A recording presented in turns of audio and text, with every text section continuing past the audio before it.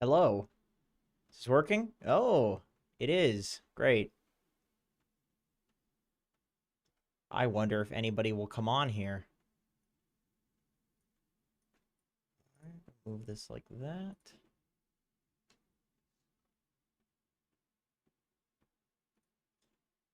Posting in my Patreon Discord. Hello, everyone. A surprise replay review stream where I will be reviewing Patreon replays and other people replays if there's no patrons because I'm suck. There we go. Oh, holy shit. Oh my god. Whoa, that's a lot of people. Yo, what's up, guys? Yes. Yo, 80 people, like, instantly. What the? 10 MMR games? I don't care. I will review anything. Is this working? Yeah, it is. Okay. Just making sure that I'm not just talking to myself here. Yes, I'm the man that made Henry say pee fart. Well, I'm very easy to get to say things. In fact, if you just write something very immature, I will very likely read it. Yeah, what's up, guys? Warm up it. Damn cheers. Adam Park. You know, the weird thing about YouTube? The weird thing about YouTube is that you see everybody's real names. It's like none of this online identity nickname bullshit, you know? Please review one of Bradley's streams. I will consider it. He used to come to these replay reviews. We getting some Armlet Deaths tonight. Brandon Aaron. I can definitely guess what your Twitch tag is. Let's I guess while we wait and let people. Brad Pitt is watching me. Yo, dude.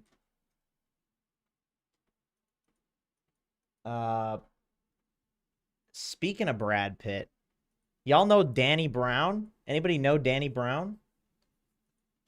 He's a rapper. He follows me on Twitter. He followed me on Twitter. I think he has a bot that follows people, but I was still very happy about that. That's probably my greatest accomplishment. I'm a huge fan of that guy. All right, guys. Let's go. Thank you, Red Eye. Let's get some replays, guys. Why don't I stream on Twitch? I don't stream anywhere. Mostly depression. Hit me up with a replay, boys. I would like to review losses. I will be attempting to coach you. I will be doing my best to coach you. Maybe we'll watch a Herald. I don't know if enough people request it.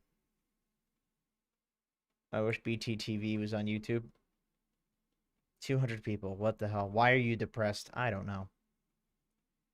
I don't know. That's a hard question. Why is anybody depressed? Can we coach you? Sure, you can coach me. I mean, I gotta look at one of my games. You guys want to see the most Dota 2 thing you've ever seen? Look at this loss streak. I can't get this fat man out of the way, but that is all ranked, boys. Yo, shoutouts to Bangladesh. Shoutouts to Bangladesh. And then look at this. Look at the win streak. This is how it goes. Dota is not about winning consistently. That's a lie. I played as Pause 5 Shadow Demon. You are the first person to submit a replay, so I will look at yours. I have to stop the chat for a second. Yo, shout out to Philippines. Yo, I love the fucking Philippines, bro. My YouTube audience statistics says that probably 60% of you are from the Philippines. So shout out to the fucking Philippines. I love the Philippines. They're real into Dota on YouTube. The only country, for some reason, like everybody else seems to not care about Dota on YouTube. It's all about Twitch. But the Philippines is all about YouTube. Hell yeah. Fuck yeah, Philippines. Keeping it real, dude. I like watching YouTube more than I like watching Twitch, to be completely honest. Ah, okay. You lost this. Good. Okay. Okay, it's working. Yeah, what up, my Filipino brothers and sisters? But then again, once again, going back to my YouTube audience analytics, 2% of you are sisters. But shout outs to you. Shout outs to you anyway. The 2%. Y'all rock. Let me join party. I'm Filipino. There's no party. There's no party. What are you? You're from Hong Kong. Holy shit, that's very far away. I was close to Hong Kong. I attended a Dota tournament in Shenzhen. That's across the road. Yo, happy birthday, Sod. Is that how to pronounce your name? Sod? Let me know. What time is it there? Dude, it's midnight. Ireland, bro, my family's Irish. Like I'm Irish immigrant. Okay, let's see. What are you doing in this game? I don't remember who submitted this. But here we are. Okay, this is Divine. So pretty good, pretty high rated as far as things go, relatively speaking. So you got a Safe Lane Centaur, very good. Mid OD, who might be getting first blooded. Nah, he's fine. And then let's see, who's the off lane? Viper? Wait, is it mid Viper? I don't know what the fuck's going on here. Okay, this guy's dead. Yeah, there's so many people chatting. I'm streaming on Twitch. I'm just doing a replay review stream. I think I'm gonna unlist this after I'm done. Post it on Patreon, something like that. I just wanted to review some replays and chill. What's the MMR? Oh, my lips are stuck together. This is Divine. This is Divine. So okay. Let's see what we got going on here. What's our boy doing? Because this is the guy we care about. This is the dude we care about. So, what was the level 1 situation like? Were we just chilling? Are we just chilling down here? The battle begins. Yeah. Maybe this isn't. Maybe this. Let me see. Let me see. Make sure this isn't a Smurf. So I'm not just gonna make myself. Okay. Nobody's baiting me. I see. I would say probably you want to go fight the runes. I don't see why not to fight them. You know, you could walk up and like steal this one, for example, with just imprison. Oh, that is some racism. Very good. I'm glad that's possible on. All right, I guess I'll. Let's see. Is there? Can I mod people? Anybody want mod? How do I ban this guy? Hide user. Okay, there we go. Perfect. Yo, anybody want mod? Any mods out there? Let's see. Okay, that's oh shit, that's fucking everyone, dude. All right, dude. Somebody say something from give me a meme. Hit me up with a meme. Not hobos. That's too easy. Hit me up with a Jenkins or Dota Alchemy meme. If you can prove to me you're a long-time viewer, I will mod you. Let's see, guys. Wendy's nuts. Amogus. No. Offlane Wraith King. I don't remember that, but that sounds right. Let's see. Diagram on sub. Now these are new, guys. These are new. You used to love Henry in real life. True Adventure of the Dead. All right. Root beer bottle. Somebody mentioned Donnie. Can I type /mod in this? Root beer bottle 123. There you go. Did that work? I don't think that fucking worked, boys. How do I mod you?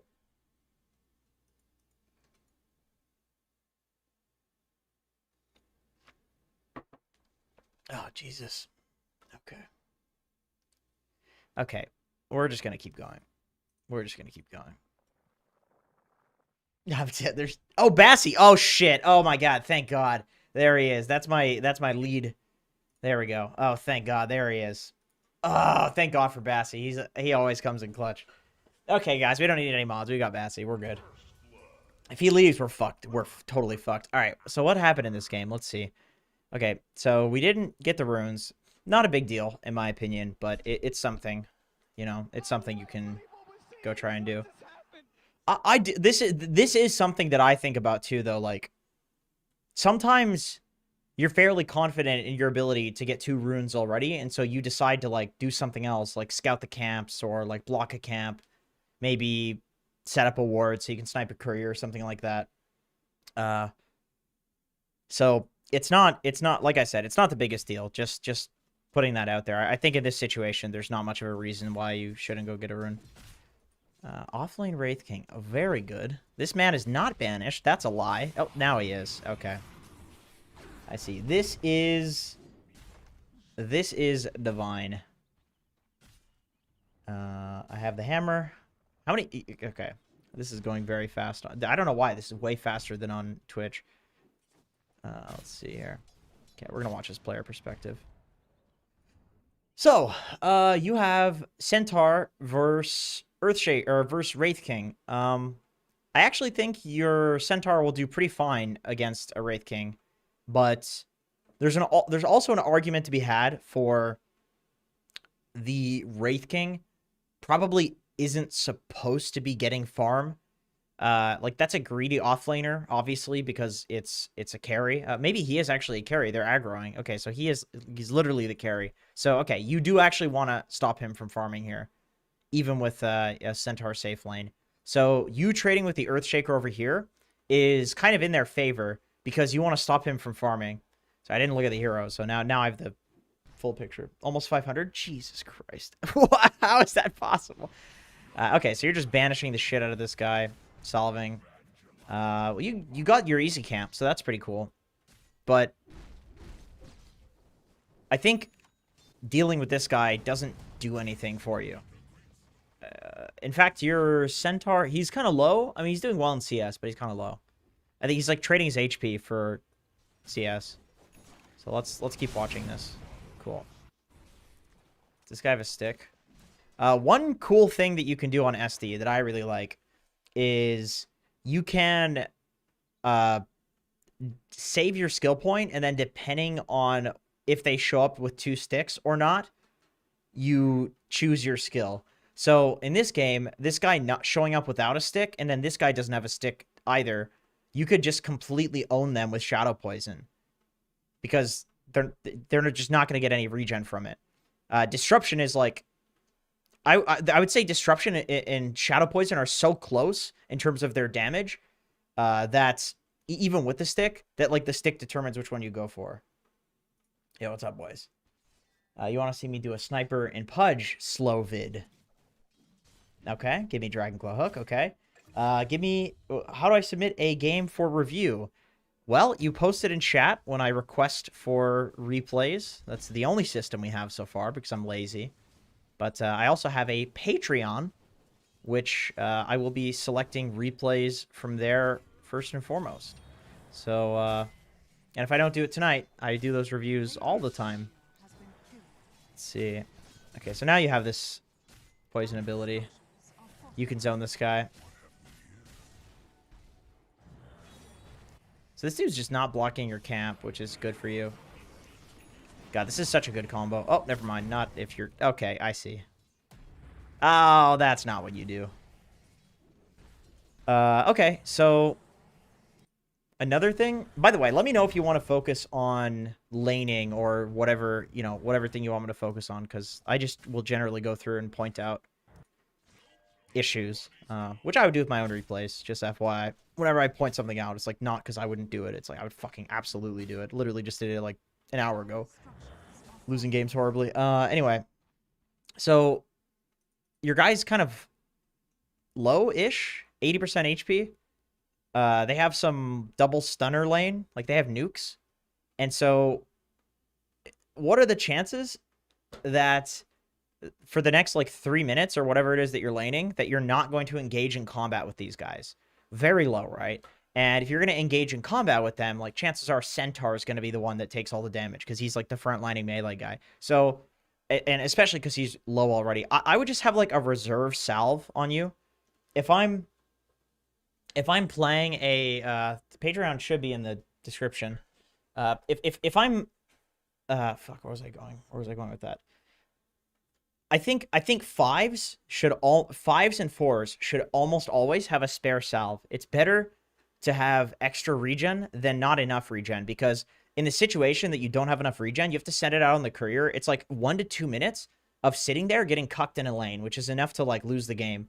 And if you overbuy and you have the salve, and it's like a quote unquote waste, well, that's a good problem to have, right? Because it means you're winning the lane. And then the salve can be used effectively later on into the game. Because if anybody tries to tell me that a salve cannot be used past the laning phase, it just means that you don't know tricks. It just means that you don't know salve tricks. Like you can like tank towers for catapults with salve, for example, or you can like intentionally run in and take damage, waste their spells, and then back off and salve. Like there's tons of shit you can do with salves. So overbuying is always better, in my opinion. That's like why I think you should always have a spare salve, because there's no punishment for overbuying, but for underbuying there is. Who's the protagonist? No. This is not Harold. This is not Harold. How's he looking at the map? That's a good call. So yeah, like here's the combat, right? And like sure, it doesn't go in your favor. This would be fine if you have a salve. This would be totally fine. Because you just salve them up and then buy another spare. That's what I would do. Oh shit, I'm not looking at this guy's. Okay. Yeah, y'all need more regen. That's the only reason you're remotely... I mean, you're dumpstering the lane, right? So, like, they should never be able to kill you ever in this lane. That's actually one of the really annoying things. That if you are... if you're playing against really good players and you give them an advantage in the lane, they will always send regen and keep themselves at 100% HP. And they'll spend all their gold on, like, wraith bands and stat items so that they have more... stats than you, and you just will never kill them, and you'll never be able to go up to the lane because they'll just go on you if you do, and then you'll lose that trade. You'll either die or you'll have to back off, and then they send more salves, and it's like the same thing. So like if in Dota, oftentimes like if you're winning a lane, you can just translate that into like 10 minutes of cuckery. Herald Tournament 1, that is logistically bit difficult to figure that one out, but I'm trying. Salam. What am I supposed to say in response to that? I'm not cultured enough. I know it's not salam though. There's another thing that I'm supposed to say in response to that, right? Tell me what it is, please. I would like to be cultured. How long did I make it grow? My hair? Oh god, it's been years.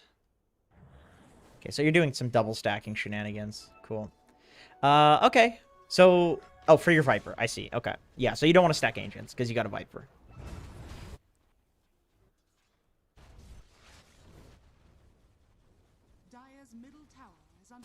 This game is weird. So,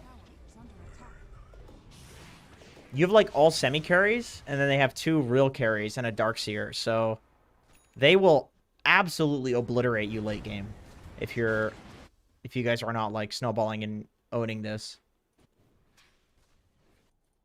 So, your moves have to be, like, perfect, which sucks. Make it a mullet? That's a good idea. Oh, yeah, kill that fucking sniper. What a stupid hero. Why would you pick that hero? Why would you ever pick sniper? Yeah, ideally, you guys would like to close in the map as soon as possible, but you don't exactly have, like, the best tower damage is the issue. Your OD is your best tower damage. And when that's the case, like, it's kind of sus.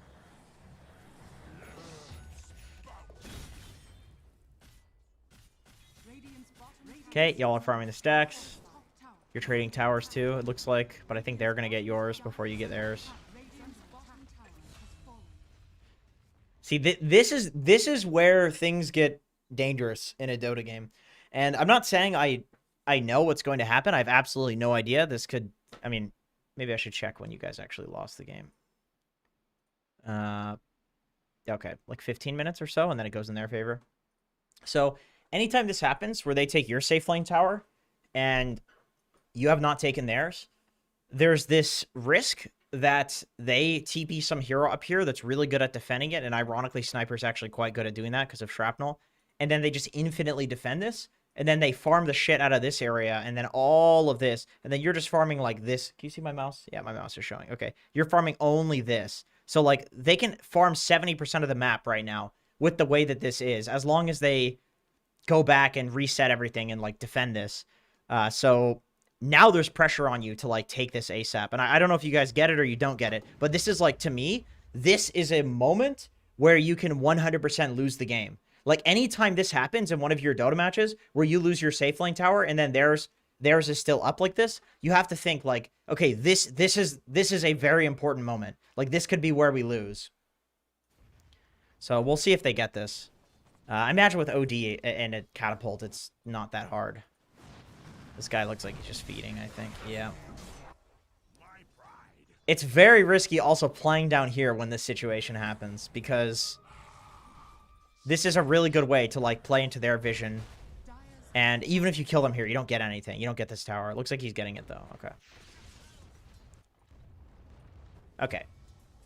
We're good. We're good. We Gucci. Oh, that's good. That's good diet beverage.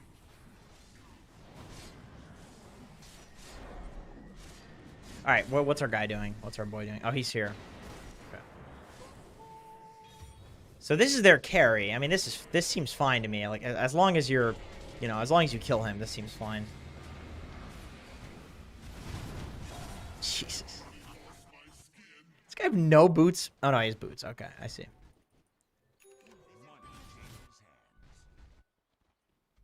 So, because you're in this situation where I've not moved from Twitch. I'm just doing replay review here. I feel like that's more appropriate for YouTube for some reason. Anyway, you need to make moves to their side because they have a way better late game than you. So the onus is on you to make moves, basically. And so your next smoke, your next play needs to be towards the mid tower. And then after that, what you want to do is make sure that you're ideally controlling more of the map than they are. There's a number of ways to do that. But you wanna try to make sure that you're farming like 70% of the map with the advantage that you have from taking their mid tower when they don't have theirs, or when they don't have yours. So let's see. Do you guys actually get the mid tower? God, this is gonna be a long replay review if I go through all of them this slowly. Okay, so you take the mid tower. All right, this is all fucking useless information because you guys did the things. Okay.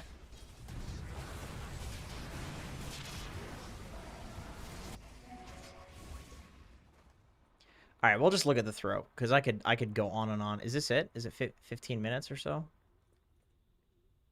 Okay, that looks about right. All right, okay. I have something here. I have something here.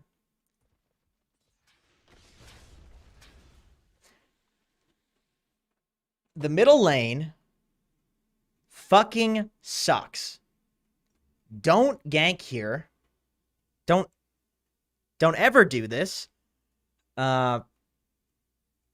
The reason the mid lane sucks, there's a lot of them, but one reason is that think about the way people farm in Dota. Think about the way people farm. You have one greedy-ass core motherfucker who farms this jungle, and they farm this way. You've one greedy-ass core motherfucker that farms this jungle, and then farms this way. And then oftentimes, there will be a couple of board supports sitting near them. So you have this kind of wave where one guy's farming in and out like this. The other guy's farming in and out like this. And whether people are doing this on purpose or not, it doesn't matter because that's what they're going to do. Idiots go from one jungle camp to the next, and they end up doing this wave pattern. So you have a few possible scenarios that can happen mid. Either this wave pattern is going outward, so people are not mid, nobody's mid. That's 50% of the time if they're going out of sync with each other, so to speak. The other 50% of the time, everybody's going to converge. This core farms this way, this core farms this way, and then they all converge mid. And then there's all 5 heroes mid, right? So if that's the situation where they're going... they're not going in sync with each other, you have 50% average of the enemy team is going to be mid. Alternatively, what you can have is one core is farming like this, while the other core is clearing like this. So, like that, they're farming out, and then they farm in. And they farm out, and then they farm in, right? Or it's like this. You see what I'm saying? But all that I'm saying here is that on average, there are going to be 2.5 heroes mid. At all times, there is going to be at least 2.5 heroes mid. Okay? So if you kill anybody mid, there's always going to be heroes there to help. Almost always. Statistically, this is likely. That was a fucking terrible explanation, but it's a very likely chance that there are going to be people mid. And if you kill somebody mid and force the entire enemy team to rotate, both of the side lanes are adjacent to mid. So because of that, you're not forcing them anywhere that they don't want to go. Because if they want to go bot, they just walk there from mid. If they want to go top, they just walk there from mid. If you kill the enemies here and they want to go bot, well, they're shit out of luck.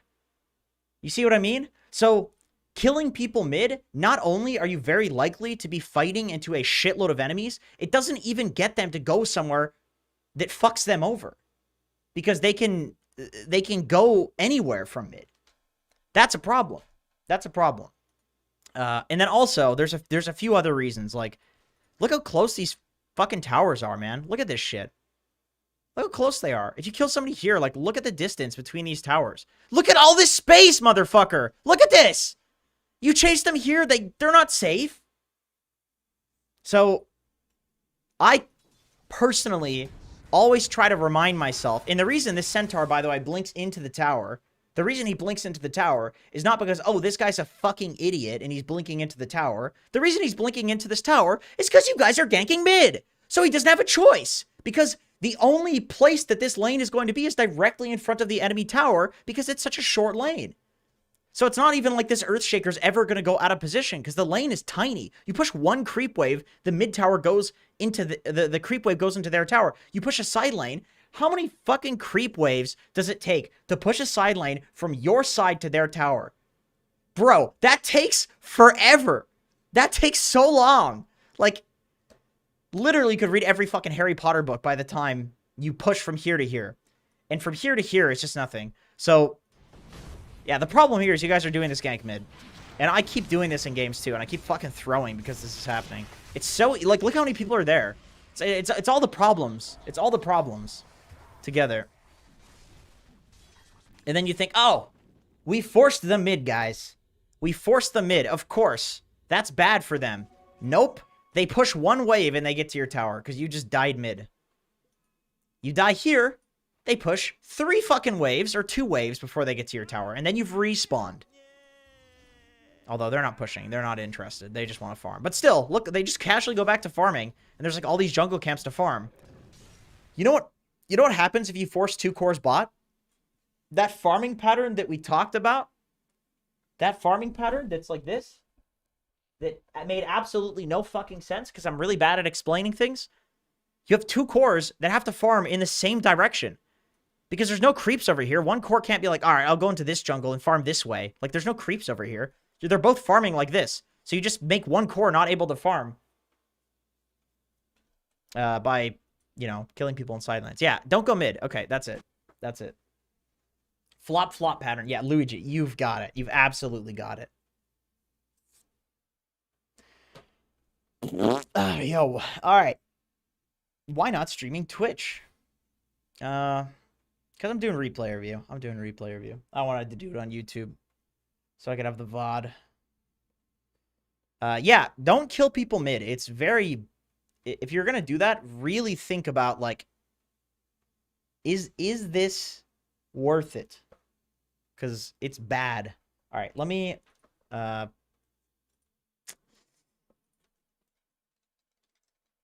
Let me check Patreon. Okay.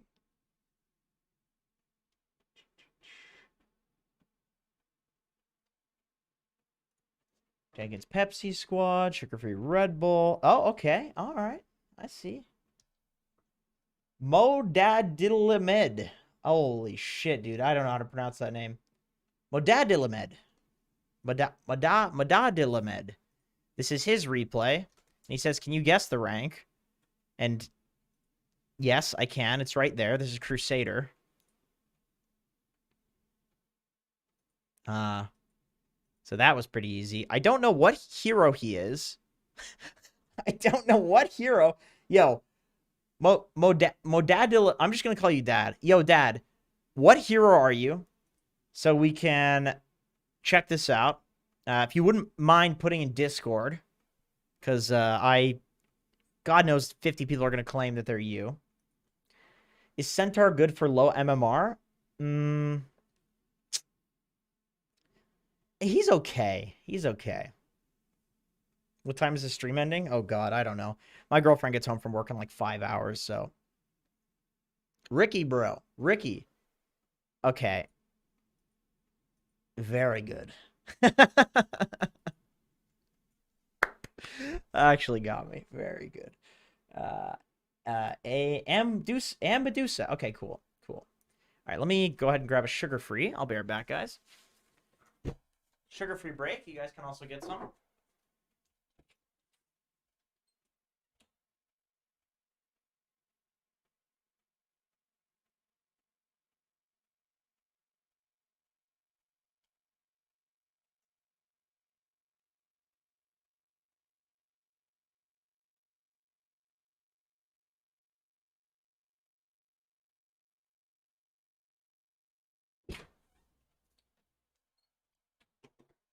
Oh, yeah. I switched shirts, too. That one was getting real hot. Okay, let's get in here. See what we got going. Although this is inside out. Let me fix this.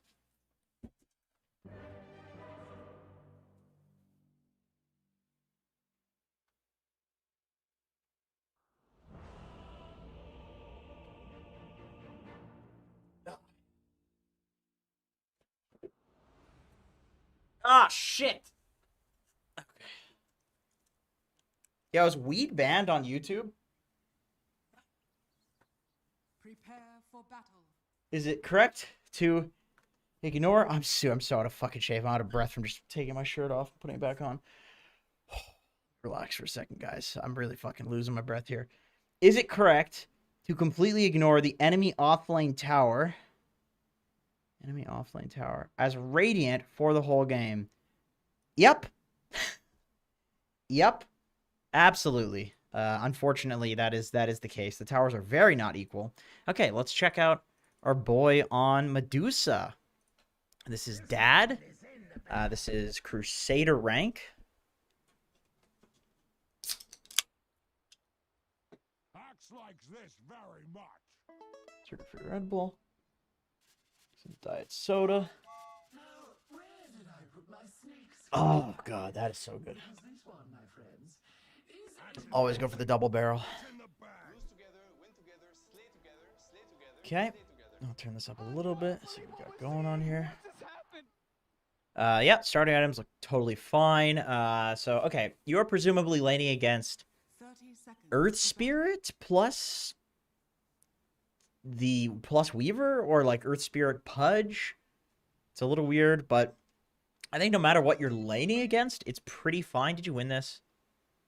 Oh, you dumpstered this game. Okay, so you're I see. All right, okay. So I'm looking at a game where you own, which is fine. You know, you signed up for Patreon and sent me money, so I will do literally anything you ask me to. But I will still try to I'll still try to point some things out. Just to give the boys some value.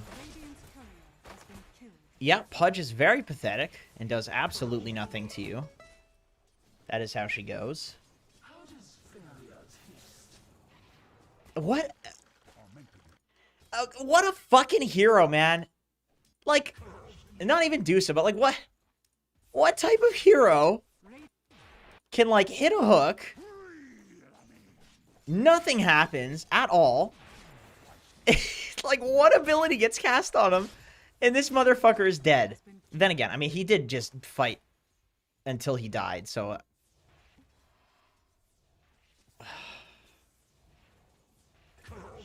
Is this not the classic Pudge, though. Yeah, what up, Bagel?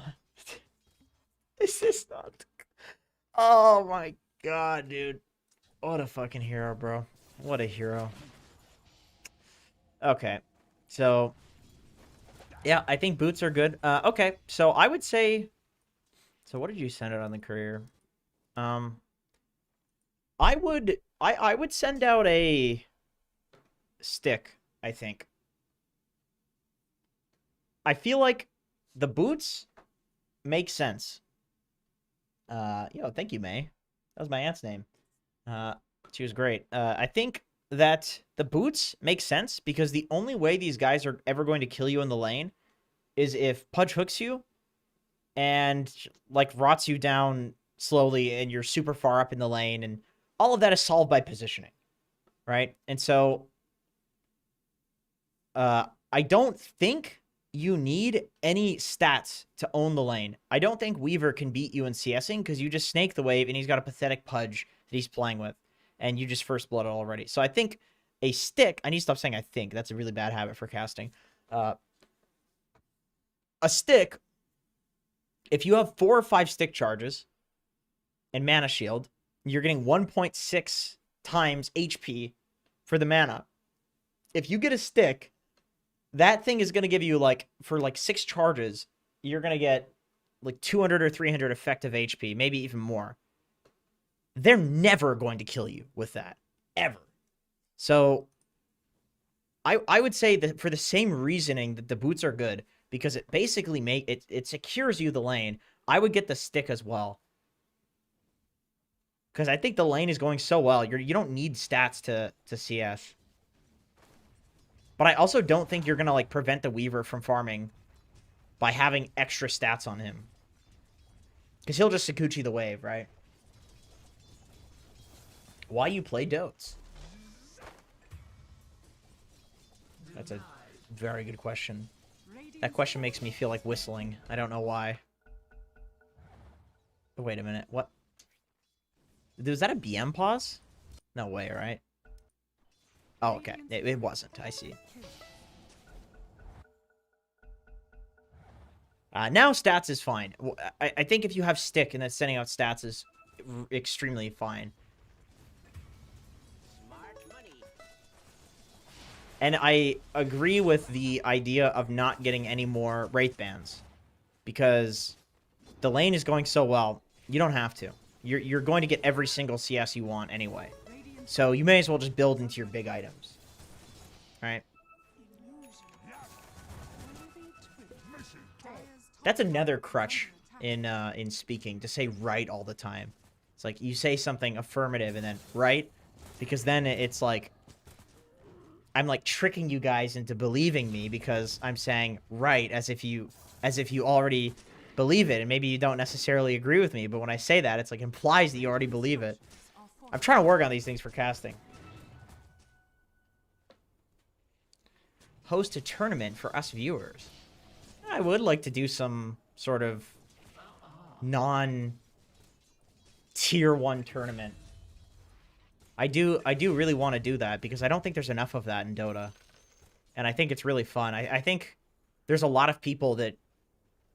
There's not enough fun that people are having in Dota. I really believe that. I know that sounds stupid, but everybody is obsessed with the competitive mindset. And I was like that for a long time. I mean, fuck me, man. Look at my YouTube channel. It's all videos on how to gain MMR, and everybody's obsessed with it. It's a game, you know? It's meant to be fun. I think it's really easy to forget that. And there's a lot of people that would play the game more if the community had fun with it, I think. Sec.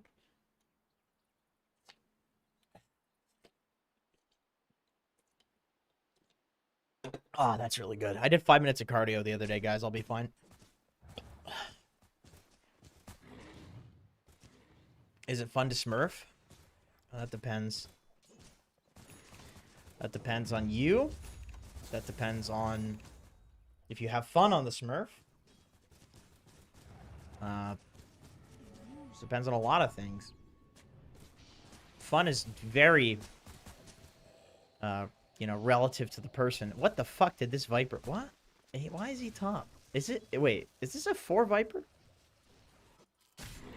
Oh, he's huge. Jesus Christ. Okay, so this looks like one of those games where you, like, won every lane. Well, Tinker's doing fairly well, but... Let's see net worth. Yeah, Quap has more net worth than him, so you guys won every lane. And the Weaver's kind of farming, but that's fine. So, you giving Viper the lane here is really good, in my opinion.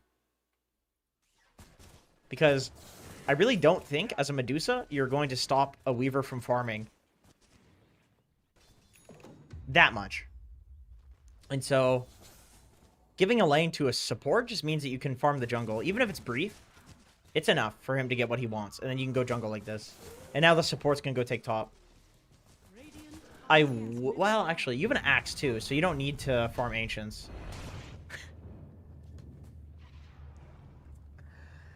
Do you think Pudge Shard will be nerfed on next patch? No way, dude. I'd be so mad. I'd be so mad. Are you serious?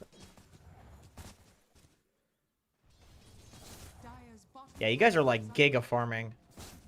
You're farming bots. This is what I mean, by the way, when I was in the other replay, when I was talking about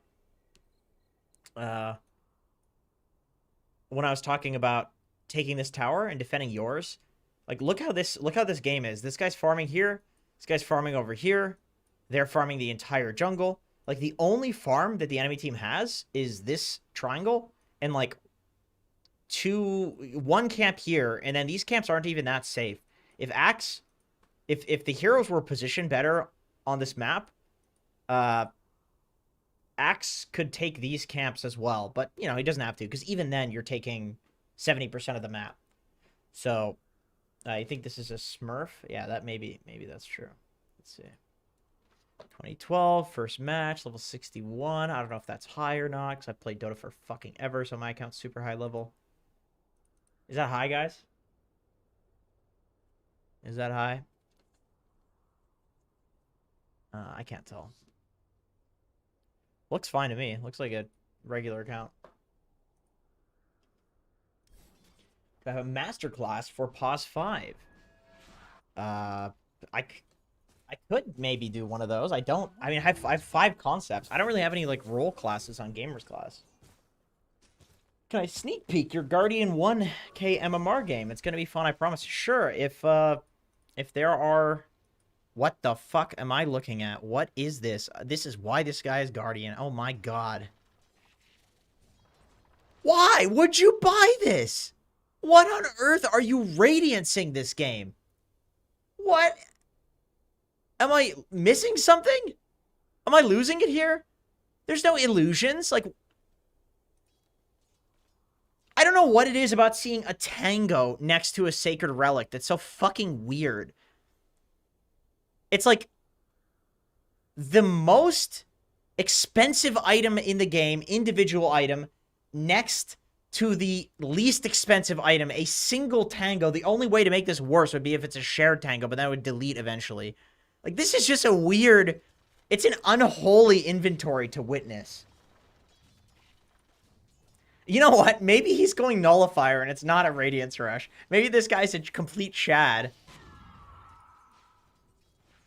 God, you know, this is Guardian, but I suppose it's not that far out of Herald. It's not that far.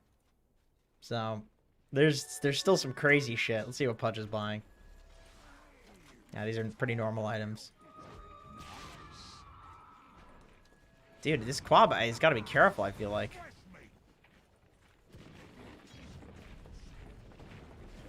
Okay, let's see. Let's watch our Medusa, see what he's doing. Oh yeah, I realized I can change the heroes like this. You guys know that? The number keys. Let the man live a little. I feel like with the Radiance, he's not going to live very long at all. He's making himself live very little.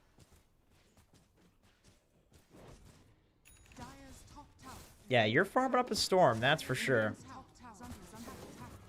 God, I hate this patch. I hate this patch.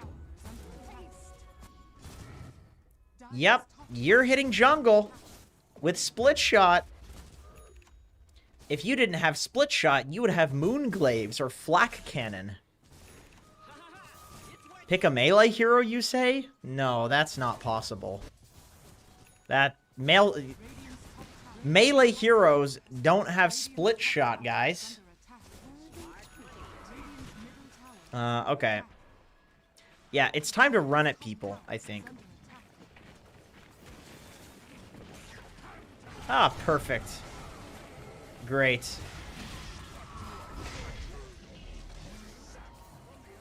Yep. That's the timing.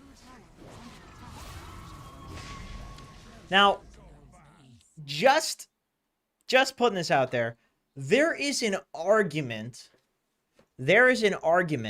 for running at the mid tower when you have your Dragonlance plus Yasha. There's a real argument for that. Now, what is the argument? Tinker is a motherfucker of a hero. That is the argument.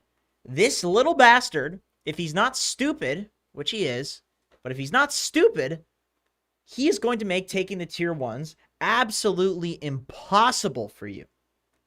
And so, if you have some strength, which you did, because your quap was huge, your axe is huge, and you're huge, and you run that at tier 1s, that could bode well for you in the future. Because then when Tinker gets more items and those become undefendable or untakeable, we've already gotten them. So the way this game has progressed, you guys are able to pick him off right in front of the tower. Might not have turned out like this. That's the only argument here, is I think if this was... What is this Capcast? Get out of here. Fucking following me to YouTube as well. Like, I specifically am on YouTube.com because Twitch TV is... I don't know if you guys realize this, but Dota Capitalist has connections there. So I'm on YouTube.com instead. Okay. Where was I going with that? Alright. If this is Eternal Envy gameplay, I believe with the Yasha and the Dragonlance, he runs at the mid tower earlier. I think he does that. I really do. Doesn't matter. You guys are owning anyway. But I would say that could be a play for you. And if they all show up and defend it, call it life. Then you back off. No problem. No problem. But you're 10-0 in this game. You guys have an 11k gold lead. Eventually 10-0, so...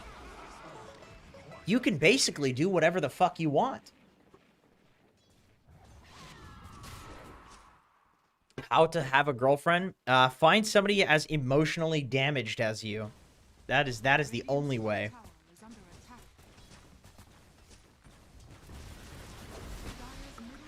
Let's see. Yep. So your job is to hit creeps in front of their base now. That's your job. And cut waves with Manta style. That is what you have to do because you're winning. Taking Roshan is fine too. I would... If I were you, I would send Mantas to cut these waves while doing this Roshan. Because there's no fucking way that you're going to get killed here at Roche. They can't fight you. It's a 14k gold lead. So giving them an out by letting them have the waves out is... Like, look at this guy. He should not be able to go up here safely. He should be TPing into his own base. That's what he should be doing. But instead he's getting this pushed out. And so this is a place where you could lose the game. Is this a coaching session? This is replay reviews. Does my girlfriend play Dota 2? She does. She does. Unfortunately. Yeah. So UTP bot.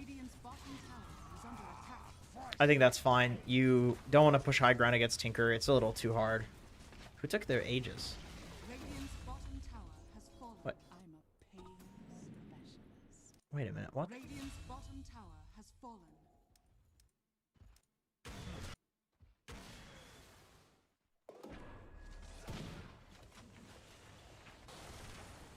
What are you doing? Okay.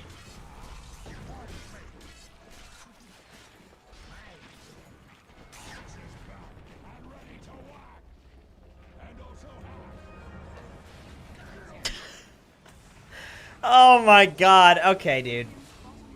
All right, I'm calling out Poker Pro 686 because what this guy just did is that this motherfucker right here is going to go pick Pudge in 100 more games now because of that sick double hook that he did.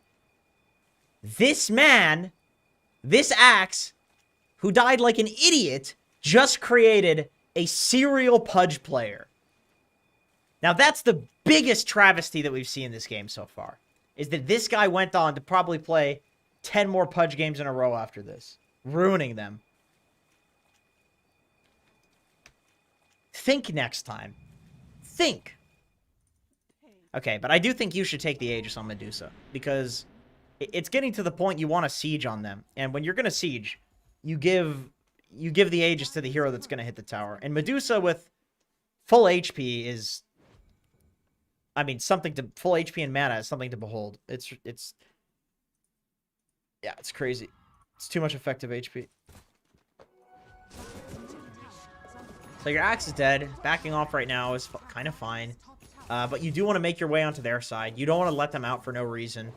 Like, the fact that the game has... They're even getting, like, 1k here and there back is not good for you guys. And it's because you're not controlling the waves with Mantas.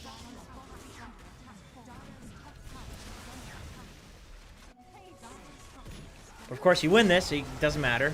He doesn't want to hook you. Okay.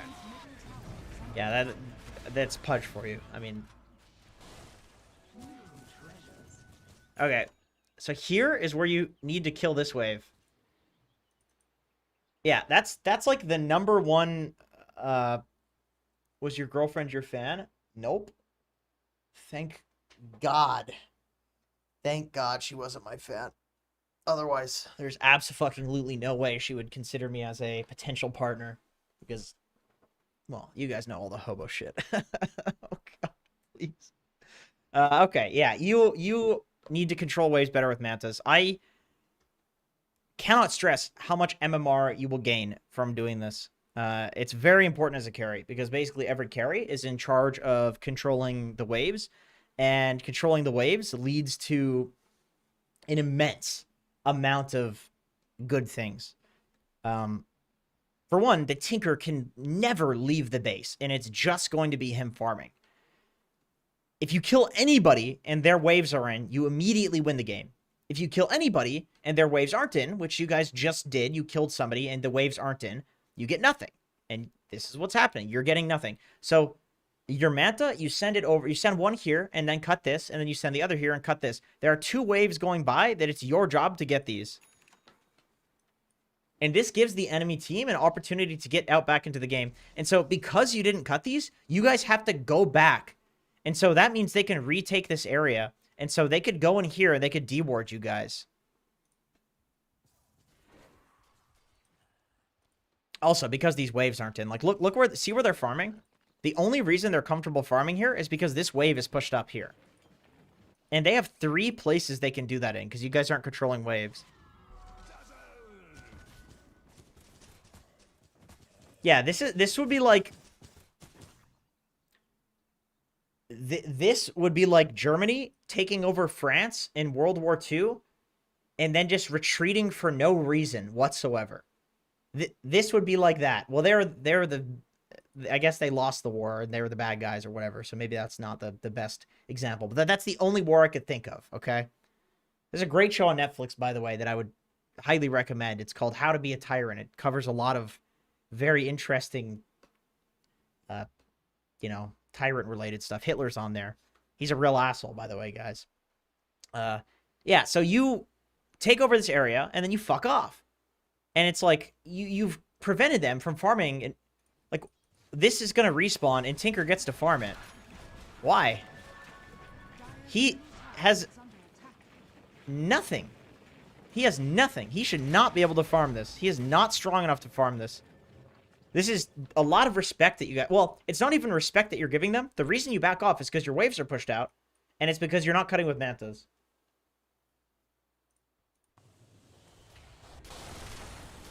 Like, they should not have this farm. And you shouldn't have to smoke back here. It's really fucking boring. But all you do is you sit here And you cut with mantas. And you do that over and over and over again. And sometimes you could smoke into their jungle, because that's the only place that they might go. They actually got the outpost back, too, because you guys aren't wave cutting. But you have such a gold lead, and this is Crusader, so they're just not going to come back. Does this guy actually get a tier 2? Looks like this pressure this dude's putting on you shouldn't exist. Here's another wave that went by that can be cut with mantas. Or, like, well, if you're one of these other heroes in this game, like, let's say your carry is really busy, or they don't have manta.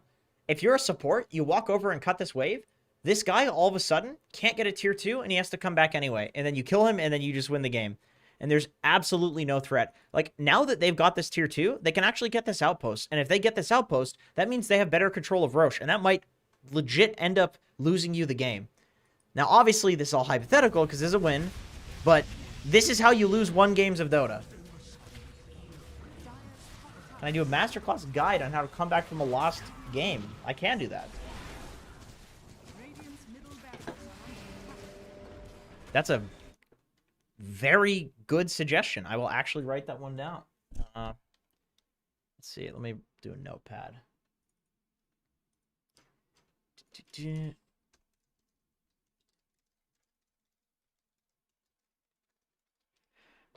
Because there's a lot of good stuff. I'm very good at losing games, and so I actually know how to. There it is. Yeah, I'm an expert on losing games, so I can tell you how to come back. It's like the only way that I win. What is the brand you're drinking? That is sugar-free Red Bull and Diet Pepsi Sugar Zero. That's not what it's called. That is not what it's called. All right, let's see what's going on here. I think this is just GG. Cut this wave, you motherfucker. Cut this wave. And your name is Dad, so you are a motherfucker. Otherwise, you wouldn't be a dad. Yeah, cut this wave, bro.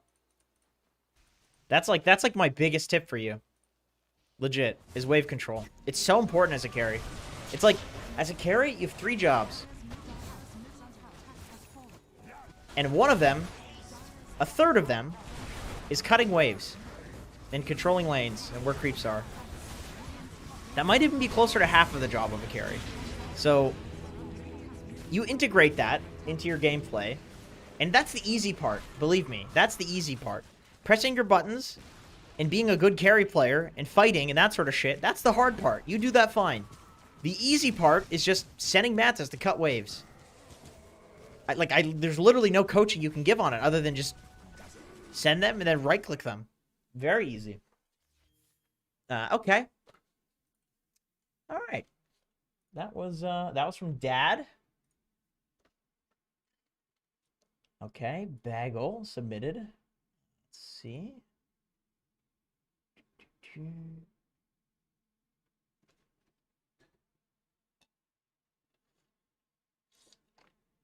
Oh, it's good sugar free. Yo, Dad, we can look at another one of yours maybe later. I'm gonna check out Bagels. This is another patron. Was that a coaching session? No, this is a replay review. Okay, so Bagel was Witch Doctor in this. And now he wants me to just watch this. So, let's see, when was this? 3-8? 3 as in the 3rd? Okay, I don't think this is gonna work. GG. Okay. Bro, let's play together. I'm not playing Dota. I'm not playing Dota right now. Playbacks, 10,500. Yo, dude, I'm going to check I have monetization on for this. I don't know what that... Does it let you guys do super chat? Is that a thing on here? Did I enable that? Restore chat. I can't tell. I don't know how to stream on YouTube or what any of this is. No, yes, no, yes. Okay.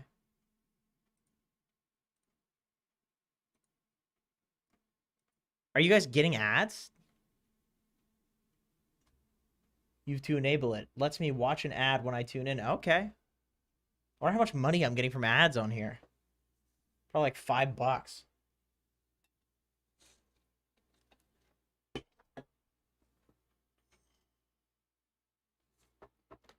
I think you're cute. I mean the word cute itself, not just a simple compliment. What does that mean? What does that mean?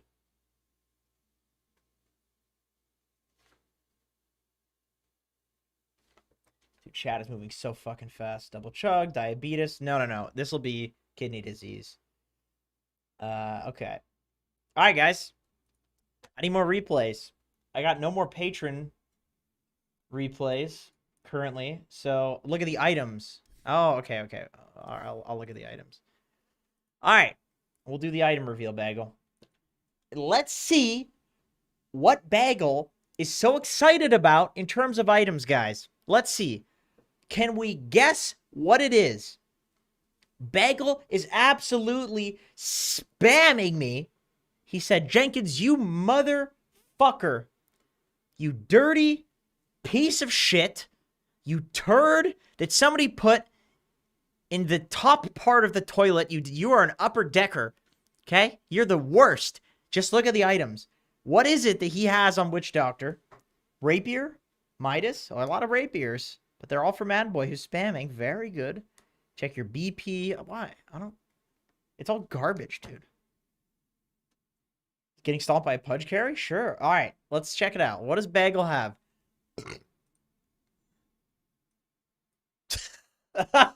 Okay, dude. Nobody guessed any of these. Nobody. Mage Slayer. Oh, man. That's actually pretty fucking good against Bristle, I feel like. That's actually pretty good.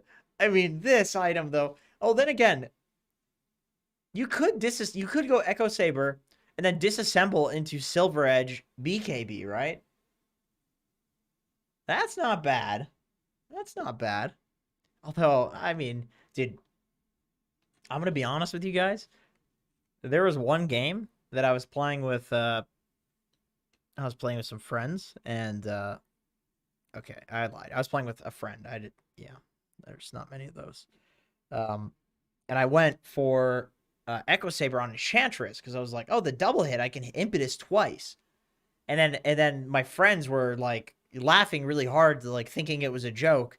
And that was the time that I had realized that it doesn't actually work on ranged heroes, and that's why people weren't buying it on them. It's because it literally didn't work. And I was sitting there thinking, like, people don't go this on Nature's Prophet because it's a strength item.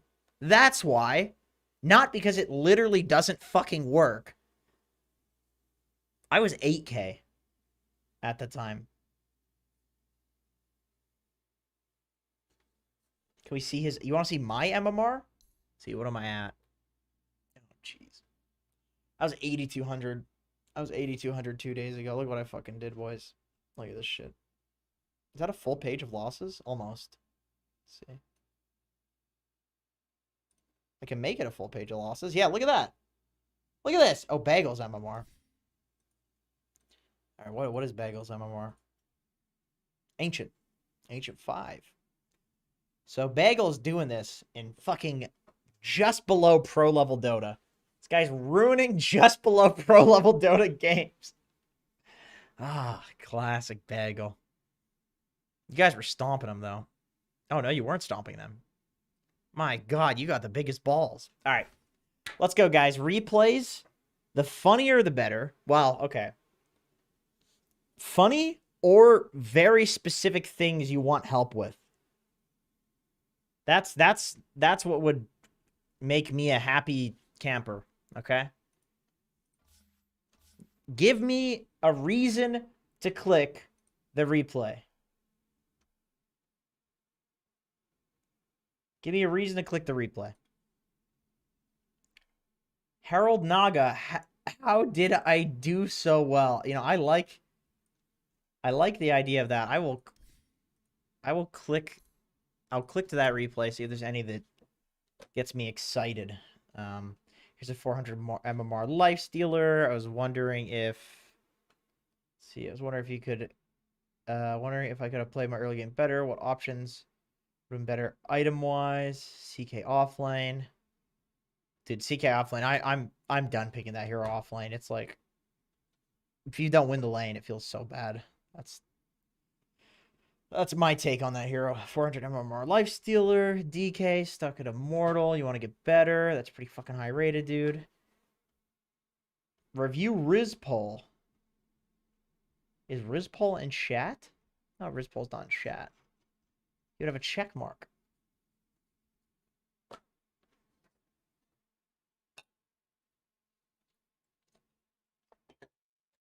I would check Rizpol if he posted in chat and wanted a replay review. I would actually do that. He's commented on a few of my videos. Okay, we'll look at this one. So this was Naga. Herald. Okay. Okay, dude. Let's just... Maybe? Holy shit. Wait. Okay, it's not Herald. Oh, okay. I like this. This is good. You're an Arkosh supporter. Your friend group is Arkosh supporters. Not that I have anything to do with Arkosh, but I do get a percentage of their battle pass sales. So check Rizpol on his YouTube channel. What for? What's on there? All right, let's check out your Naga and see how you did so well.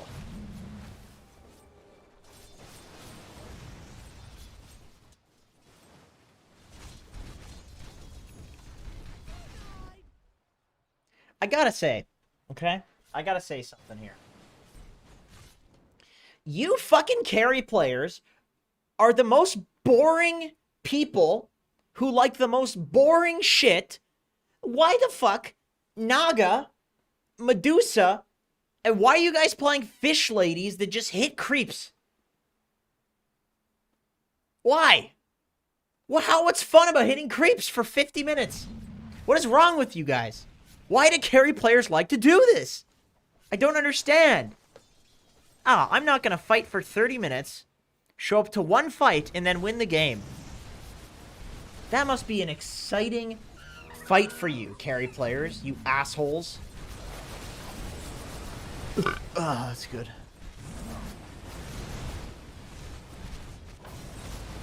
Yep, you're pushing the lane. You are Naga.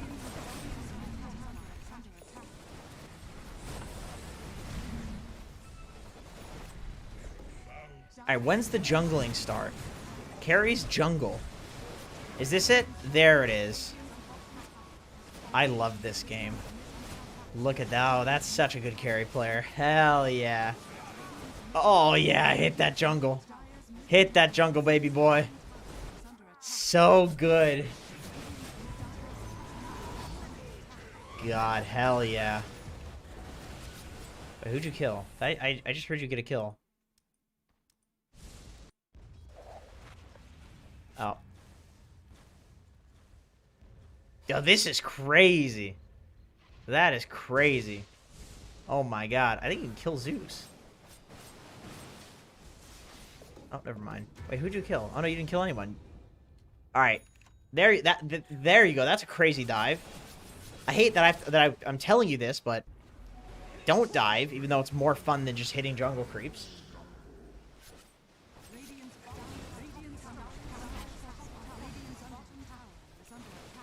Yeah, now you have Manta, so you can jungle even faster. Yeah, I'm gonna go ahead and say you didn't have to do anything. This is... You just...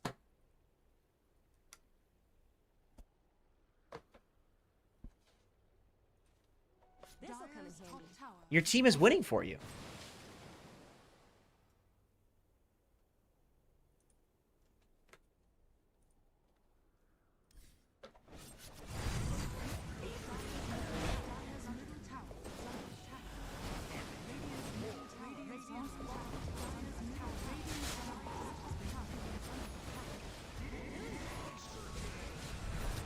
Oh, oh, 21 minutes. We showed up. Carry gameplay. Hell yeah. We got an ogre. Easy kill.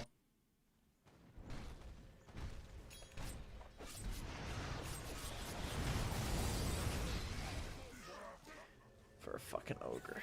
Oh my god. Yeah, this is a stomp. Not much to see here. I think we'll quit that one. Just a stomp. Alright. No stomps. Unless they're... No, they will say not even funny stomps. Give me a loss. Somebody give me a loss. I want to do a loss. Review Sumiya gameplay. Very good. Spamming. Very nice. What can I do to improve my games as offlane? I'm using Centaur lol. I like that. I like that. Very straight to the point. Let's see. Is it... Fuck! What's happening here? I sent the loss on Patreon. Okay. Well, let me go in there and check that out. Let me give that a gander on Patreon.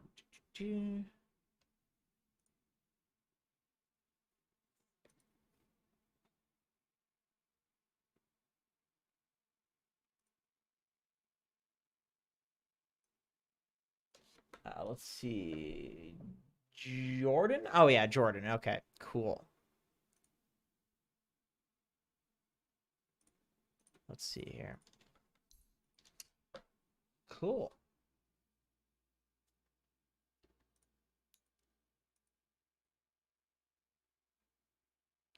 When is this? I think this is outdated.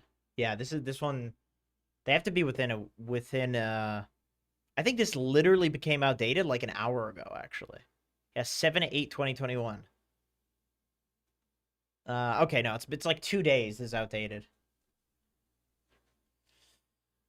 Yes. Can you send Oh my God, 25/9. I see why you wanted me to look at this one. I see why you wanted me to look at this one. This was I just lost an Ursa game like this too.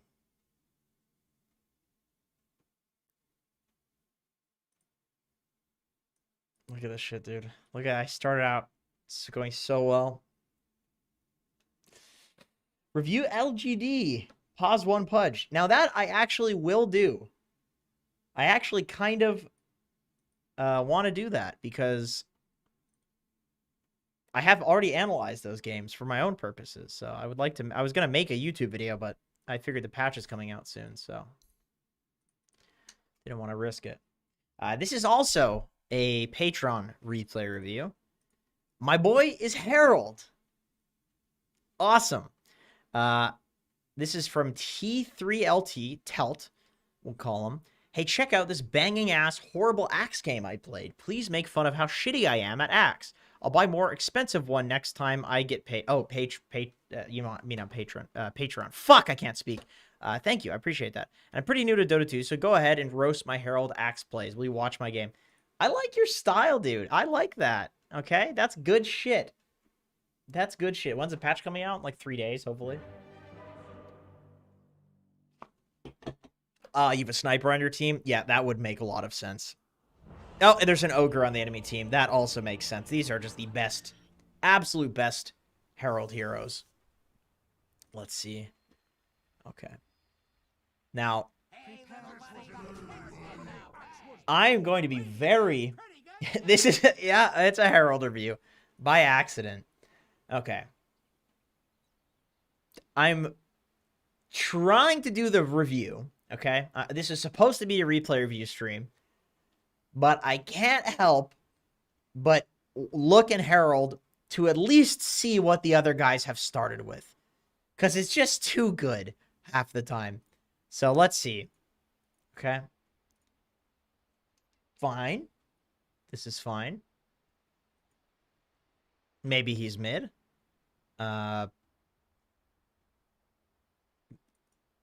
I don't know what role he's in. That's pretty... Yeah, I don't know if I would... Okay. Very... Okay, that's Ice Path. Great.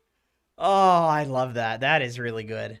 So, Yeah, he's got 2 mangoes, which is 2 ice paths and ice paths. So he's got 3 seconds of stun going on here and saving money. Cool. That's good. That's what I like to see. Okay, Nature's Prophet has Blightstone, Orb of Venom. Oh, that's good. That's good. This guy's got normal stuff. Alchemist, yeah, pretty normal. I mean, this one's creative. This one's creative, actually. Basilius Clarity. It's like shitloads of mana regen. Keep his distance. I'm going to guess this guy is just going to feed. Because, like, with no HP regen and decaying and constantly losing, like, that's those stacks. So you lose a shitload of HP, you just feed. He's going to die without HP regen. But I could see why you would max out on mana and Herald. This build is a little crazy too, but you can replace the Iron Branch with the Salve and the Iron Branch with the Observer Ward, so it's actually not the worst. It's not the craziest thing.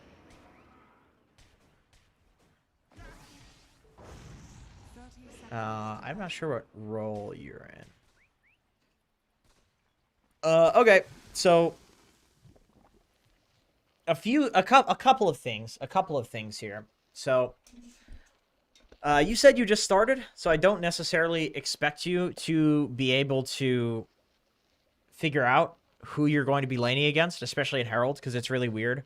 But one rule of thumb as an offlane player that you need to know is there are very specific heroes that are very annoying for you, where there are very specific ways of dealing with them, and you just have to know it. It's unfortunate. Like, I'm sure there's shit like that in chess as well, and in these other games, where it's like, yeah, there's lots of concepts you can teach, but then there are certain heroes where it's like, you just have to do this for that hero, and there's not really any reason for it other than the hero's cancer. So Undying is going to spam the fuck out of you with Decay, and you're a strength hero, and this shit steals your strength.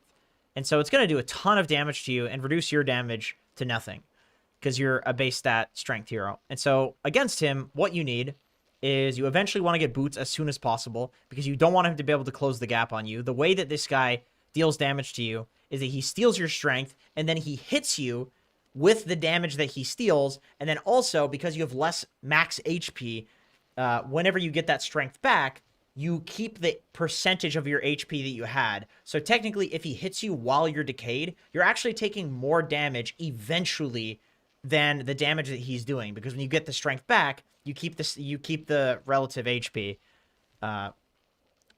which is not good. And so that's why you need boots ASAP, and you want to stick as well, because he's going to be spamming you, number one. And then also, number two, whenever he's decayed you like 3 times, you'll have like 400 HP.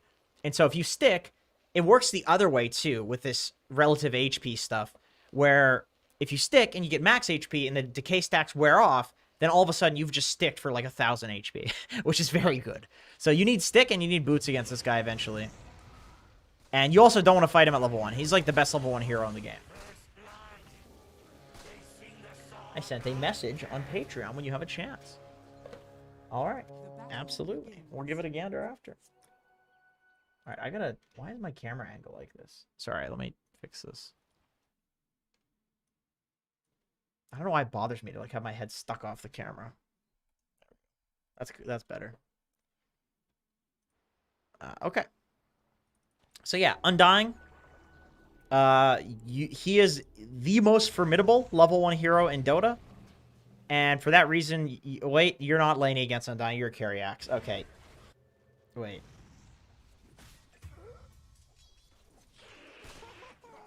Wait, who? I'm so confused. Who's your offlane? I'm so fucking confused! Oh my god. Oh, why does Herald always deliver? Oh my god, I'm trying to do a serious replay. Fuck. I'm trying to do a serious replay review and like the constant reminder. It's like, this is Herald Jenkins. This is fucking Herald. It's there. Yeah. So this guy's taking a bong hit and he died. So I want to watch that. And he's bot, so I thought he was the carry. I really thought he was the carry.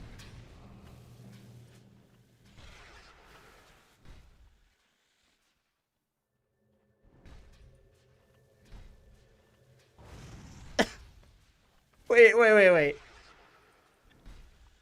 Oh my god. Okay. Wait. So why was this such a long TP? Who else TP down here? So it was just you, right? So because you TP'd bot, his TP's long enough that Ogre's stun comes off cooldown and he gets fucking stunned. And he doesn't have TP. Oh my god. Oh, he's got plenty of time to take bong hits now. Who is the offlaner? Alright, where is he going on Bloodseeker?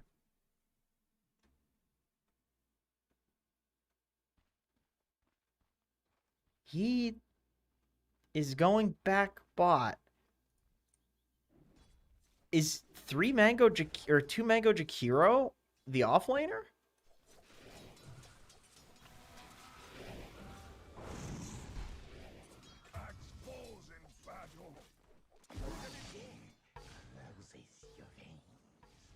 Okay. Yeah, he this guy does more damage the more he hits you. So there's a few heroes in Dota like that. Bat Rider is one of them. Viper. Can't think of any others, and I'm way too lazy. But yeah, you these heroes, like, they hit you a couple times, or they put a couple of stacks on stuff on you. And even if you want to trade with them, like, you have to let them get a couple of extra hits on you. That's the thing, is like, there's the idea that you don't want to let people trade with you without hitting them back, because then that's not a trade, and they're just going to win the lane by virtue of hitting you, and you're not hitting them, and so they take your regen, they take your HP, you die. So you want to hit them back. But there are heroes like Viper and Bat Rider. Ursa. Yeah, Ursa's another one. Slark. Yep. Yeah, Monkey King. Thank you. Once they get a certain number of hits on you, you have to respect that and back off and let whatever the thing is, the debuff, wear off, and then you can go back in and do that regular trading. So basically, it takes the normal concept of Dota, of this harassing, and if you want to lane against these heroes and not just lose, and this is why Viper and Monkey King and these heroes dominate so much in the lower brackets, because people just trade like they're normal heroes, and then they will always outtrade you. But you have to respect whatever their stacking thing is.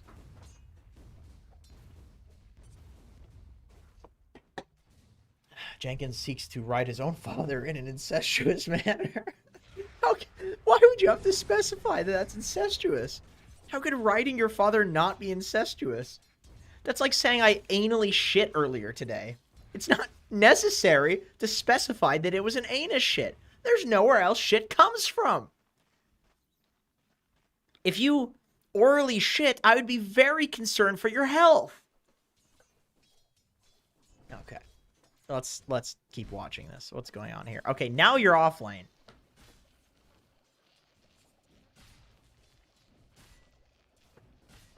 I'm confused, but here we go. Oh, you have this. Cool. Magic wand. Vanguard. Yeah, that seems fine, honestly. It's just such an easy lane because of the out. Vanguard is fine. But if the lane was hard, let's say it's Undying plus Luna, something like that, I might consider getting boots if I wanted to lane it. But alternatively, you can also cut the creep wave really easily. But I don't think you need to do that here, so we won't talk about it. Yep, stand out of that shit. Very good. Run at this guy. Very nice. Punch him. Suiciding's fine for Alk, to be frank.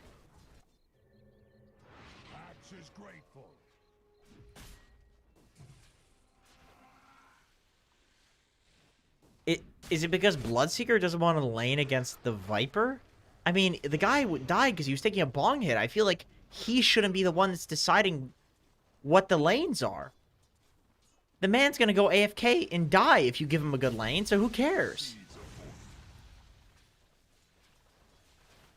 Okay. So, here is an argument, guys. Here's an argument. And now, tell me if this is stupid. I've been trying to do this a lot more lately because there's a difference between instinctively knowing something because it feels right, because you know that's the way something has been done, and logically coming up with actual reasons for a thing to be true, or for this is the way something should be done. So my argument for why Axe should be top and Bloodseeker should be bot is because Viper is going to cuck whoever is in this lane. That is naturally what is going to happen because the hero's a lane winner. However, Bloodseeker has this ability, which can push the lane. And so, at least, Bloodseeker can push the lane and then pull the camp, and they can get something out of this lane. Because they push it, or if Viper pushes it back by pressing his W on the wave, then he gets free CS under the tower. And he also heals. Axe, however, can cut the wave top, but he can't cut the wave in the safe lane. So because of this, in my opinion, the best possible laning setup for you guys is Axe top and Bloodseeker bottom, because Bloodseeker can't cut and Axe can't push the wave without dying. That's my reasoning here. What do you think about that? I know this is Herald's, but I'm trying to explain why, as a putting the process out there for why I think this is the case. Because it's easy to question yourself. It's also easy to not question yourself and just be fucking regurgitating crap, dead lane, this or that. You're hearing all this crap. You don't actually know why things are the way that they are. I'm a fence sitter, guys. That's one of my biggest problems. I don't have opinions. I just use other people's opinions. So I've been trying to formulate my own opinions, coming up with my own reasoning for things. So that's why I explain that. It was mostly for me. Mostly for me. Yeah, if you guys learn from it, that's cool. But like I said, it's really just for my own. Like, I'm audibly journaling. That's like kind of what I'm doing, so that way I can figure out if my thoughts are fucking stupid or not, and remember them as well. How to? Oh my god. Wait, what just? This like was the saddest kills. They're just chilling on 1 second, kind of putting spells down from far away. All right, this.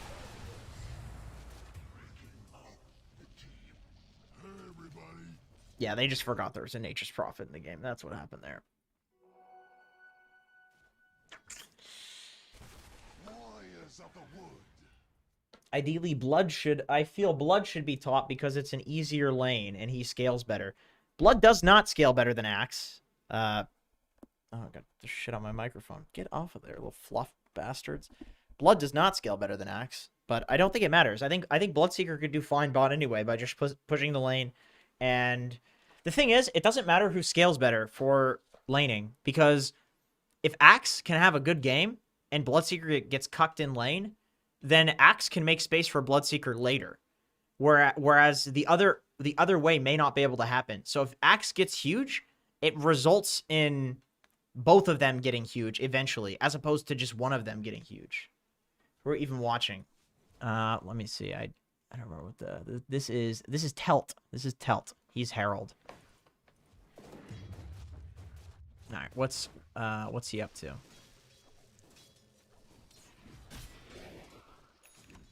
So we're still bot, and this is a fucking tough lane, to the point I would honestly like leave the Witch Doctor here and just go jungle.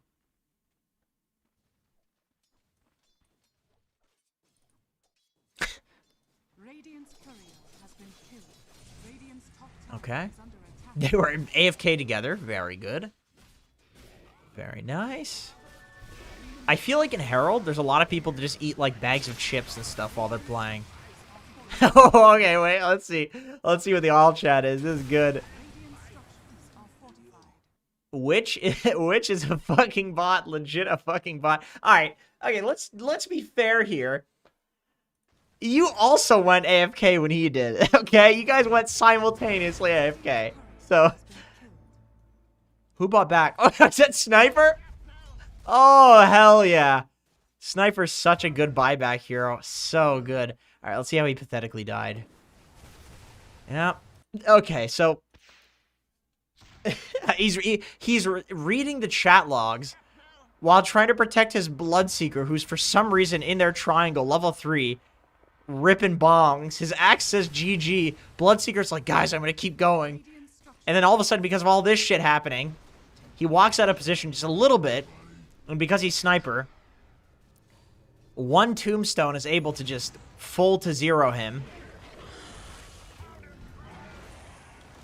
But it's not just a full to zero. He gets the thought, the passing thought, that maybe, just maybe, when he walks up the high ground, he might actually escape and be fine. And so all of this accumulates and bubbles up and festers in his system, and he buys back. And then TP's right back to where he died. Very good. He is pissed. Look at those shrapnels. No, don't kill that illusion, dude. That didn't work out so well the first time, bro. Relax. Well, don't just go slamming illusions. You're Sniper. You have to be 6 screens away from them. All right, let's see what Axe is doing. Okay, dude. All right. All right, T3. You gotta spend your gold, dude. Every time I click your inventory, it's one salve. Every time. It doesn't matter what the timing is. Did you end with one salve? There we go. Okay, nice. Yeah, you want to buy the Ring of Health component to this. If you get that thing at like 5 minutes, that shit gives you like 2,000 HP regen over like the next 10 minutes. It's nuts. What bracket is this? This is Herald. This is Herald. These fucks queue for rank to do nothing. This is good. This is good. All right, where's the bong hitter? He's dying bot. Oh no, he was literally FK again. Look, he's taking a rip. Oh, hell yeah. Yo, I like this guy, dude. Bloodseeker just vibing out. That is cool. You're hungry. What should you eat? Where do you live? America? Canada? Ukraine? Yeah, dude, he's taking rips while you guys are playing. The Bong Seeker. Hell yeah, dude. Yeah, your Bloodseeker is literally going AFK, bro. And your Witch Doctor, I think, was a bot. All right, what are you doing here? This is just slowly festered.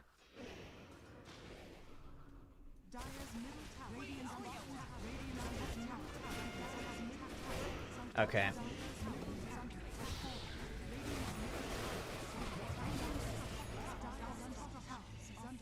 How the fuck does he die to a bootsless axe?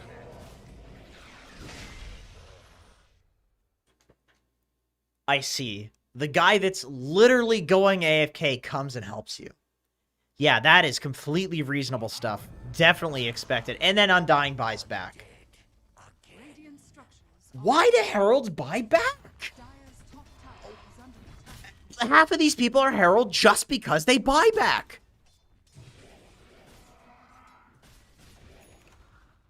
Alright. We're going to talk about boots here for a second. We're going to talk about boots. If you want to farm, boots get you between camps faster.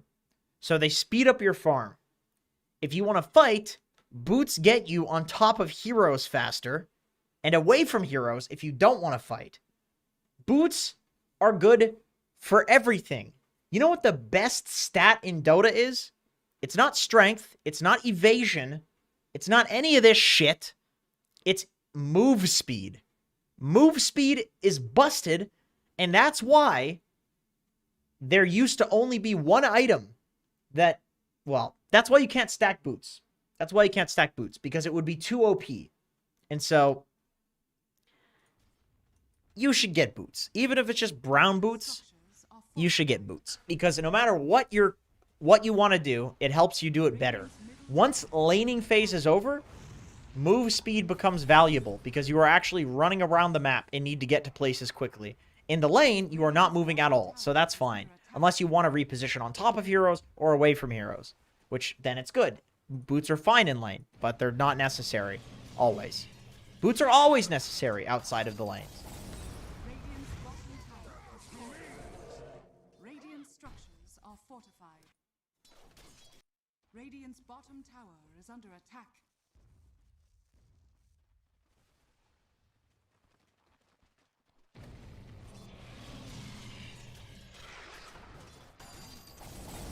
Radiant's bottom tower is falling. Okay, so he has 10% HP, and his response to that is to walk up to the creep wave and press something that will reduce it to 0 in 5 seconds. That makes sense. Radiant structures are fortified.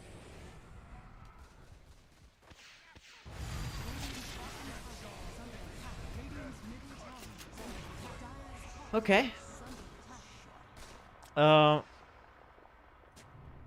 Dire's top tower is There we under go. Got the boots. attack. Not a bad blade mail game, but blade mail's actually fine. Lets you kill the Viper. Alec is free farming. That's one core issue here. I would definitely go for like the Manta build, even if you're gonna get a blade mail, just to try to carry this. There's no fucking way that your Bloodseeker is going to carry you, and your sniper is rage buying back, so it's all on you.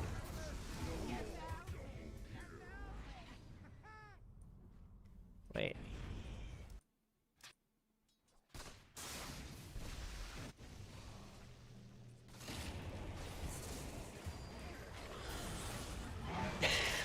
What are you doing?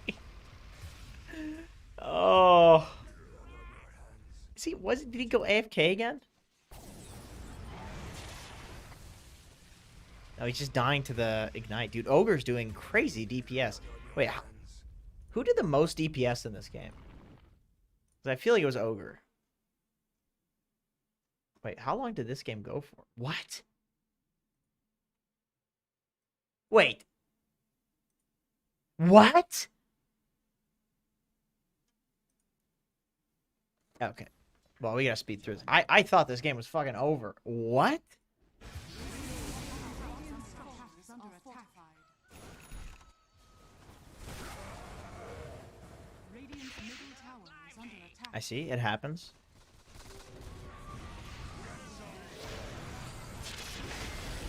Okay. Yeah, you're owning Viper with this blade mail. Radiant's middle tower is under attack. Radiant's middle tower is under attack. How does this possibly go for 40 more minutes? Radiant's top tower is under attack. Radiant's middle tower is under attack. What the fuck is everybody on the enemy team doing? Radiant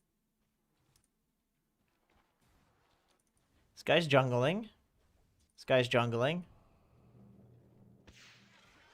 What were they doing before this? Radiant's top tower is under attack.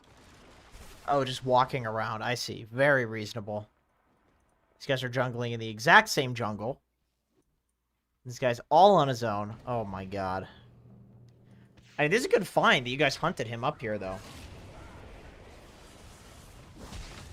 This is a really good pick to like identify that he's totally on his own. Radiant's middle tower is under He's definitely in a bad place, but to figure that out and actually punish it is not always the easiest thing in Dota, because obviously you don't see the same thing we see after the fact. Several ultimates for a Viper, it's absolutely worth it. They have a 17k gold lead. Getting any kill is worth it.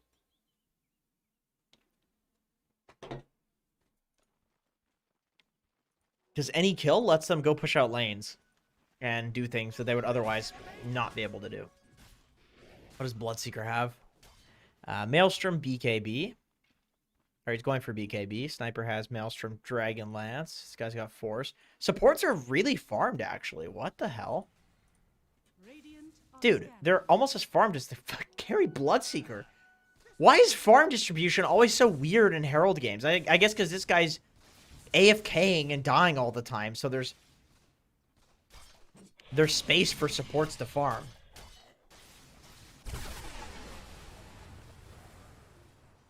What? Why?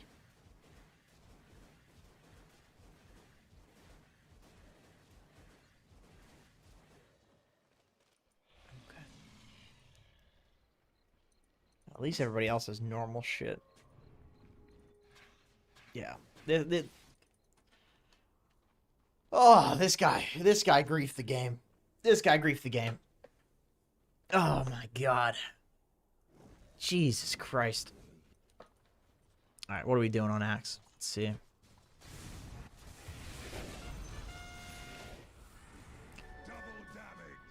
I feel like when you get Manta, they are actually not playing the map anywhere near well enough that you can just Manta out all the waves, and I don't think they'll do anything about it.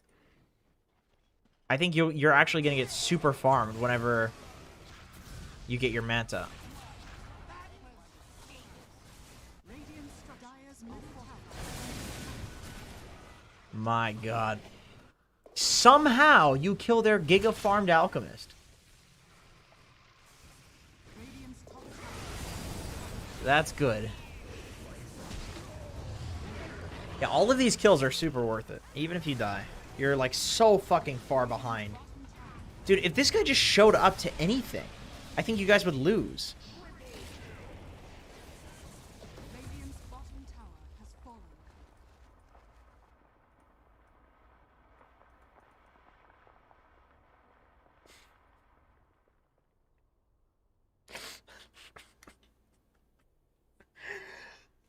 Oh my god.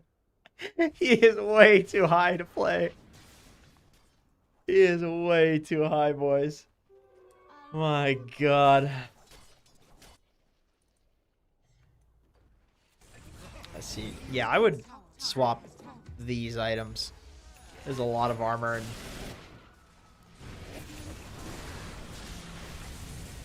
Okay. Why does this man leave? Is this a Smurf?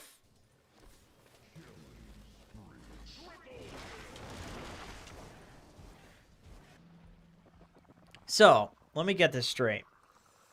He plays Nature's Prophet, absolutely dumpsters mid, so fucking hard that Sniper rage buys back, and then he buys Manta, Boots of Travel 2, Lincoln Sphere, and just split pushes. When he could end the game at any point. This guy's playing to have fun. He doesn't care about winning. This guy's having fun. He's the one person that has fun playing Dota. The one guy. And it's the sole reason that you won the game was because this man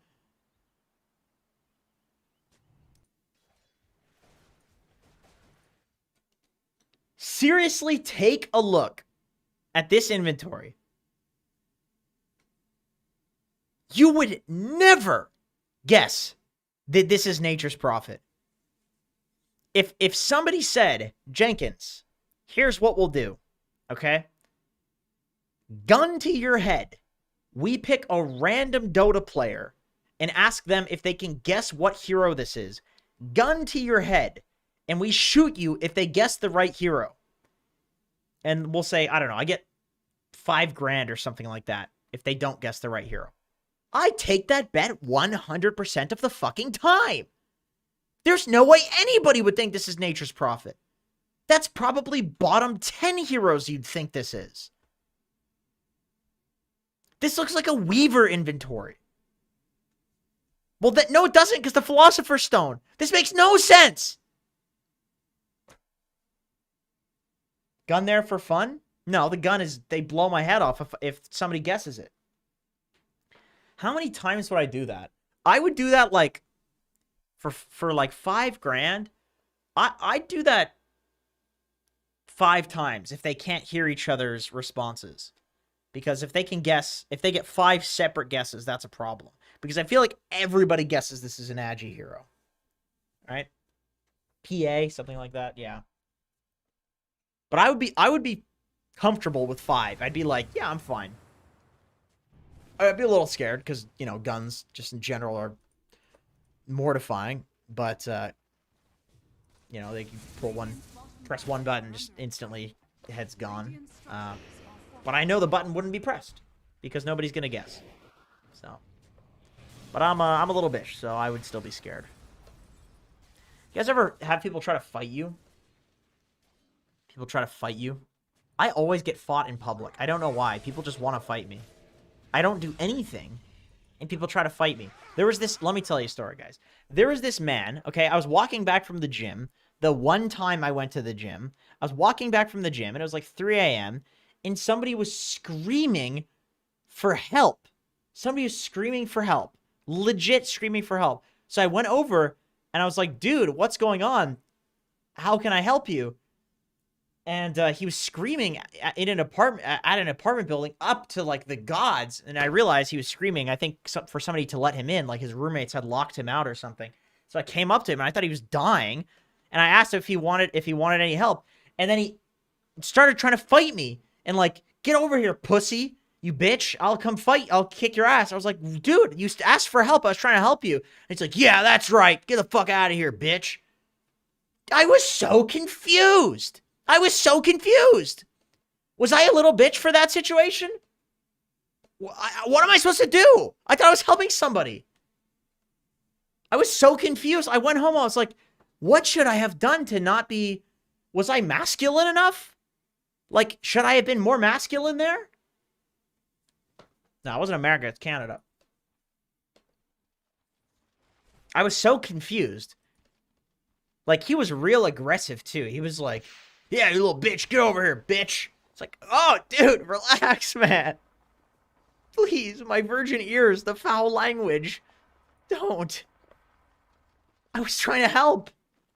I don't know why people try to fight me. This happens a lot. I could tell you other stories. That's just like the last time it happened. Bring a gun? That's not a thing here. There's a real Herald player. I mean, honestly, seriously. I feel like you're Herald level at life if you're gonna just challenge people on the street at 3 a.m. Like, what are you doing with your life? That's the thing you spend your time doing. That's baffling to me. Okay, nice, very nice. So, yeah, Nature's Prophet is throwing this game to you. In case anybody's wondering why this is going this way, does he have an Aghanim Scepter? I believe he has an Aghanim Scepter. Ah, he has a consumed Ags. Yeah, that makes a lot of sense. Now, why does he have a Lincoln Sphere, you might ask? I have no fucking idea, because what's going to kill him is this ability, which is not canceled by Lincolns.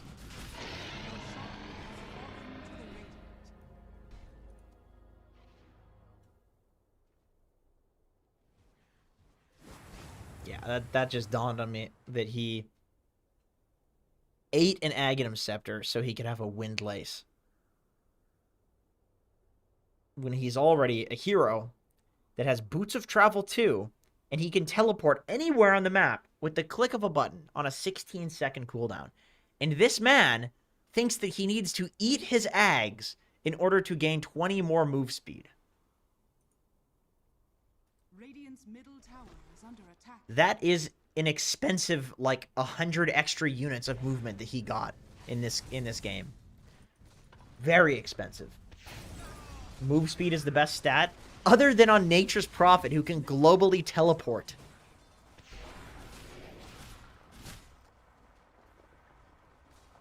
Okay, let's see.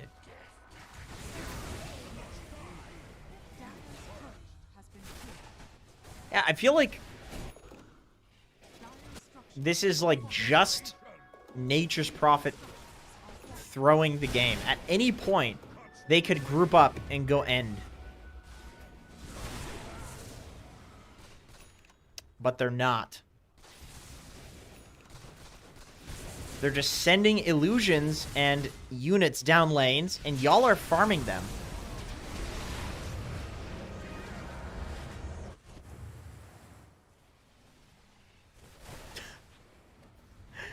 If he just fought!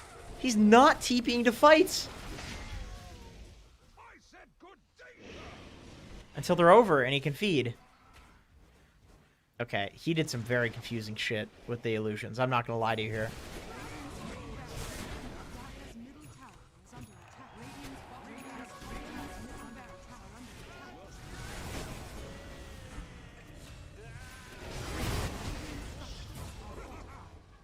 attack. Okay. They're all dead. How does this go on for 15 minutes longer?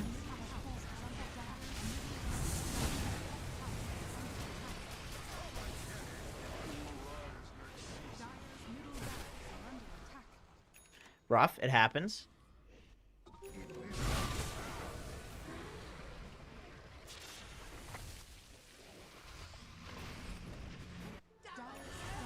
Get back, he says. Like, all of a sudden, Bloodseeker's the team captain. Your Shans has fallen into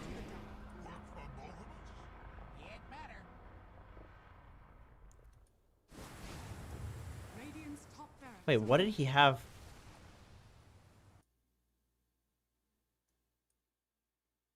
Oh, or he sold Orb of Corrosion, I see. Okay.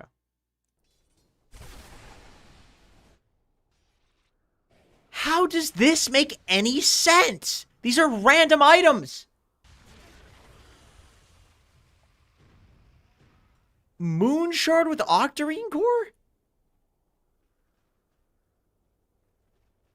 This is like the most expensive inventory to do the least amount of damage.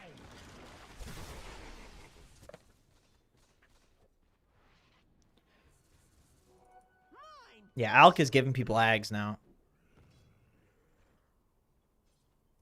Wait, what is he doing with this one? Radiant's bottom barracks are under attack. Radiant's Is he just keeping? Wait. Okay, so he... Oh, Jesus Christ. So he played carry Alk and free farmed. And instead of building carry items, he's just feeding people eggs. But then keeping this one for 20 bonus damage. Why? Don't do that. Oh my god. Dire's bottom tower structures are fortified. Radiant's top barracks are under attack.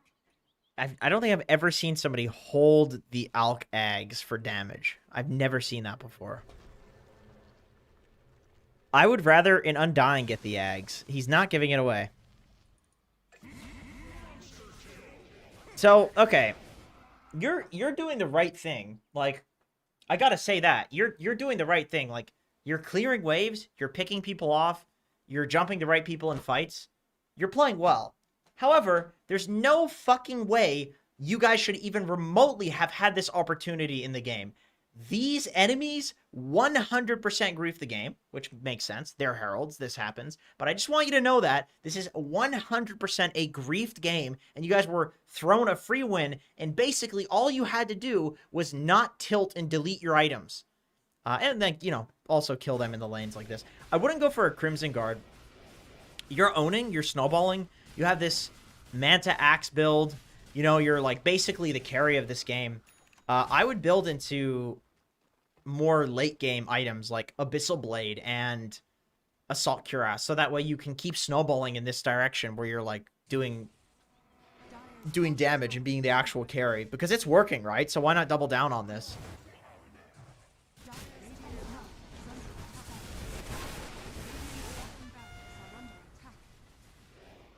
Please tell me this guy does not get positively rewarded for this on Nature's Prophet. Please tell me he does not get megas.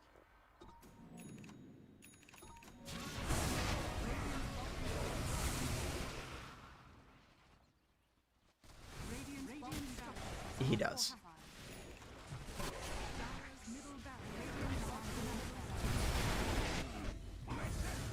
Yeah, Boots of Travel would have been really good on you. That would completely solve this Nature's Prophet problem. There would be no problem. Like if you I think after the Blink Manta, you already do like a shitload of damage. BKB makes it so you're never going to die in fights. Then you can get Boots of Travel. Because any other damage past that point is going to be like negligible compared to the damage upgrade of Manta and Shard. No sound? There's sound.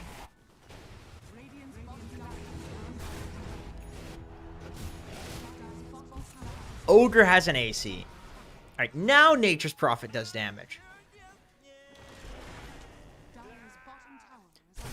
Great build.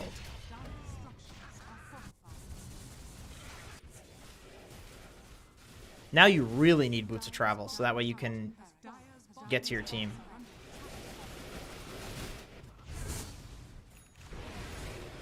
The funny thing is, you guys don't mind playing against Megas with your heroes. I hate this Book of the Shadows. So useless.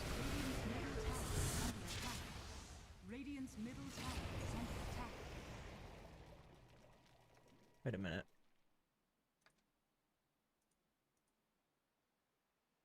Okay. I would probably use the Fallen Sky if I were you. I feel like it's amazing on these like tanky Blink Initiator dudes. 2 Moon Shards. Chad build. I don't actually mind that build. I really don't. I would rather that than Crimson Guard. Because it's like making you a carry.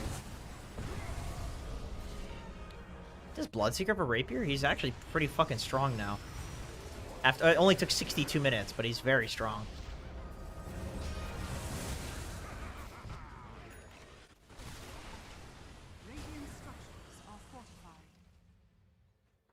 Bro, imagine being an Undying in a game. Okay? You support your Alchemist in a lane.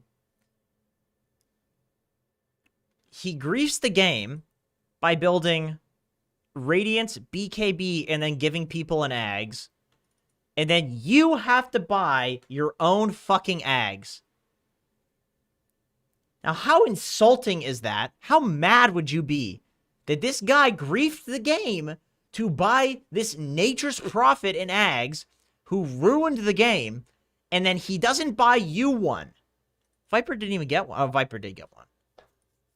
The only guy that didn't get an Ags from Alk was the fucking Undying. Like, that is not cool. That's not cool. Please tell me they're not friends. This was not 5-stack. Okay. Yeah, I would... That's your mortal enemy right there.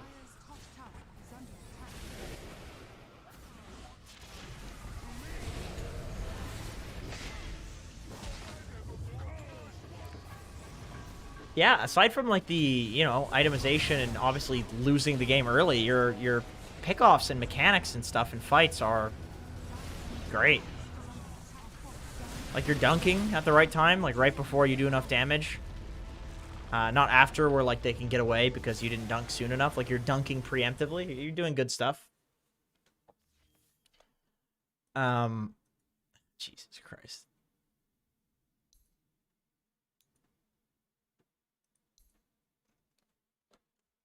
I don't even know what to say after these.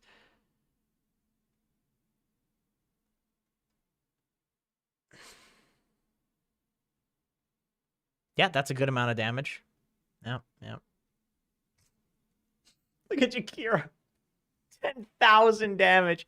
Oh my god. Imagine being in a game. You're just a Jakira. You just want to play one game of Dota before bed. You get an hour and 6-minute long game. And the enemy Undying, who is such a cuck, his Alchemist ruins the game to buy people Ags, and then the one person he doesn't give an Ags to is you. And that hero did 3 times the damage of Jakiro. So if you think Undying had a horrible time this game, Jakiro had 33% as much fun as Undying. Let that sink in for a second. But he won. he won. So, you know, it pays dividends to have some resolve. Let me. Alec did 3k more damage than Undying. Oh, that's true. And his Ogre Magi, who had Hood of Defiance, Glimmer, did more damage than him. That is absolutely pathetic. Holy shit, 1,011 people. Hello. Welcome, everybody. Welcome, everybody, to another Dota 2 stream on behalf of DotaAlchemy.com. I don't know. We had a .com. You guys know that? DotaAlchemy had a .com. Those were the days. All right, I'm refreshing Patreon. Okay. What we got here?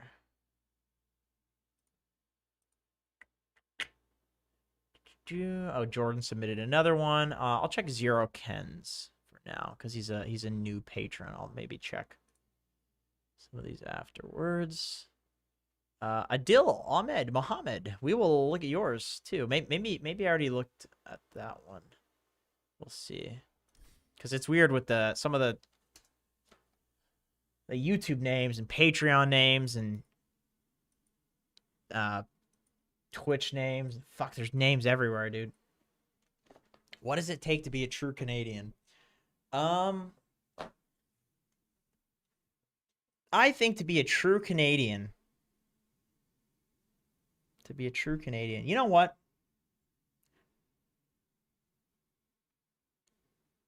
Canadians, to me, accept each other.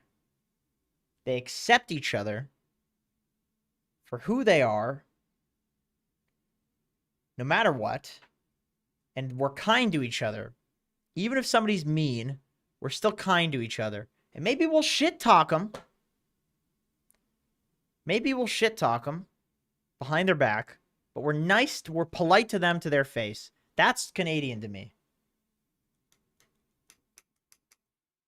That's what being Canadian is to me. Saying sorry, yeah, that's part of it. That's part of it. I think the attitude of overwhelming politeness,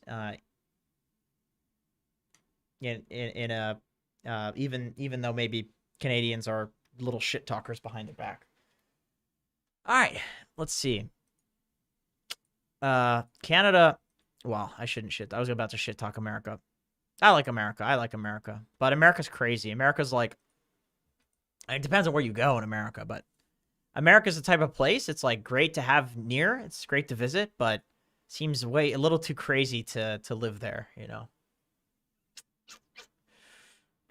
Yo, Jenkins, say about and apologize for making disgusting videos. Yeah, I'm sorry about that. Okay, so this is from Zerokin. Could you review my TA game so I can learn how to snowball better and what I should be doing around the map as a mid? I'm in Crusader bracket and want help seeing my errors. I don't know if I read that wrong or if that was written that way. My eyes are very bad. I'm very nearsighted. So sorry about that. YouTuber right now? Okay. Yeah, what up, party? What up, party? Yeah, I think I'm gonna do some replay reviews. I don't know. Maybe not on a specific day or anything, but I think I'm just gonna do surprise replay reviews for patrons. Do I have glasses? No, I probably should. I'm Canadian. A lot of people here are racist as fuck. It's not a utopia. Well, there are so few. Well, depends. It's like there's a shitload of Asians here, so it's like easy to say like, yeah, I don't see very much Asian racism, but I don't know, maybe if there's other ethnicities up here, people be racist towards them. I don't know, I don't see it. I mean, I'm in a pretty suburban area of like Ontario, so I hear Vancouver is pretty bad. Also, people hate Native Americans up here, which is a real issue. But I think the racism here is like, it's not as like Canadians are not upfront with their rudeness. That's the thing. That's the difference. Okay. Who are we looking at here? Actually, this is TA. Okay, we'll look at TA. Did you win this? Subtle. That's true. That's the word. Canadians are subtle with their impoliteness. That's all I'm saying. I don't actually think it's a good thing necessarily.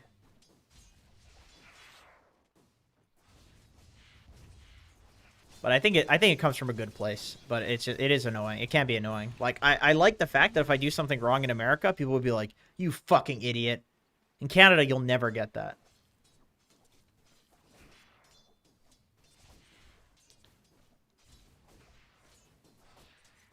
Okay. You're against Zeus? That's very easy.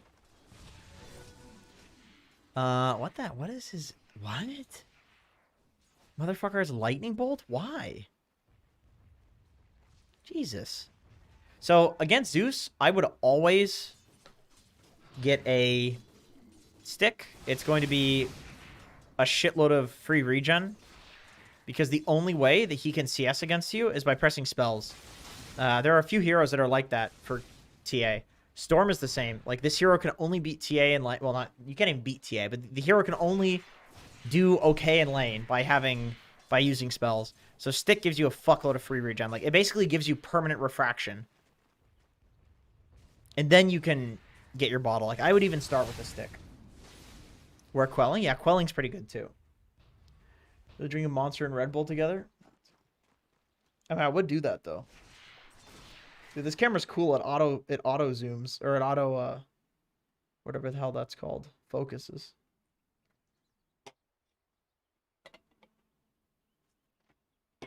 TA isn't OP. TA is definitely very OP. This is, in my opinion, the best hero in Dota. This hero is cancer. I fucking hate TA, dude. So annoying. Okay, so first tip, and this is especially true if you're in a lane where you're supposed to dumpster, which you are, which is Zeus. If this catapult spawns, you want to hit this motherfucking tower because this guy is getting dumpstered by you, and him alone should not be enough to defend this tower. You want to force people here and at the very least get a bunch of damage on this because in Dota, there is no point in not just exerting as much pressure as possible, if you can, reasonably, without losing the game. Why not, right? Like, you can even fort the wave and get some extra damage on the tower, because he can't peel your refraction off, so you can just press refraction and tank it for 12 hits.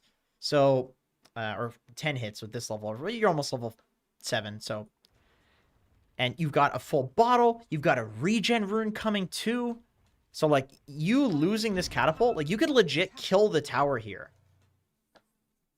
You could potentially kill the tower here. Yo, people talking about my tier list. Why is Pudge on dog poo tier? Because he sucks, dude. Every carry deals with Pudge. Well, maybe he's... Nah, he's bad. He's bad. He's a 4. If you guys want tier lists, go to patreon.jenkins/com. And that way, I'm going to post tier lists every 2 weeks from when the patch comes out. I'm going to keep those updated. I'm thinking of making like a website where I can keep those updated, where people can see those. But that'll take me I got some other projects. It'll take me a while, but I was thinking about it. So yeah, do damage to the tower. That's how you turn this one lane into more than just a one lane. That's actually something that I recently picked up. I recently picked this up from Owie. Owie was coaching me, and it's one of those things where you kind of already know it, but it hasn't been put into words, or nobody good has told you to do something. And so you don't know how important it is or something along those lines. You know, like, I'm sure you probably already think this, and I did as well. But laning is not actually about the gold. It's not about the creeps. as much as the creeps facilitate other things, it's not about kills either. Winning a lane is about turning that into something. And people think about this all the time, and at least I did, for ganks. If you gank just to kill a hero, who cares? They respawn, they keep farming. Nothing happens. If you gank to kill a hero in front of a tower, you take a tower, right? And so it's the same thing with winning a lane. You win a lane for a purpose. Why are you winning that lane? Why are you getting this extra gold on this guy? To do damage to this tower. To take stacks that they can't take, to infiltrate their jungle, to steal their bounty rune. You always want to get as much as you can. Have a reason that you're dumpstering this lane. And so that's why letting the catapult die is bad. Because if you kill this tower because you well, maybe you kill it anyway because you've killed this guy right now, but if you kill this tower with that catapult, that's like 2 minutes that a support could take mid, and then you can go jungle and you can stack. And so you can get more off the map, and you're essentially, because you're taking that tower and you're getting more than just the gold out of laning, you can pass the baton to support, and then they can get gold as well, and then they can maybe carry you in the late game. And so that way, people always ask, like, oh, my teammates, like, how do I 1v5 these games? It feels impossible, like my team just drags me down. How do I 1v5? That's the wrong question. That is the absolute wrong question, because when you are playing good Dota, you enable your team so that you never have to 1v5. That's the idea, is that if you are playing as correctly as possible, you will never have to 1v5 because your team will be fucking huge as well. The saying I always say, too, is a monkey with a chainsaw is still terrifying, despite being a complete moron, right? Monkeys are stupid as... Well, actually, they're quite smart. They've got great memory. But, I don't know, some dumb animal with a weapon is still terrifying. You're running away from that motherfucker, right? So if you can give all of your idiots chainsaws because you're playing well, you're going to win the game, and there's going to be zero pressure on you to 1v5. So it's just one thing. I mean, I know this has nothing to do with it. You probably take the tower anyway, but it's one thing that irks me, that does irk me. People are like, how do I 1v5?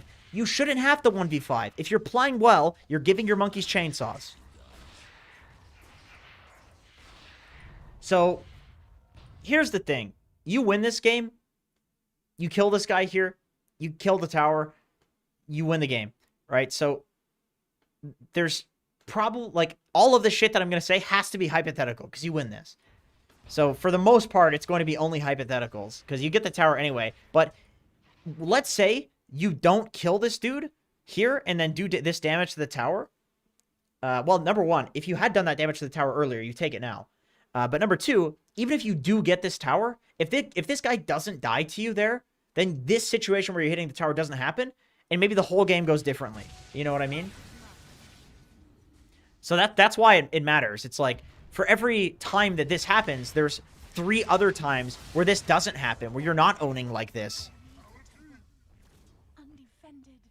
Okay, so you actually don't get the tower, which is pretty rough. And so this kind of goes back to the concept of, you kill this guy, so what?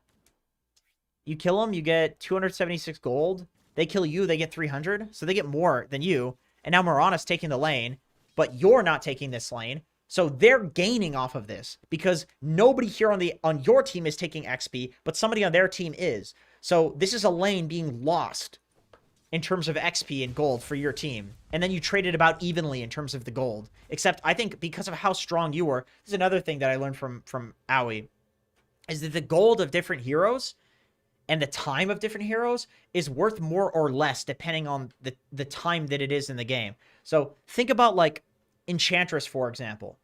She is incredible at laning. So if you are a fat, ugly, stupid fucking pudge and you are wasting the time of an Enchantress during the laning phase, that's like it's like a pizza dumpster hobo wasting the time of a CEO of a big evil corporation. Like, the CEO's time is worth a shitload. The pizza dumpster hobo, he just wants the Domino's pizza crusts. That's all he cares about. Just get the pizza crust. He's going to get them later. So, like, different time has different value. You know, let's say somebody has a mom that maybe this is too far. Let's say somebody has a very sick family member, terminal illness, okay? That person's time, even if we're not talking money here, that person's time is extremely valuable, right? Because they want to spend time with somebody where it's limited. Their time is very valuable. And so if you are a service worker or something like that, and you can make that person take less time, their time is worth more than most people's. This is horribly morbid. I'm going to stop this analogy now, but you get exactly what I'm saying, right? So basically, you dying here to a Mirana and a Zeus, who are both pathetic at this point, whereas you are a god, your life is worth more than theirs. Your life is worth more than theirs. Your gold is worth more than theirs because you could be pressuring right now. They couldn't. All of this is, even if it's an even trade, the gold values are not the same. Yeah, I don't know why I went to terminal illness there. That was bad. That was bad. But yeah, the gold values are not the same. Like, you could trade exactly 300 gold for 300 gold, and yours is worth more because you're a god right now. They're not gods. So if they're killing you, they might even be worth half of what you're worth.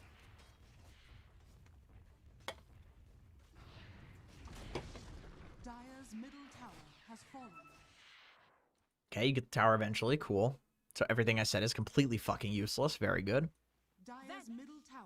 I shouldn't joke about that. It's not useless. It's not useless. Because I don't want people to, like, make excuses that, like, ah, it's fine if I don't do... It's not. It's not. Because, like, if you lose this game, that could be the reason why. So...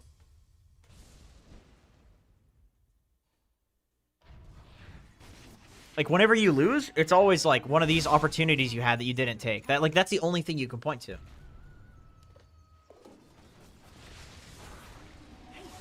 Jeez. So, okay. So, we talked about the baton of... well, I didn't even call it anything, but this baton that gets passed around, I call it the baton of, like, space creation. That's what I call it. So, you kill this mid tower, all of a sudden, you're free to, like, farm these jungle camps, maybe this jungle camp here. This lane is really safe for support to static it there because there's no tower here for them to TP to. So, at this point, you can go anywhere on the map and farm anything. You're able to do that. Can an ogre farm ancients? Can a spirit breaker farm ancients? Fuck no. No way, they can't. So if you go and farm ancients, you're taking farm that your supports can't, and then you've already taken the mid tower, so there's no objective there. You can give that to them. So you can gain more net worth off of this map by giving a support the lane, and then you leave. Because you've already accomplished the objective there. And if you want to be more of an objective gamer, you're pretty strong. You could actually go take this top tower too. I think you could just show up and take it. Like, push anti-mage out, and then you've even more jungle camps to farm. You could snowball this game really hard. Especially with this haste. That's actually one thing that's really important. If you're a mid laner and you get a haste like this, you're a god. You can do literally anything, but instead you're using it to run away from an area that you've already got the objective in anyway. So this is a wasted haste. You get this haste. With this haste, you can do literally anything. You can farm their fucking ancients. You could farm in front of their base right here with this haste. So farming the safest area on the map, and ironically, it's the safest area on the map because you made it the safest by taking this tower. You're just taking away from somebody who isn't as fortunate as you. Somebody who can't farm ancients like you can. Somebody who can't farm in front of the enemy base like you can. What metal is this? This is... what is that? Oh, it's like, it's mixed. Like Legend... Guardian Archon. Okay. So yeah, you get this haste. You wanna go apply this somewhere. So this goes back to the same thing of, like, you're getting kills here. So what? Tower's dead. What do you get for that kill? Nothing. They actually still have a gold lead, even though you got that kill. You get this kill top. You take this tower. Anti-mage has to go bot. All of a sudden, Tidehunter's not farming these camps. You've just resulted in getting a tower, securing 2 extra jungle camps that you couldn't farm before, and then pushing the enemy carry so that he's farming the Tidehunter's farm. So you're reducing their farm by 1 hero, by 1 tower, and then 2 jungle camps by doing this up here.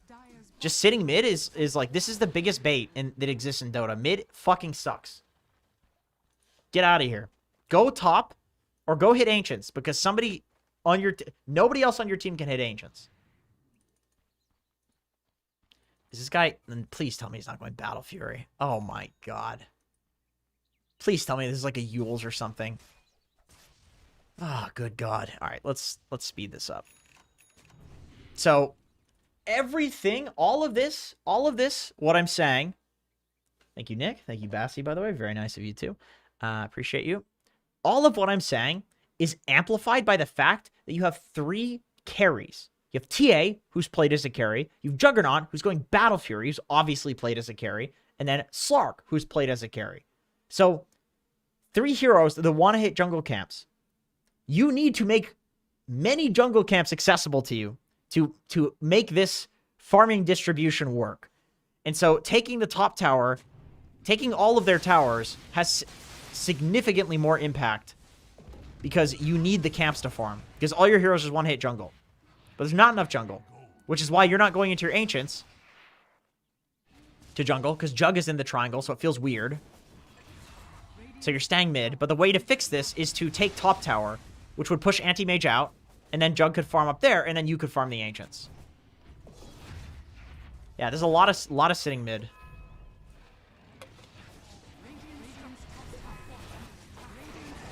Oh, that's good. You gotta watch the sunset.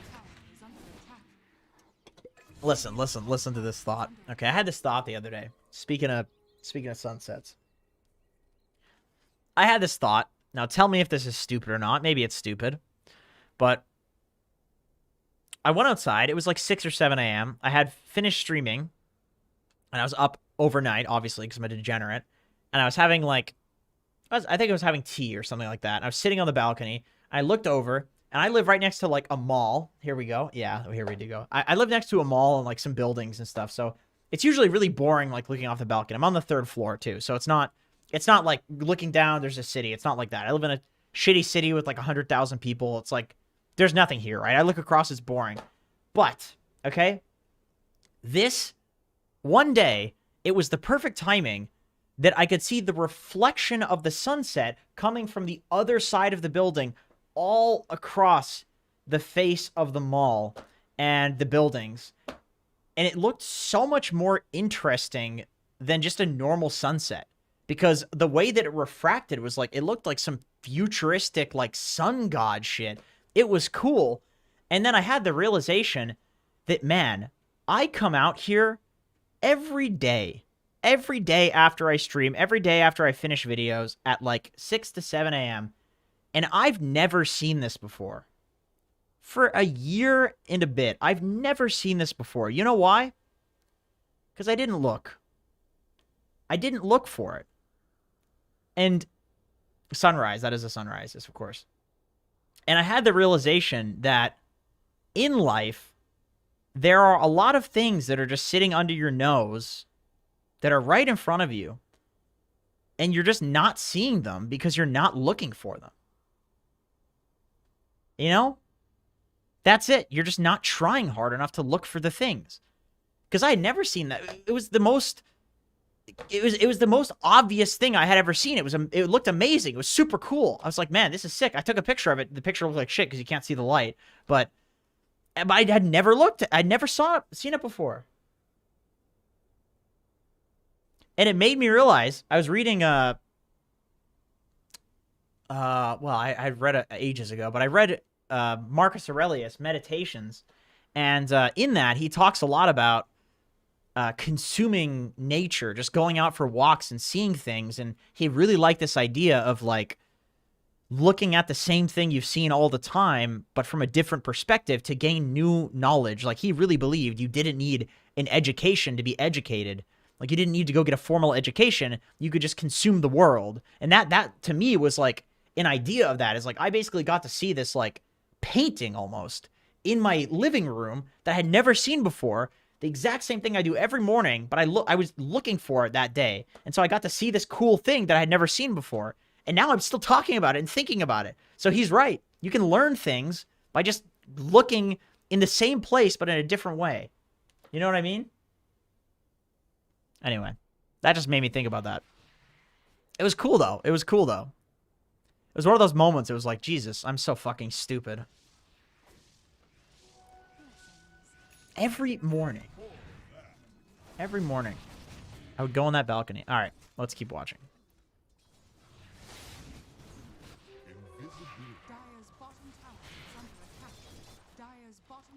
Yeah, this top tower is a problem. Like, this dude should be a cuck, but he's the one doing the cucking. He's a god. He's free-farming, and he should not be. And it should be because of your strength that... So, this is what I'm talking about with this, like, baton thing. You go mid. You own, because you're a good player. You cuck the Zeus, okay? Zeus equals cucked. Now, you can put a support mid, and the support can keep cucking the Zeus. Now, this guy, he's got to get into some cucking.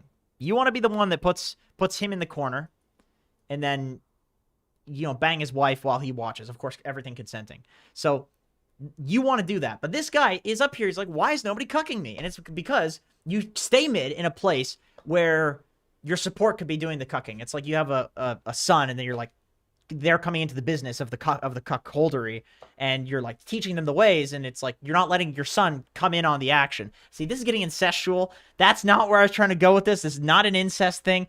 Maybe I'll go away from the cucking analogy here. Fuck's sakes, these analogies. All right. I'll just say it in Dota terms. You win mid because you're a good player. Now any hero on your team can go mid and get farm and keep owning mid. You can go anywhere and own anyone. So why not own the highest value enemy that you can? Because anyone can go mid and continue the owning that you're doing. Right? You have Ogre come mid, and Zeus cannot push Ogre out because he's pathetic, because you owned him. You go top, you stop this guy from farming as well. You turn him into a... God, don't say cuck. Don't say cuck. You turn him into a cuck, okay? Okay, there's no other word. There's no other word. That's just it. The problem is, it's just too good of a word. Radiant's Dire's middle tower is under attack.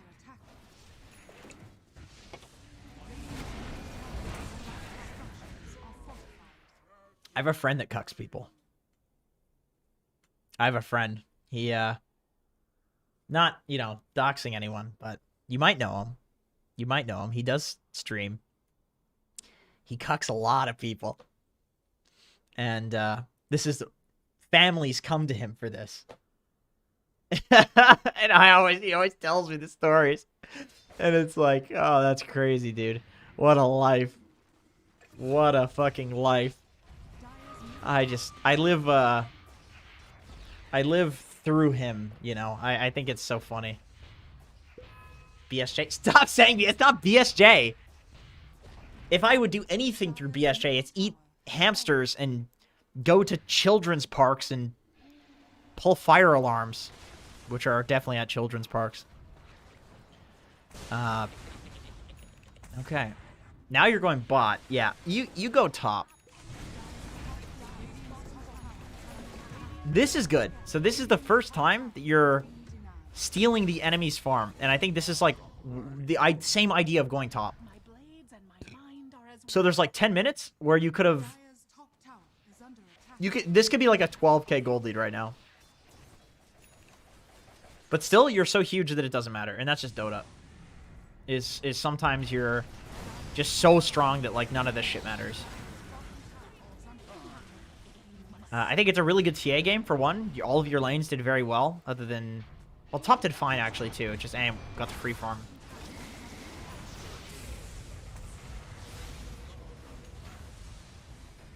Your next objective is Roche. It's free. You can just go at any time and take it. Yeah, fuck these kills. Fuck these kills, dude. Just go Roche. There's a DD in front of it, too.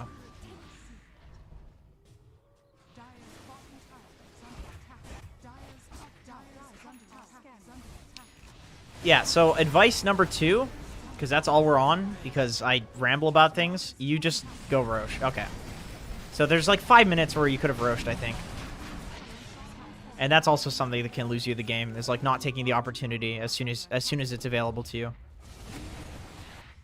I literally lost the game today because of this. Shaggy? What about Shaggy? What about him? Oh, you're the cucking. I see. No, God, no. Shaggy is incapable of a human relationship, so he's not. There's none of that happening.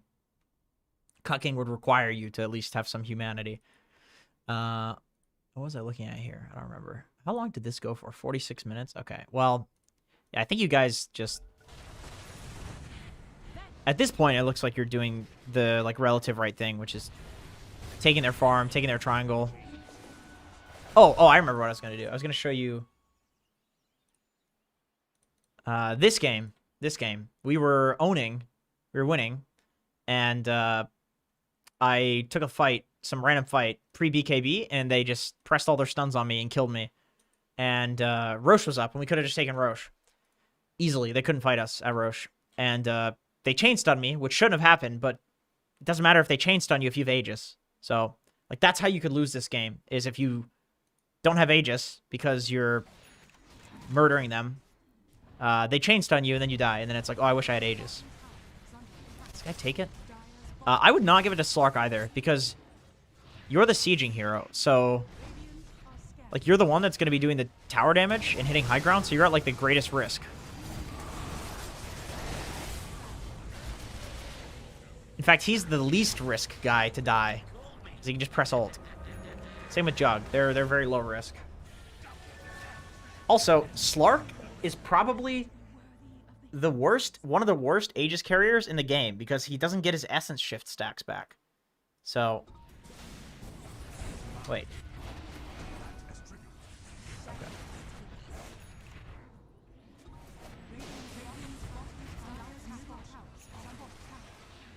How did that fight go so bad, actually? I'm curious.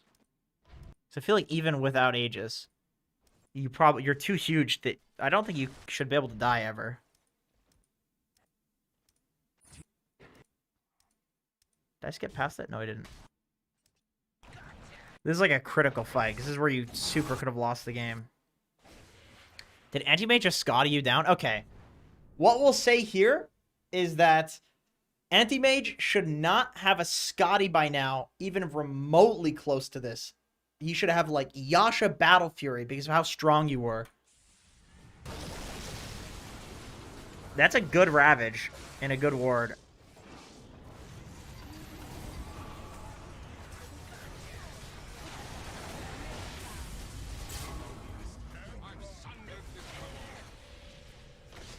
And then you should have the Aegis, so they can't do that. Because you're the most important hero in the game right now. Like, your Slark has half your net worth. So giving him the Aegis is mega sus. Like, you taking the Aegis means they can't do that. I think you need the Aegis. And then, if Anti-Mage was totally cucked, then this just doesn't happen. Yeah, you bought back. That happens. That happens. I don't think you want to BKB TP out of that, because then your team dies. So, like, that's just like a fight you have to win.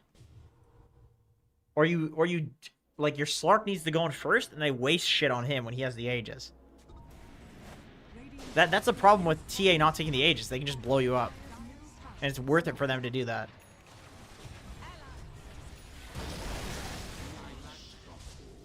Jesus, they got you again. You actually should have lost this.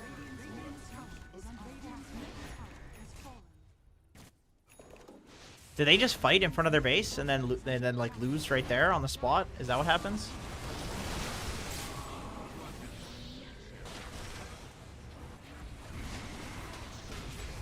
Now I'm confused how you win. I'll take that as tribute.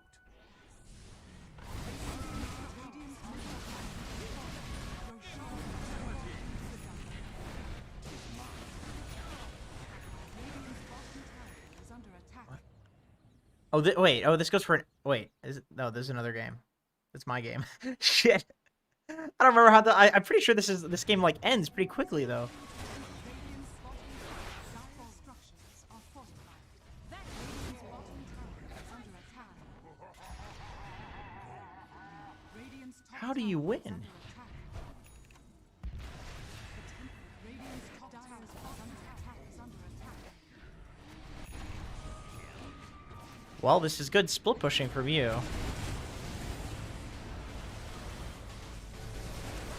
You kill him when the Aegis despawns. Oh my god. That is either really high skill or really lucky.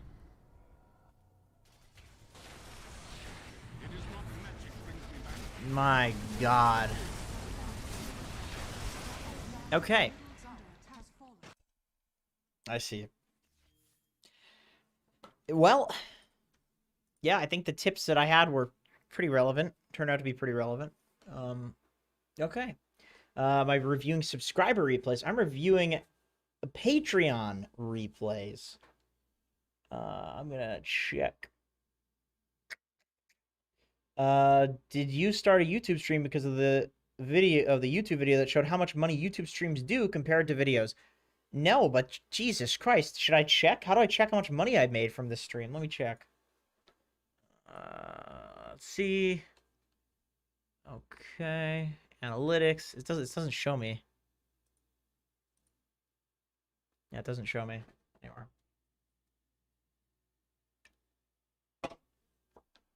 Ah, yeah, that's good. That's good. Let me refresh Patreon. Do we have any other Patreon messages on here? Oh yeah, I was gonna watch Adils. Let me see. Get this up here. Oh, we already watched this one. Okay, cool. Yeah, we already watched this one. Okay, I'm gonna put on a live game. I really have to urinate, so I will be right back. Watch Ice. Is he still in America? No, he's not.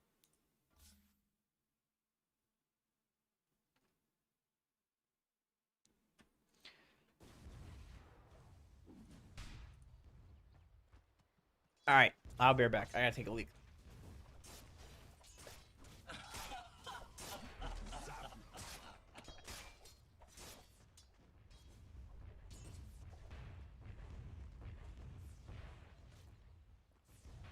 Radiant's middle tower is under attack.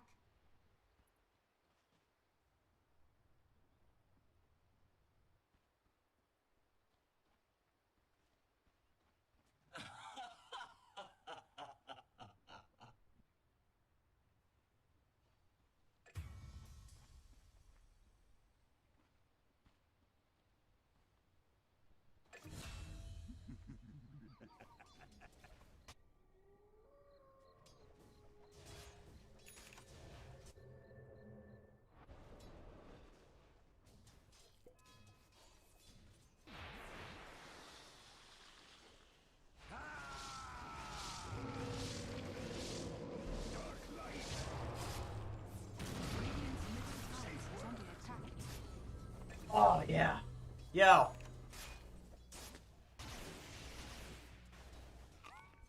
Yo, can you guys help me theory craft some better Patreon tiers or better Patreon perks? Like,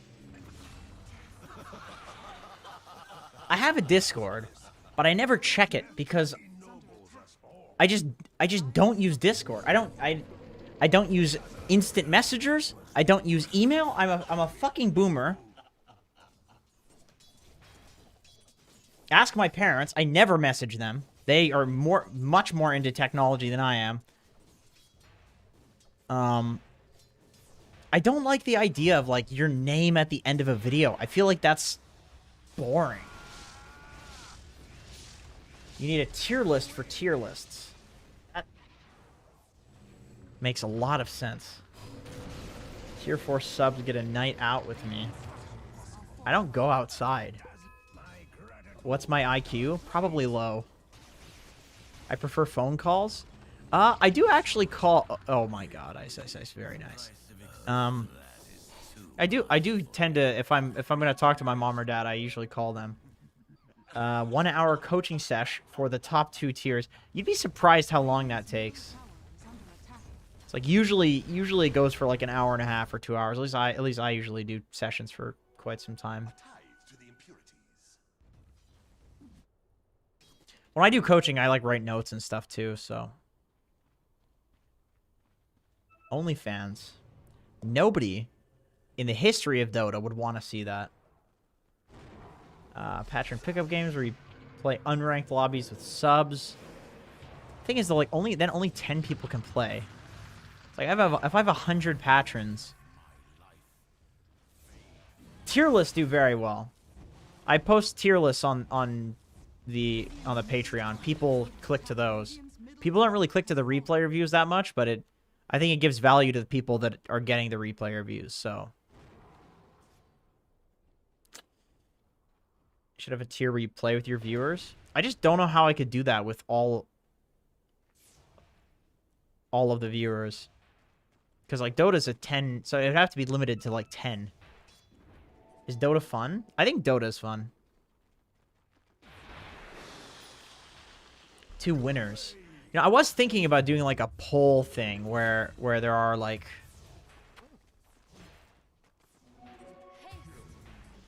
I don't know. Maybe there could be some fucking tournament. Rotate viewers. Free Fart Studios invites? Bro, those are free for anybody. It's literally just the Discord invite link / Fart Studios, so... It's not... Dude, he's farming stacks. What the hell? I'm getting a Midas.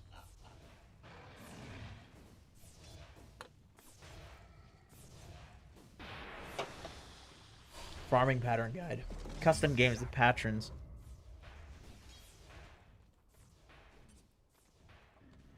Could do that. I'd probably record it. I don't know if people would watch that, though, is the thing. Best ult, in your opinion?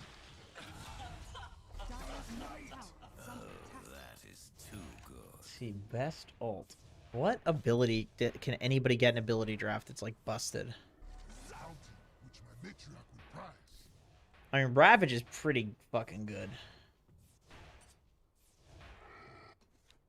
So I play any other game? I play Hades. I've been playing that on the Switch while I'm taking dumps, and those last a very long time because of the amount of sugar freeze that I drink. So, all right, let's Gerald Tay. We'll go ahead and look at his replay here. Loading. Okay. Herald. Ah. Gerald the Herald. I like this. I like this a lot. Please tell me we're Herald. Are you still reviewing games? If you are, can you review my game? Gerald, what hero are you? What hero are you in this one?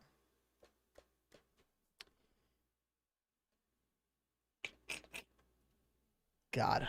It's always Herald, isn't it? It's always Herald. Big fan of Herald's. Where's Gerald? I hope he didn't go to bed.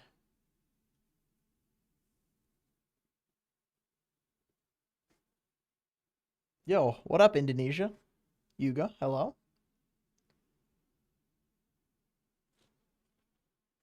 All right. Well, I'm not sure what Gerald is.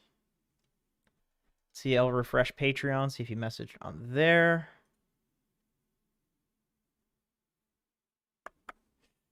Because, let's see. Did he message on the Discord?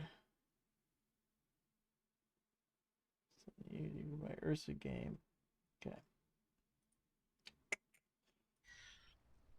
What is my favorite food to eat? I actually had my favorite... I will show you my favorite food to eat.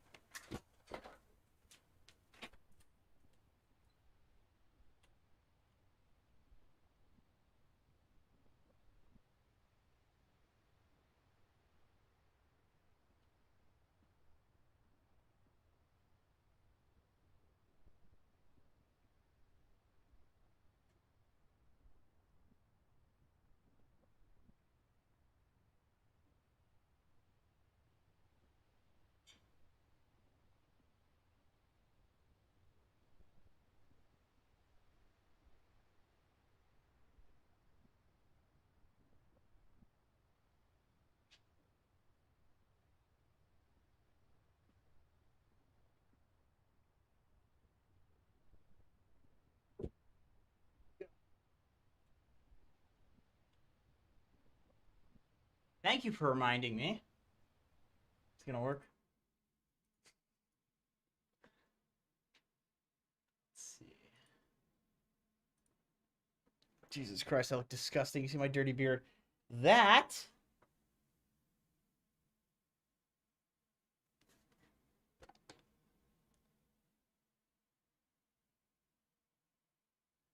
is a curry, and it's called chicken in a coconut sauce. Literally my favorite food. It's my girlfriend's birthday today, so my mom made it for us. It takes like 2.5 hours to make. It's so fucking good. If you could smell it, it's, oh God, how do I even describe it? It's like, you put cinnamon and soak it in there for like 2 hours. It's got a shitload of clove. You put real cloves in, soak that for like 2 hours. It's coconut based. It's creamy as fuck. Condensed milk. I think it's condensed milk, some sort of milk, or I think it's, yeah, something to make it really creamy. I don't fucking know how to make it. My parents make it. It takes 2.5 hours. It's 1000% my favorite food ever. It tastes like pure flavor. It's fucking amazing. And you asked, and it's literally right here because I just ate it. I'm gonna go put this away.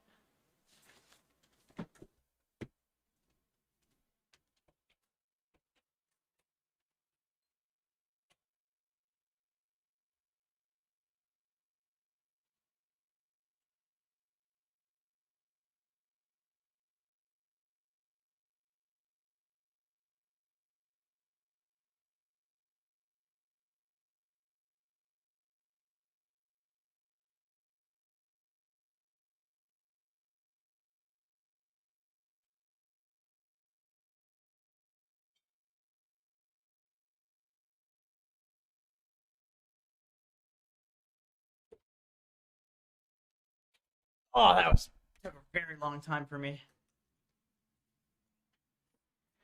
Okay, yeah, so I'm glad you reminded me because I just came from my mom's before streaming and ate that, and she gave it to us, and I left it out. So it was sitting out there. Thank God it was in a little what do they call those things that are like portable freezers? I don't remember what the hell they're called. What the fuck are those called? Like a cooler. It was in a cooler, so it's still cold, but like if I had left that out overnight, we're done. It's done. Like I'd kill myself. That'd be it. Okay. Let me see if did Gerald say what hero he is? Nope. Okay. That's okay. We'll figure it out. We'll guess. Mini fridge. I'ma ignore you too, dude. There's like 6 million people messaging. I'm not ignoring you. I'm just stupid. Come on. You would accidentally ignore me too. I guarantee you that. I guarantee you. It's very hard to read through 1,000 people's messages when you're stupid. It's hard in general, but when you're stupid, it's even harder.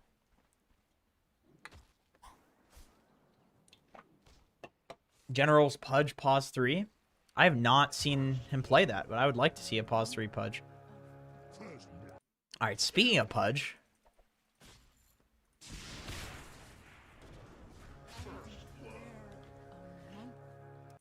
Wait. Okay. Just a long-range hook. And he started Shadow Strike, so... Very good. That's good.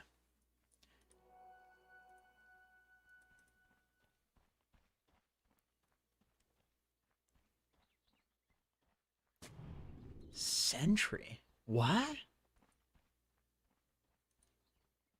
Wait, what are these heroes? Wait, dude. Radiant has 5 carries. Ricky Monkey King lane, 2 carries. Phantom Assassin Ursa. Dude, Queen of Pain mid is the 5.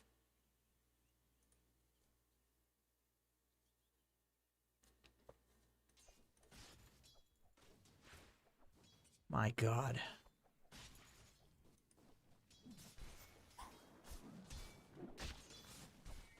Okay. Are these guys fighting for CS? I think this dude's jungling. He's just waiting for the jungles to spawn.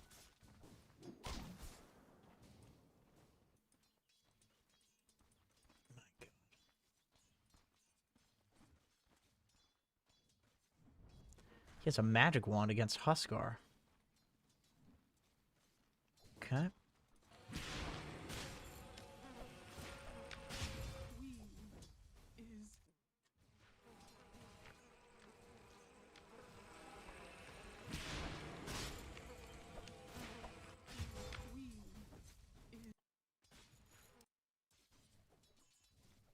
I have never seen a Queen of Pain. What? Wait a minute. Wait a minute. Okay. He's level 1 when he gets hooked. As he's flying,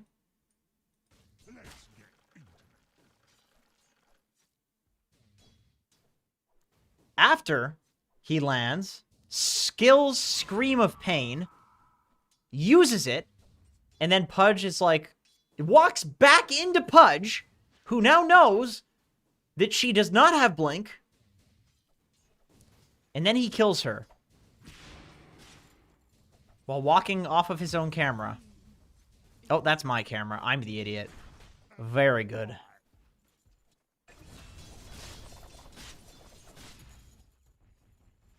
Dire's middle tower is under attack. Is missing.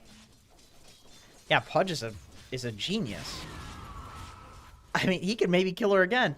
This is how pathetic Pudge is as a hero. Is like he's completely owning, and then can't even threaten the Queen of Pain. Still, he has like how far back he has to play. Fuck me, man. What a stupid hero. What a stupid hero. Is Ursa jungling? He's jungling.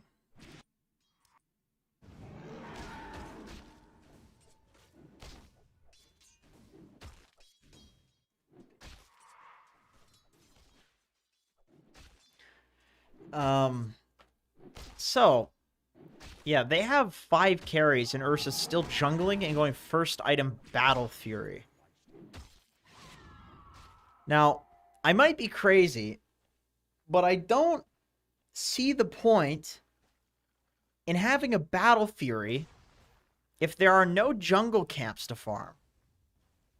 I really don't see the point. But here we are. Is missing. Dire's middle tower is under attack. Okay.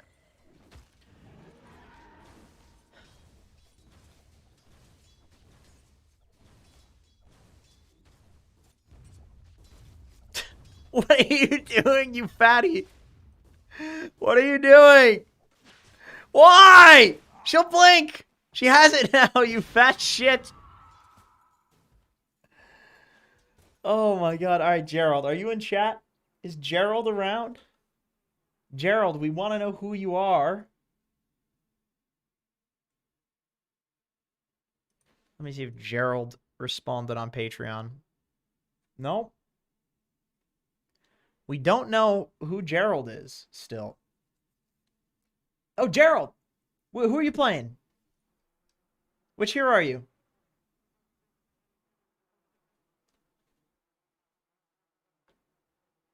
Gerald is the Ursa. Gerald, are you the Ursa?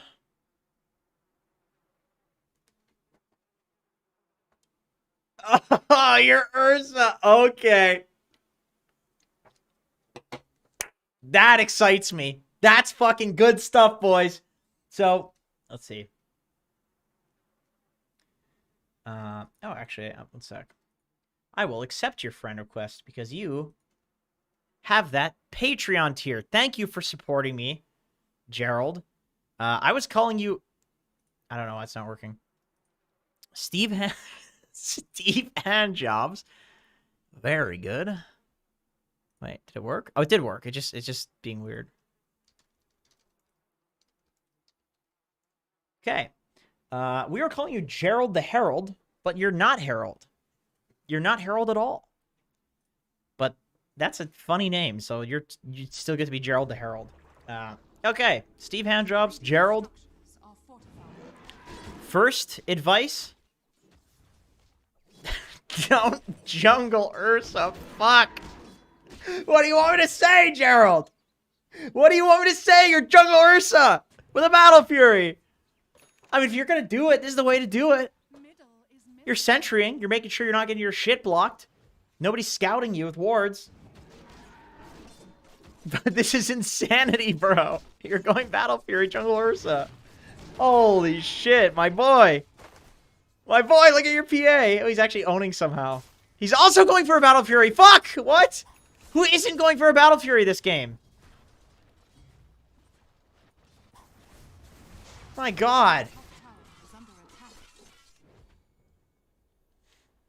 attack. Okay, let's keep watching. You know what? You know what the real build is on this hero? If you're going to jungle it, okay? See, here's the problem. This is the issue with me. Is that if I was BSJ, I would be like, Gerald, what are you even doing, man? Like, you just can't grief games. Just jungle Ursa.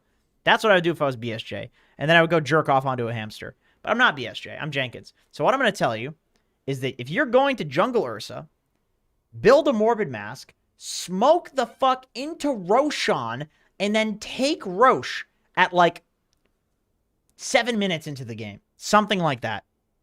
That way, you are going to be helping your team. You are going to be seriously helping your team. The enemy team doesn't know where you are because you're in the jungle. So you can get away with that. And it's not actually that bad. It's like the jungle Huskar, except... Oh, I don't even know if I want to call it shittier, because maybe it's actually pretty good. You might need some salves. You might need 2 smokes where you have to like smoke yourself out or and salve yourself, something like that. But there's some strat you can do where you could probably Roshan. Now you don't want just Morbid. Like what you want to do is play jungle, but go for the Morbid Mask. But you know how we were talking about in the previous game, farming the type of farm that the enemy team can't, or that your team can't? Like, you have 5 carries, right? PA's going for Battle Fury, you're going for Battle Fury. You guys are going to be competing for farm. So the Battle Fury doesn't actually speed up your team's farming speed at all. It just helps you compete with each other, which that's not, Dota's not 1v1v1 with 10 people. It's not free-for-all, even though it feels like that. You know what nobody on your team can take? Roshan. So if you can be the guy that takes Rosh, you can actually get carry level farm, Battle Fury level farm, by taking Rosh. Am I vaxxed? I am vaxxed. I am vaxxed. I liked the second dose. That was fun. I got to sleep for like 20 hours. That felt really nice.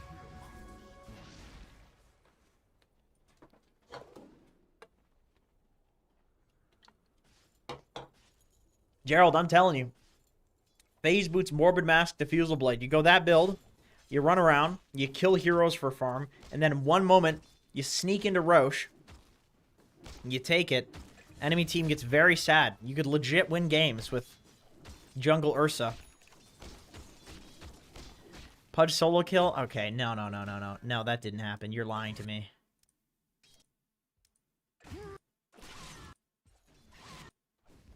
How? How do you kill Queen of Pain as Pudge ever?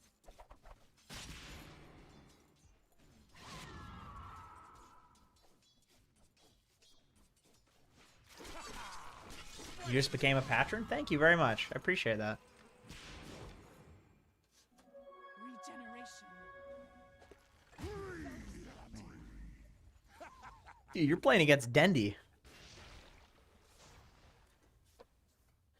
Shout out to the Philippines, brother. Yeah, you're playing against literally Dendy. So that's a problem. Okay, so question for you, Gerald. Question.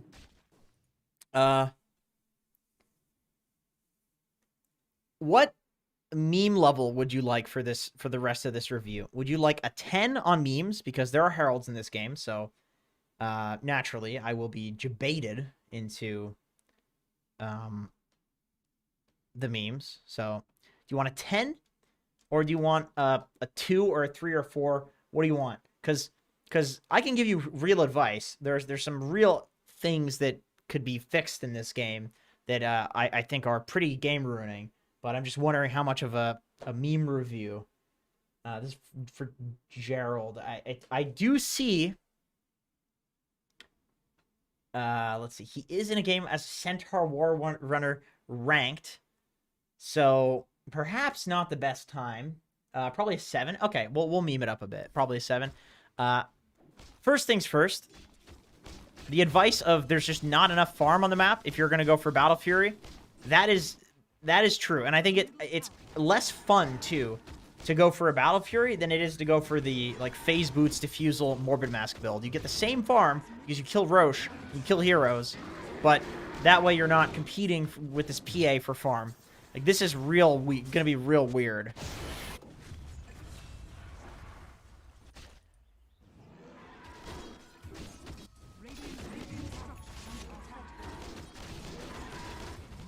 Because, like, what's the play? Like, when do you fight, you know? That's the question. When do you fight?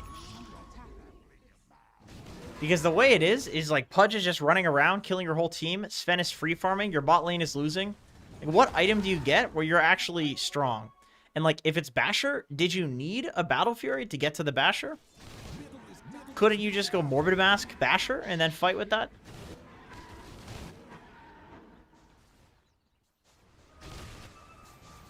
Because Battle Fury is just for farming.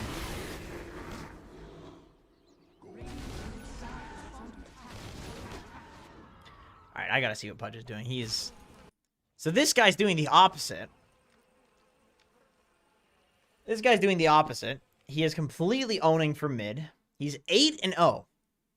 And instead of building chat items and being tanky, this guy's going support items. So he's doing the complete opposite, where he should actually be building into big boy items, but he's a Pudge player, so there's absolutely no logic or reason here, as there never really is for these players.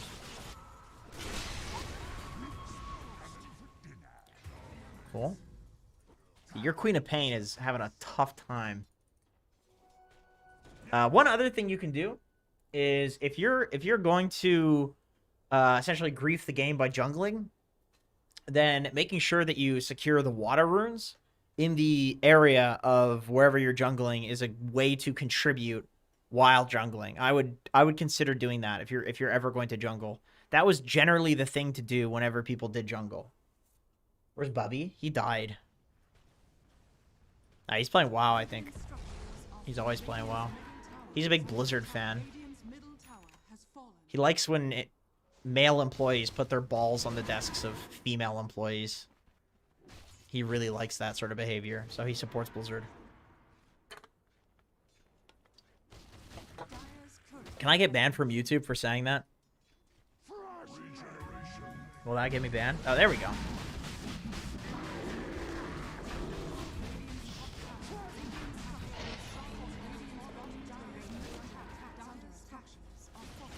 There, oh, there's the big boy Pudge. Look out, dude. Look out. You don't want to fuck with that, man. You don't want to fuck with him. He's powerful. Okay. So, I think on Ursa, one thing that I've learned on Ursa is that your Aegises are very important, because this is like half the reason why the hero is viable, is that he can take Roche easier than any other hero in the game. And so using Aegises is much more important on him than other heroes, where it's like if they get an Aegis, it's kind of just icing on the cake, so to speak. With Ursa, it's like it is the whole cake. And so you want to make sure that you're using the Aegis to accomplish some sort of objective.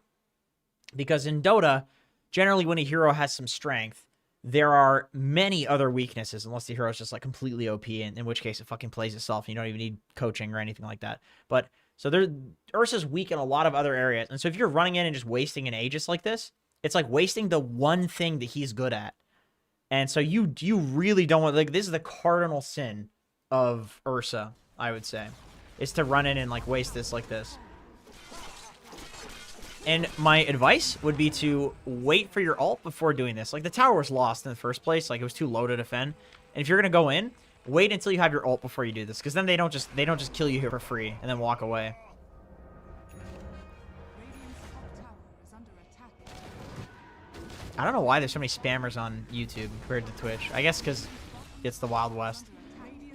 So if you have the Aegis here, like, you can take this tower, not worry about dying. Okay, well, you kill them anyway. That's very cool.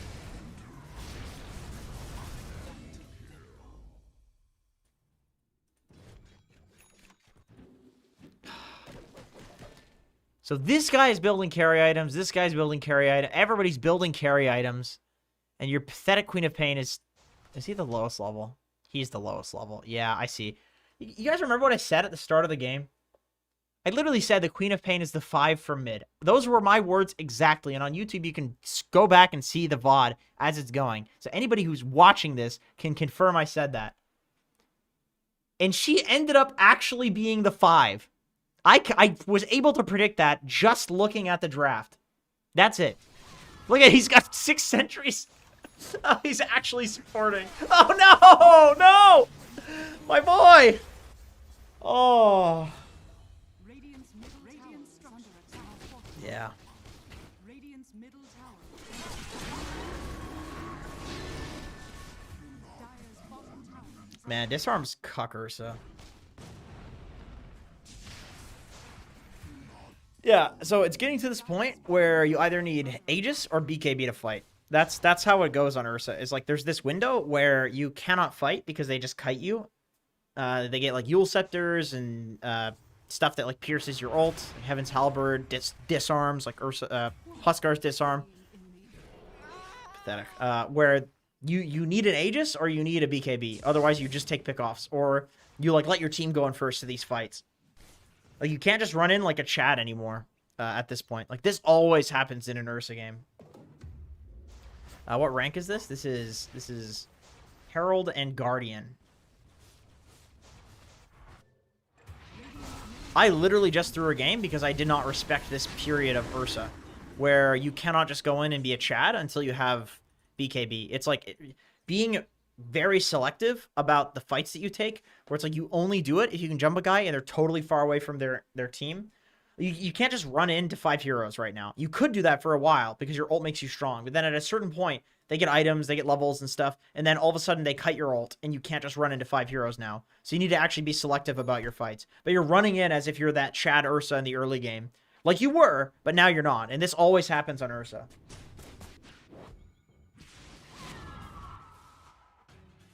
You review my game. I got Pudge Grandmaster in. We'll see. If there's no patron replays, I'll take some from chat. You want AFK, of course. It's taking a bong rip. Oh, easy kill on the Pudge. This is exactly why Pudge is a terrible hero. Oh my fucking god. What a sad, sad state of things. Look at, he just can't, like, he just dies. Look how sad this is. He's like full HP and he still dies. Oh my god.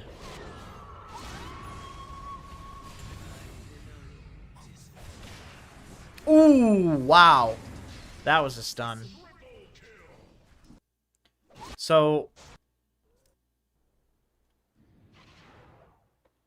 the problem of everything that's happening right now is you guys are cornered in like 10% of the map.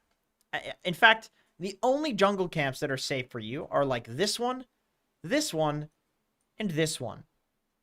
And this, I guess. So you've like, well, this is not even that safe because these guys will come over and farm them. So this is like contested. So like you've 4 jungle camps out of like, I don't know, 20. So you're farming 15% of the map You're not feeling good. You're feeling pretty terrible. But the reason that this is the case, and so it forces these weird fights to happen, is because this tower's alive and this tower's alive, and you've lost all of your towers. And this is why going for Battle Fury and just farming cucks you in the long run. Like, there's not enough farm on the map for all of you. There's not anywhere near enough farm for all of you. And because you didn't take towers early, because you guys were all farming Battle Furies, there's even less farm. So then, like, this crazy weird fight happens because, like, you've got nothing better to do than to run at this idiot because all the jungle camps that you could farm have been farmed.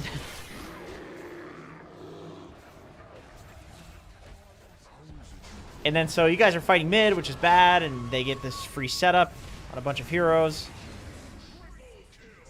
So it's like, I don't even blame you for fighting here at this point. It's a result of the early game stuff. I mean, the Queen of Pain feeding obviously does not help any of this. Feeding to a Pudge. That certainly doesn't help.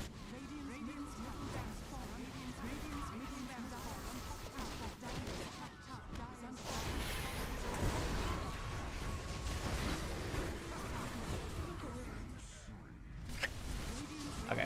Yeah. The biggest thing is if you're going to jungle, I don't actually think it's the absolute worst thing.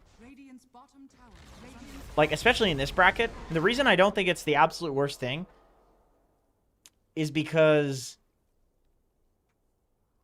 the enemy team is often going to be too stupid in like, and I'd say like legend and below.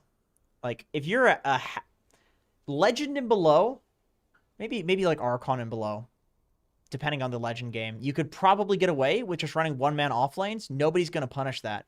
Now, if you're Divine and you're a good offlaner, you can 1v2, but it requires you to be a good offlaner. But I think in this bracket, you can 1v2 the offlane and nobody will ever punish that. So that's why I think jungling is not that bad in this bracket. However, it's the Battle Fury from the jungle that's the problem. That's the problem here. Because you're jungling, which is cucking your team, but then you're getting a Battle Fury, which is cucking them even more. The way jungling is good is if you translate that, you take the early lead you get from jungling and being greedy, and then you turn it into something like Roshan or towers. Like, Venomancer jungle is not that bad because you get, like, level 8, and you're level 8 when everybody else is, like, level 6, level 7. You show up to a lane, and you're absolutely monstrous, and you start taking towers, and then you make space for your team that way. It's like you eventually give back. And this is true even if you're playing carry. This is not a jungle thing. This is just a Dota thing in general. People have gotten a lot better at giving space back to their other heroes. It's like I was saying earlier. There's no game where you need to 1v5. If you're thinking in terms of 1v5ing, you're playing the game wrong. Because the Arteezes and the best players that people see as like 1v5ers, these miracles and so forth, they do well enough that their team gets farm as well and they don't have to 1v5. There's ways to give back while still killing people, while still being effective. So you can jungle and you can do this shit and you can play the 1v5 game. You do it with a Diffusal. You do it with the Morbid Mask. You do it playing to take Roshan. You do it while securing Water Runes. You can give back to your team while doing this greedy shit. I don't even think Jungle Ursa is that bad, honestly. If you do the Roshan thing, it's like look, they're not contesting you when you do this. Oh, never mind. Jesus Christ. Well, they didn't earlier, okay? They didn't earlier. Now it's like too fucking late in the game. I love the all chat after jungling. That's so funny. That's so good. Dota's such a stressful game, though, man. Even if you're jungling, it's like... I've had some late nights of queuing, boys. Let me tell you that much. I've had some late nights. You saw that loss streak. You guys saw that loss streak. Okay. Alright. Very nice, junglers. Very good. Go ahead and drink some of this.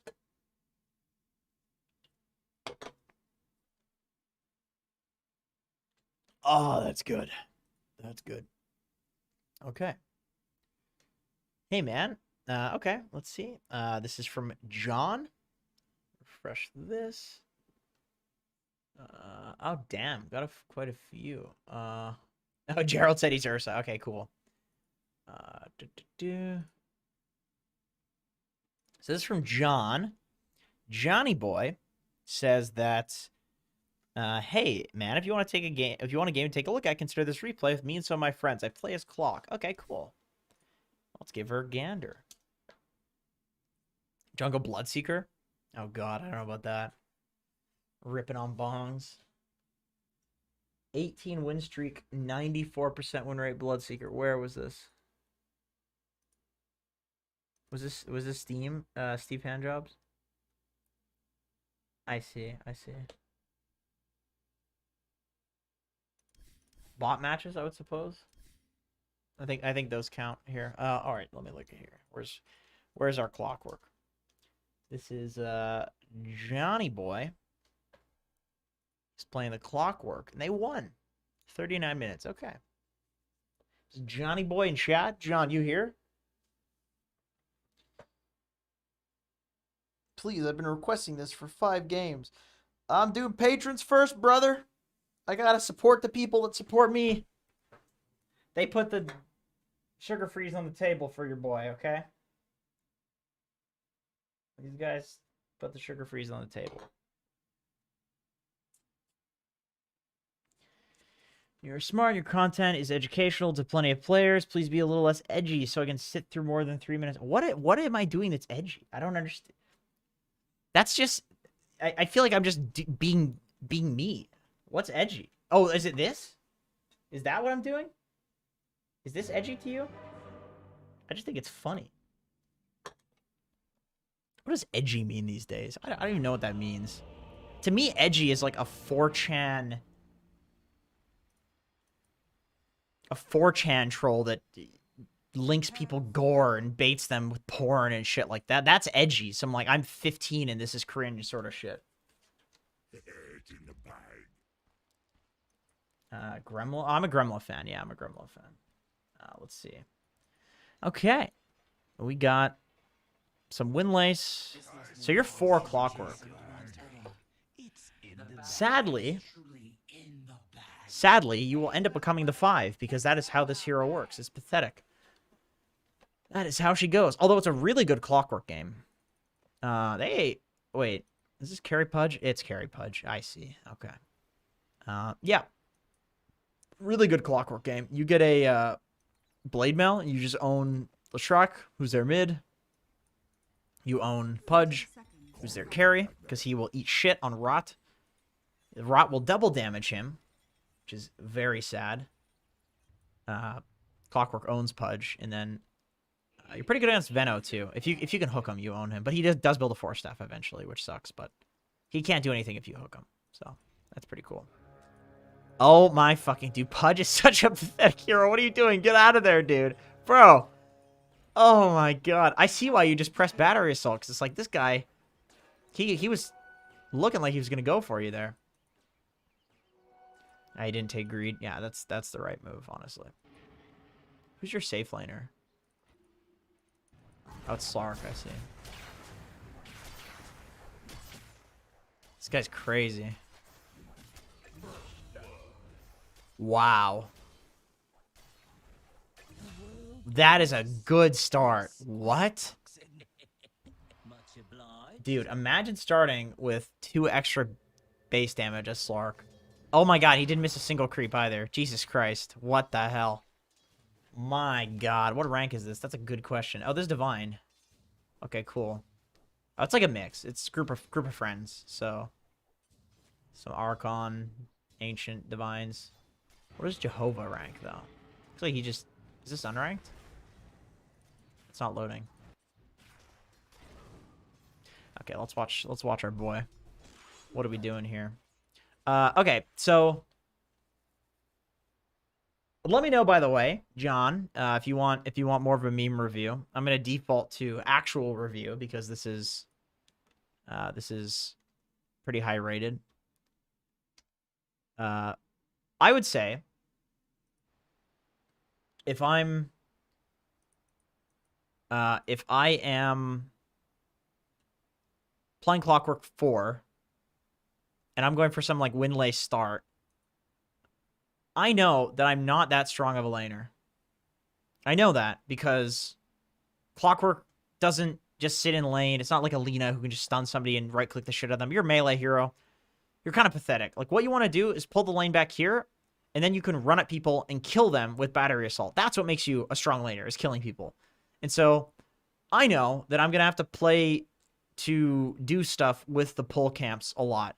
And in fact, there's actually an enchantress. So you can't even pull. So I was going to say, you'd like to pull the lane back using this camp and then block their camp with a sentry ward. So that way they can't pull it back and then you can kill them. Death Prophet actually plays the lane the same as you. Where she wants to run at them a distance with Spirit Siphon. So you both want the lane back here. But because there's an enchantress, you can't actually give them this camp either. So I would use a sentry to block this camp. And then this one, I would just body block every time. Or maybe even buy another sentry. But I think you can go for this build. And then instead of the mango, you go for 2 sentries. And you just, like, block the shit out of these camps. Because technically, like, she should win this lane instantly now. Because you gave her a satyr. And, even if this isn't an enchantress, this is still true that you should buy a sentry for this and then a sentry to de-ward this. So that way you can pull the lane back. Because that's what Clockwork always wants to do. Is have the lane back so you can actually kill people.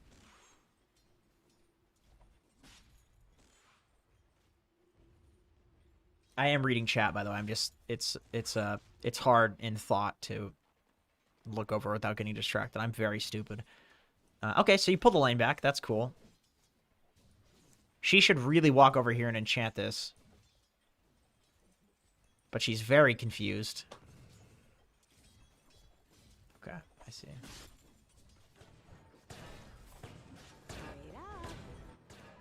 They might actually be able to kill you here for this. Maybe. B-hooks.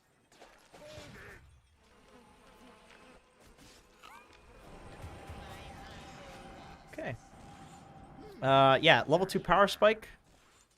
That is something you do have to consider. It's like, man. Next tuba action, we'll see. It is an interesting thing to consider, but like, you know that if you're just sitting out of XP range, you're giving your DP free levels, that they're going to get level 2 way faster than you are. So if you're sitting at like halfway to level 2, it's like chances are they could get it from the creep dying. Why isn't 720p? Good question. Thank you, Sean. You're a cool guy, dude. You're cool for saying nice things to people on the internet, where people are usually just mean. So you're really cool. Unprovoked, too. It's like, I'm saying that in response to you being nice to me, but you did it without any gesture to do it first. Okay. Oh, nice. Well, you got a double kill, because they're pathetic, so very good. I wouldn't even try to... I don't know. Would you... You know what? Okay. Now that the lane is in this situation, I'm kind of thinking, like, this guy's got level 2 Spirit Siphon. I feel like if Enchantress runs a creep at him, he just siphons it for a shitload of HP. So I don't know if you mind that anymore. So I would keep this camp open and just keep pulling it back and trying to kill them. That's what I would do, because you guys are winning the lane in particular. Am I going to upload this in YouTube after the stream? I think I'm going to put it unlisted on Patreon, because I don't know if streams like ruin your view count or anything like that. I'm worried it's going to like ruin my stats, which I think are pretty important for getting views. Hair inspiration. That's nice. I tried some anti-frizz bullshit. It's not working. That wasn't obvious. Uh-oh. I think he's fine, actually, because it's Pudge. He just steals HP. Yeah.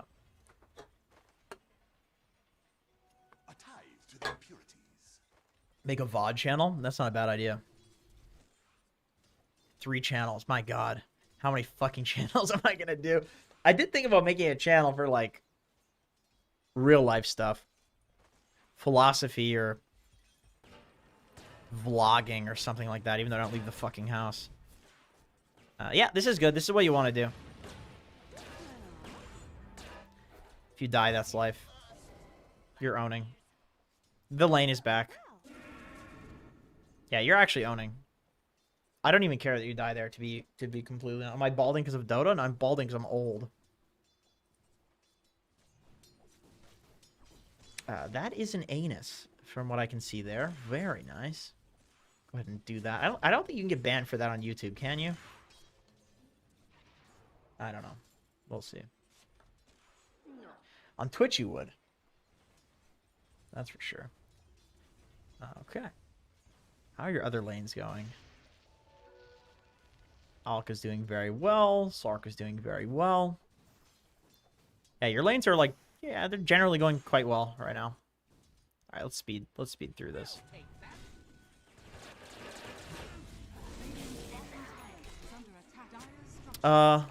Okay.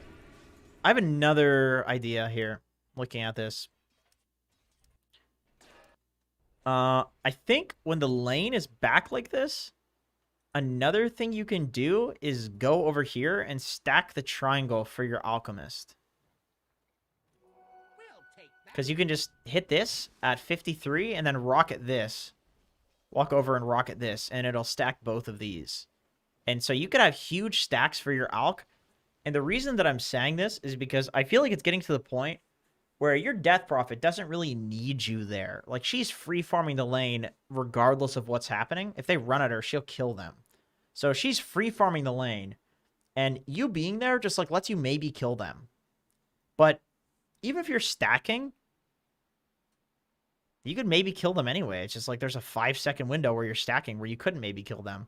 And then Alk gets to jungle and get huge. And then you get to take mid and get level 6 quicker. So, like, it benefits you, it benefits Alk, it benefits Death Prophet because you're not sitting there stealing XP. Yeah, it's just really beneficial. I think that is the play. I think that is definitely the play. You want to be stacking when you pull the lane back like this. Sure, when the lane is up like this, maybe you're worried Death Prophet could potentially die so you can be here. But when the lane is back, that's when you can go stack like that. And that's also why playing around the camps is really important in this patch. Now, in any patch where, well, I mean, it's important in any patch, to be completely honest with you, but especially in any patch where the stacking is good. Or you're learning how to cook that curry. That would be interesting. I'm a very terrible cook. I can make pizza, though. Dude, make good pizza. That's it, though. Yeah, so it's hitting the point in this game. This always happens with supports where you being somewhere doesn't really increase the strength in that area by very much. And it hits the point where, like, you need to get levels before you can go and be active and be strong again. And so it's starting to feel like that to me, where you're just kind of standing around. It's like, okay, what the fuck do I do? And that's because I think what you're supposed to do right now is you're supposed to be mid, taking this XP, and then the way that you bait people is with stacks to do that. Well, I mean, you should probably do that regardless. Not even baiting, because you're with a group of friends, so. But you should be mid, Alex should be jungle, and then Death Prophet plays a little bit safer top. Well, you can see, Death Prophet literally doesn't even need your help. She's solo killing Alk.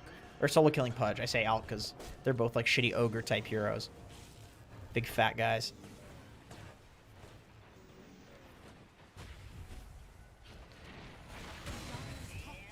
One time you can come top is for the Death Prophet getting level 6. You could potentially push the tower with that. I don't think the catapult plus Death Prophet level 5 is that strong of a timing.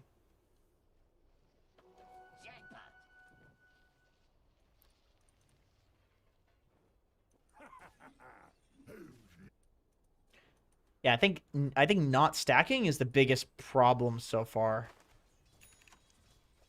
in this game.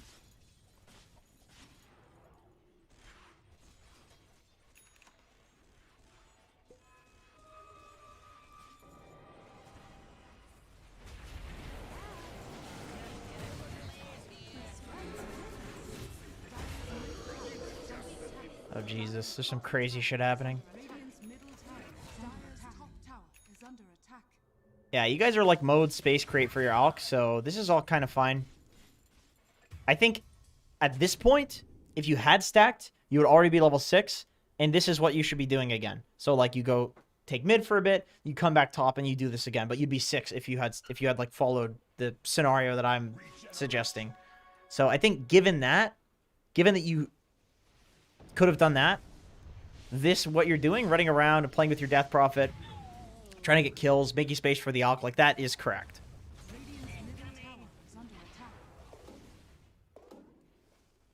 But, yeah. You would like to be level 6 right now.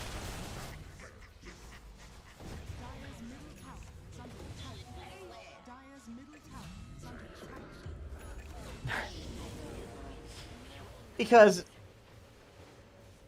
you're against a fucking Budge carry. So, if you just farm... you're gonna win. They don't have a real carry. Let's be honest here. Is this a pre-recorded? Who did Very strange to pre-record live streams. I saw Critical Role does that on Twitch. I found that odd. They're big stream. A lot of people watch it though, so I guess it works.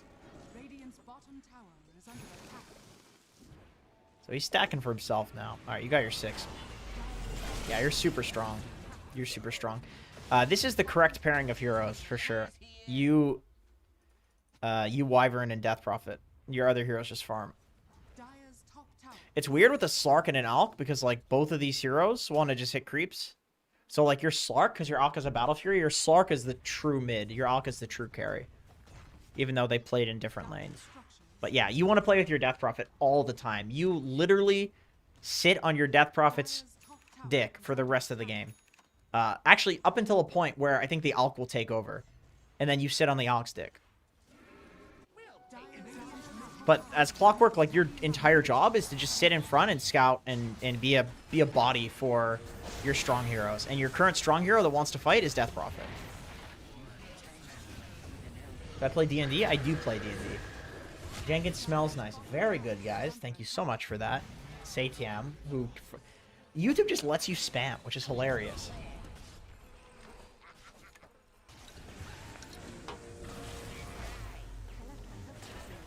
Oh, that's good. Yo, what the hell happened? I was taking a drink and everybody's dead. The fuck?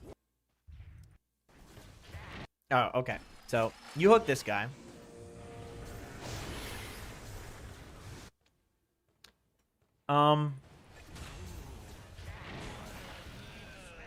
Okay. So, argument here. Why do you want to go mid? You want to go fight mid because you've taken this tower already.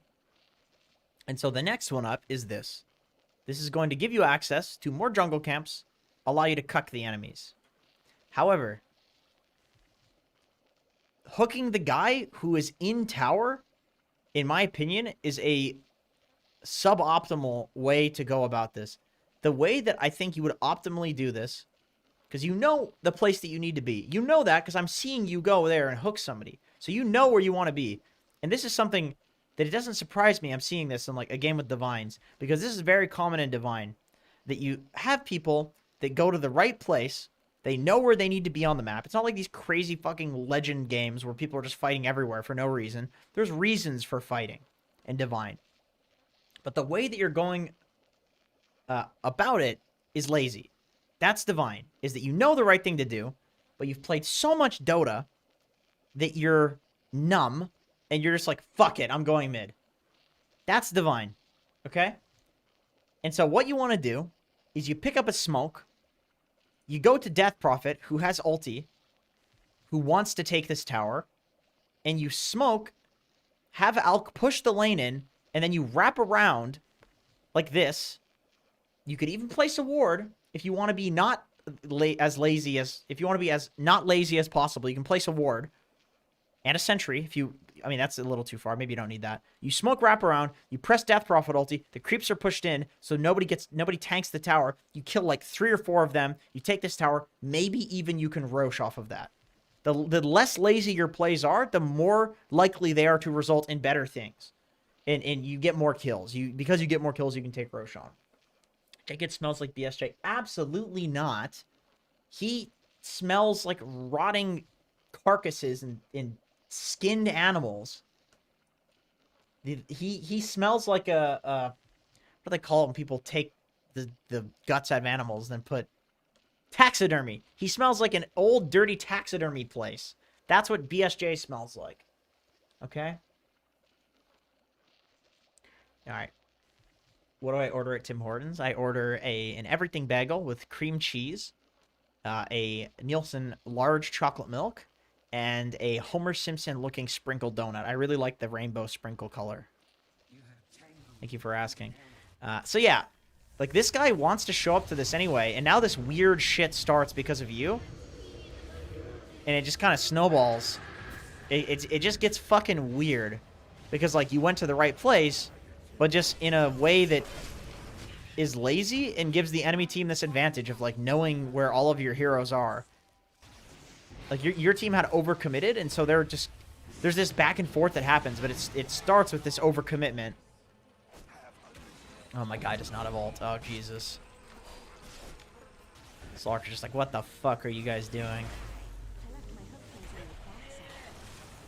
Oh, God. Oh, God. Get out. So, yeah, you still have a 4K gold lead, so I'm sure you're fine. But this is a very divine thing that I just saw happen. I'm glad to see it happen because it's very easy to fix. Because I know that in your head, you have the right idea of where to go, and that's the hard part. You have the right idea of where to go, and all you need to do is just focus really hard when you're doing it on doing the most you can to make whatever objective it is that you're taking successful. Whatever that thing is that you know you need to take Roche, okay? Maybe we smoke wraparound. Maybe we put one hero in the pit, bait the enemy team to come fight us. There's plenty of time in Dota.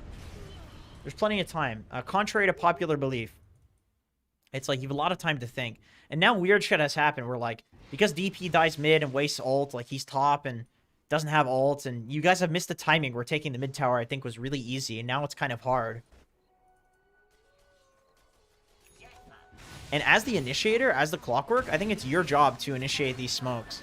So it's pretty important for you to be the guy that's like, oh, all right, let's go. Like, look for who you want to fight with. And that's the thing, because a hero like Death Prophet, it's boring, but a hero like Death Prophet can farm a lane, and she can jungle, and she can, maybe not so well, but she can farm a lane, and she can run at towers herself. She can do shit on her own.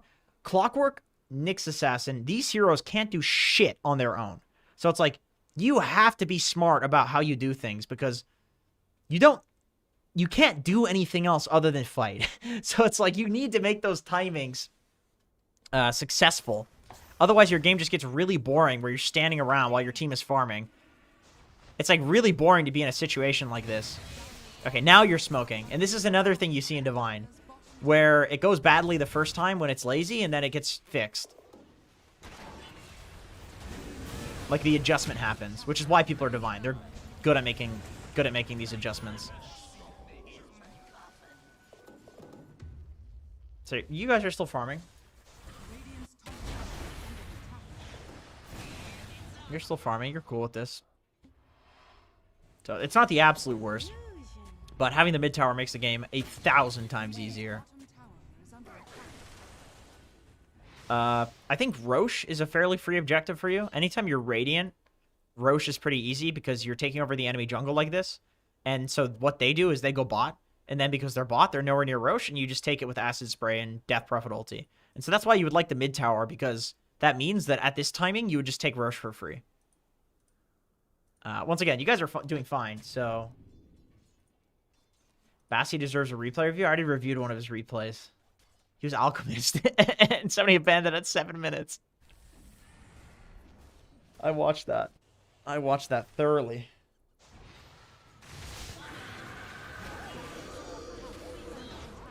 Yeah, this is more like weird shit to the mid lane, and I would be impressed if this goes well. Okay, so your Slark is huge, and that seems to be why it goes well. I think this is way better than Alka's bot while you're doing this, because at least, like, even if this is stupid, at least you're making space for him. I mean, still, you could probably smoke to it and do the exact same thing if you want to take the mid tower anyway. But at the very least, this is more optimal than what happened before, because Alka's farming bot. Wait, Nusham is streaming? What? He's not streaming, is he?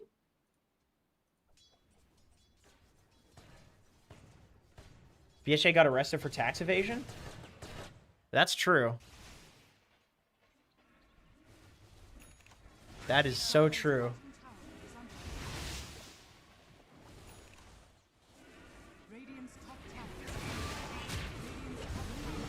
Yeah, so Roche is your next objective.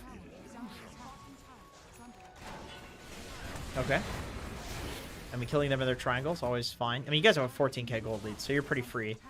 Now, by the way, Alk is your daddy. You sit with Alk and murder people with him. Alk and Slark are your daddy. It was Death Prophet at the start, but now it's Alk. And Slark. They're both really strong. Which is what you're doing, so this is good. This is good. I want to commend, it seems like you have a good idea of who you need to play around. Which is a problem that you can, that does happen in Divine. Like, some people, like, just because somebody's Divine doesn't mean they're necessarily good at this. So you are particularly good at this, which is great to see. Because this is honestly, it sounds easy, but it's not, you'd be surprised how uncommon it is. That people know, like, what the right hero to play around is at the right point. But you're playing around the right heroes.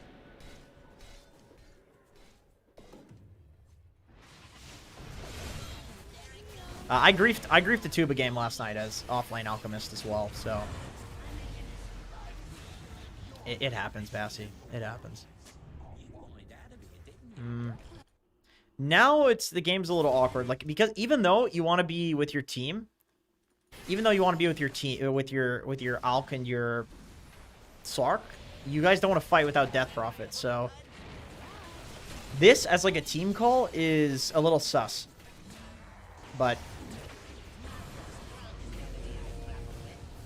Another thing is that,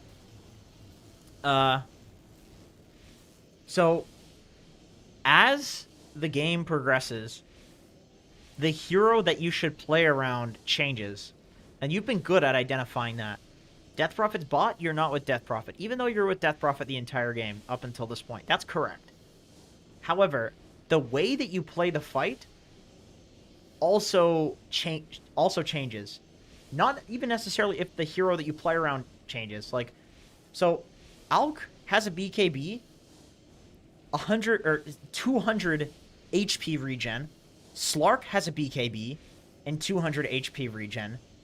You don't need to tank for them. You don't need to do that at all. I think all you need to do is initiate for them, and they're fine. Maybe fuck around with the supports a little bit. But when you force staff in, this is something that you should do early game to protect your Death Prophet. Because at that point, you are tankier than your team is, and you need to be the tank.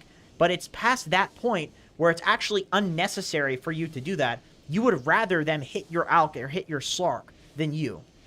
So you're essentially doing the same thing that you were doing earlier, which was correct, but at a period where it is now incorrect to do that. So the way that you played this fight was wrong in the sense that you're trying to tank, you're trying to disrupt, but it's not necessary. Your Slark and your Alk will literally fucking 2v5 the enemy team with no assistance whatsoever. They don't need any assistance. So all you need to do is, like, you can sit on the side of fights and press Solar Crests on them, press Force Staffs on them. That's all you need to do and you're going to win the game. If you stand there and bullwhip your Alk, you will contribute more than going in and tanking for him. If you bullwhip your Alk. And this happens in every game of Dota. It should happen in every game of Dota. Where one guy, often you just buff that cocksucker and you win the game. And this is happening where, like, you don't need to be this, like, frontliner anymore. That time has passed.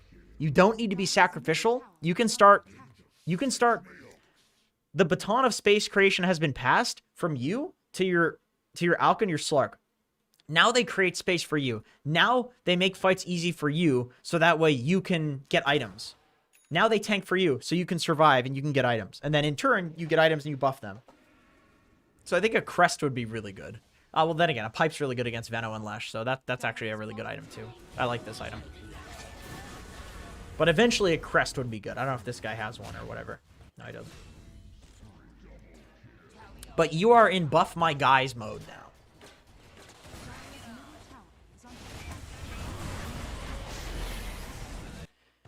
And also, on Clockwork, so something that goes along with this playing fights differently is you have to think, do I want to cog people back, or do I want to trap people in cogs?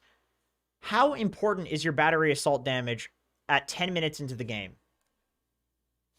very important. This shit does like 2,000 damage. It's very important. How important is your battery assault at 31 minutes into the game when your Slark has almost a Scotty, your Alk has 300 damage a hit and a Swift Blink, your Death Prophet has level 3 Exorcism that's doing 2,000 DPS. Your battery assault does fuck all for damage, so the stun duration and the mana burn, and also keeping yourself alive by knocking people away from you, has way more value than the damage you would get from trapping people and battery assaulting. So this once again goes back to this idea of fights are different. So you don't need to run in. Oh, actually, this... Okay, so yeah, you're forcing in. You're forcing in to, like, help him kill somebody. But even if you hit them with battery assault, your damage is so negligible compared to your Alks and your Slarks. Look at them 2v5ing without you. You don't need to keep playing as if you're necessary. That sounds very offensive. It's not necessary for you to, like, hit people anymore. You don't do damage compared to them. Is under attack.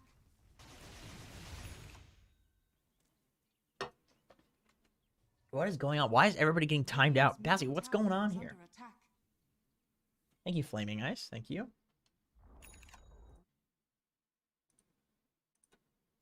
Oh, I see. Okay. That is one guy. That's okay. Well done, Bassy. I'm sorry for ever questioning you. That was very well warranted, the ban. Yeah, this is better. This is better. Just get the fuck out. You don't need to be a hero in fights. Like you've done enough. You're like, okay. At this point, you're like the retired hero that's passing the baton to the next generation. Like, you're the old, decrepit Superman, and, like, you're just telling him how to be a just superhero, but you don't need to go in and save the fucking day, unless some clutch situation comes up and that epic moment happens in the movie or whatever. But for the most part, like, you're letting the next generation be the superhero. You were the superhero at some point, but now you're just telling Superman how to be the hero, how to be a good person, etc., etc. Like, for example, you don't need to walk in here and hit this shit in Roche. You do nothing. You'd be better off scouting so somebody doesn't get hooked out or they don't steal the Aegis. Yeah, you're being the hero still. If you're doing this in a lot of games where you're not transitioning... Oh, you got the Aegis. I see. Very good. Brilliant. You have 30k gold. You can do whatever the fuck you want, honestly. That is the luxury you have. Unfortunately, you still die because you're still not the hero.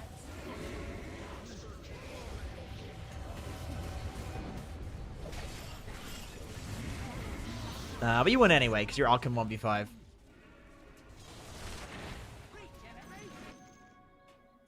Okay. Alright, I think we talked about some good stuff for this. I think you won. How much liters of Diet Pepsi do you think you are worth? What do you mean worth? Like as in my net worth converted to Diet Pepsi liters?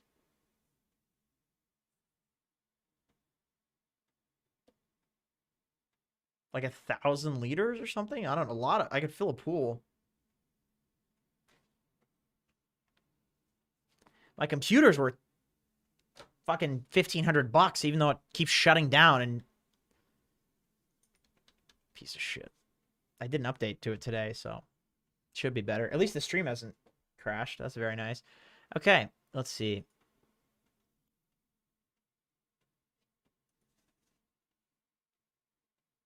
Let's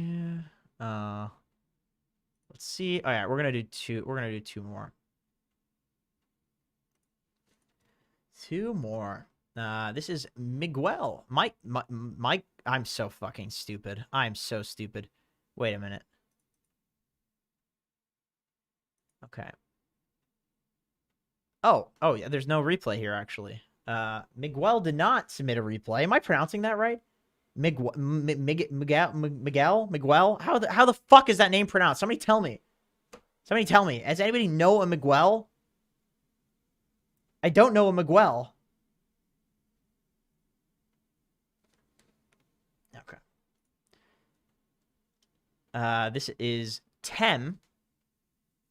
Miguel. All right, very good. Somebody asked me what my IQ was earlier. That should give you a pretty good indication.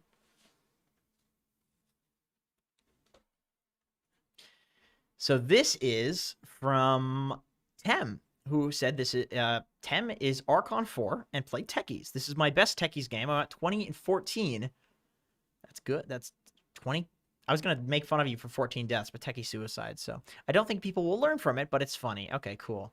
Techies games are fucking awesome. Mega lol. My EQ is great though. Thank you so much. I don't think that's true. I'm very incapable of expressing emotions and reading emotions. I fail every test that there is, whether it's EQ or IQ. All right, we're looking at the techies. Let's see. What are the starting items? We're rushing a soul ring. Can I? Is this 5 techies? No, offlane techies. We have a Techies Darkseer Snapfire lane. The great synergy of Ion Shell, I should say, plus 2 ranged heroes. Very good. Centaur safe lane. The second Centaur safe lane we've seen today. Excellent. Wait a minute. Wasn't the other Centaur safe lane also with an OD mid? What? What? Why? Why is it built? I don't get it. All right, what are we doing here, Squidward? What are we doing, Squid Need Ward? That's a good name. So he blocked the camp, but he let it spawn. It happens. Trying to get level 2, even though we're a tri-lane. This is very awkward.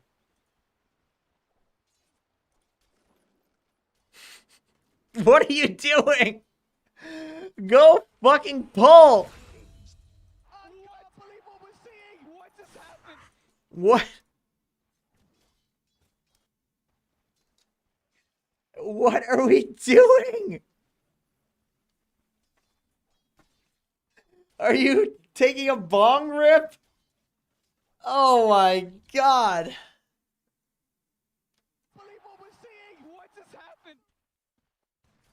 All right, here we go. We're getting back into it. We're getting into it. At this point, you could have jungled. You'd be level 4. Ah, here we go. Now we get to start putting mines down. Hell yeah. BRB pizza. Bitch, SDFU. Oh, hell yeah. Very nice. Oh, well, how the... What the hell happened with this guy? Oh, did he get charged? Oh, he did. He did. See, this is the problem with... This is totally irrelevant, but... This is the problem with Soul Ring Darkseer. You're just low HP all the time if you get this item. I got this earlier today. I massively regret it. It was terrible. I think you just get a bottle and you play more careful with each shell. Like, you play as if it's like a real spell and not something you're just spamming all the time, you know? I think that's how you're supposed to play Darkseer now.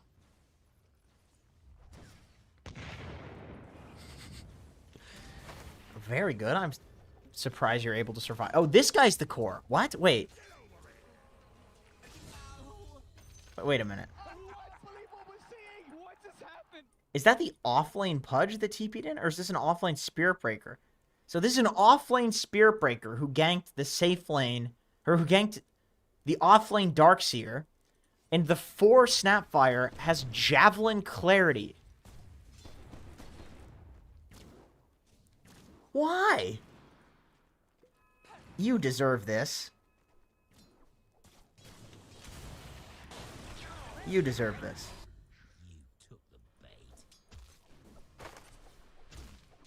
Yeah, Mango Man's not happy about this. That is...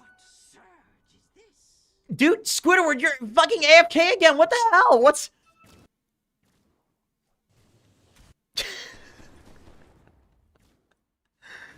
Oh my god. He's gone. There we go. Brilliant, we're back. I would honestly just stack in jungle now. Why not? I mean, it's Darkseer anyway. Like, he'll just push the lane.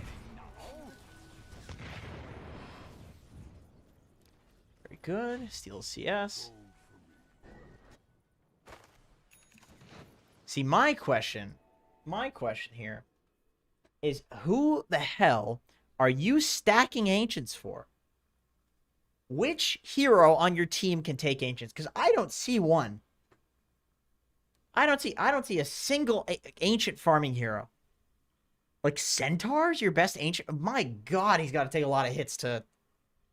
Like, that's good. That's going to kill him to farm those. I think what you should do instead here is stack this camp. Like, farm the easy, maybe. Well, this guy maybe wants to farm it, but... You could just farm this camp, too. It's like Darkseer can just shove the lane, although he's jungling. It's fucking... This is a weird game. This is a really weird game. He intends to bomb the Ancients? Is that a thing? Does that work? Wait, what level techies are you? Where do I see that? Do we have Dota? Gold tier. Okay. Can Darkseer farm Ancients? Is that true?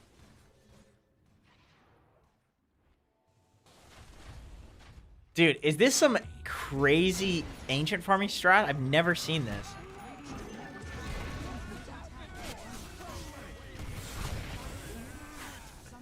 Wait. Wow. No. Oh, he gets excited and comes for you. My God. Oh my God. Yeah, he is not supposed to die to you. He is not supposed to die to you. Dude, what? Radiant's top tower is under attack.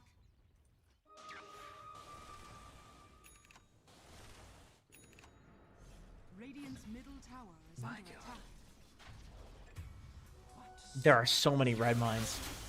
Radiant's top tower is under attack. Are fortified.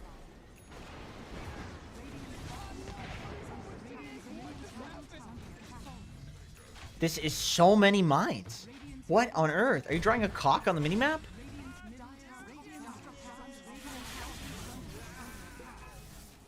Lucky.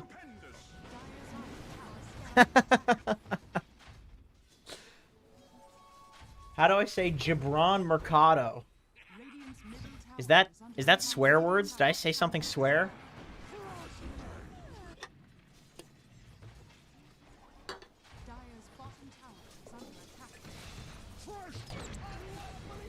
Okay. Oh! It is so unfortunate when this happens and you don't get the XP.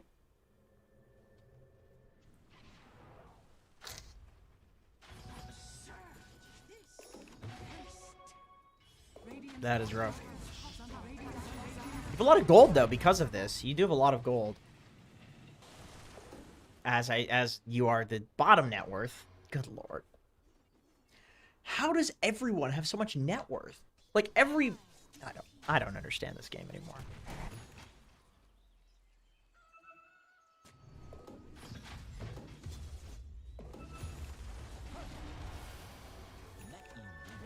Well, they should never be able to push mid, I can tell you that much.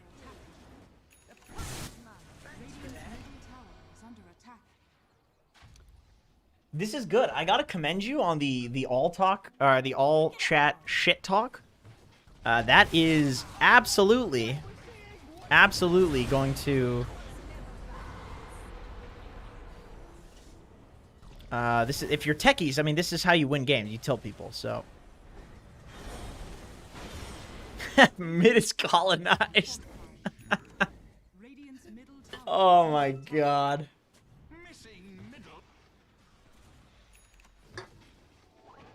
Very good.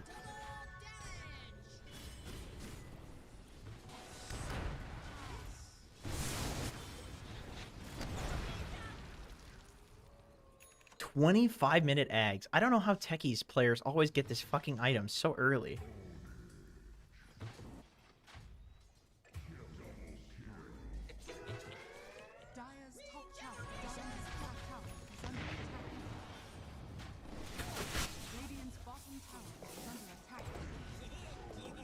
Why do they keep going mid? Why do they keep going mid? Why don't they just not go mid? I feel like that's the only thing that they need to do is not be mid. But they keep walking down the mid lane and not dewarding. Radiant's bottom tower is under attack. Dire's top tower is under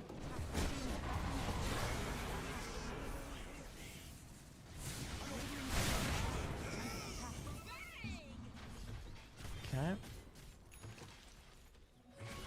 Yeah, this has been mid. The heat map for this game is like just the middle lane. That's it. That's it. What does your OD do? What is he? Phase boots. Okay, very cool. Darkseer has BKB. Guardian Greaves BKB. That's a Chad build. I actually like that build. This guy's just farming up top. He's going for an Abyssal Blade.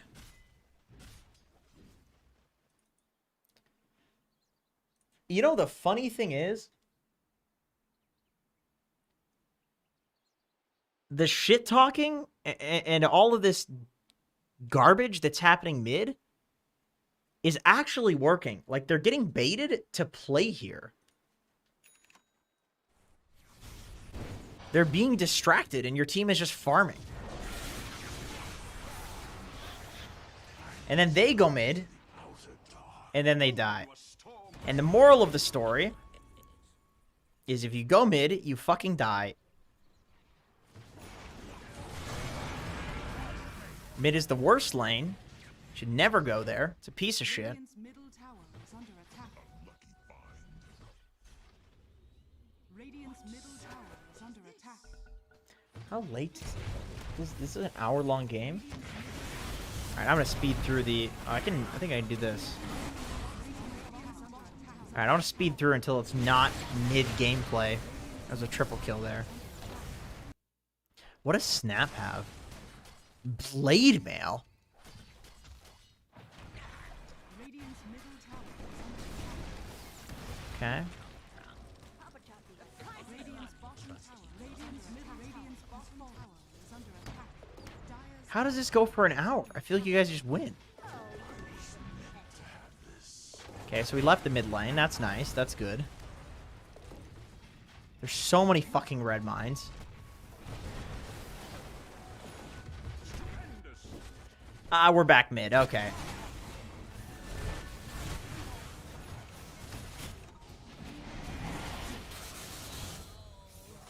Oh, we tried to venture out of the mid lane and then died? I see. That's very reasonable stuff. Very good.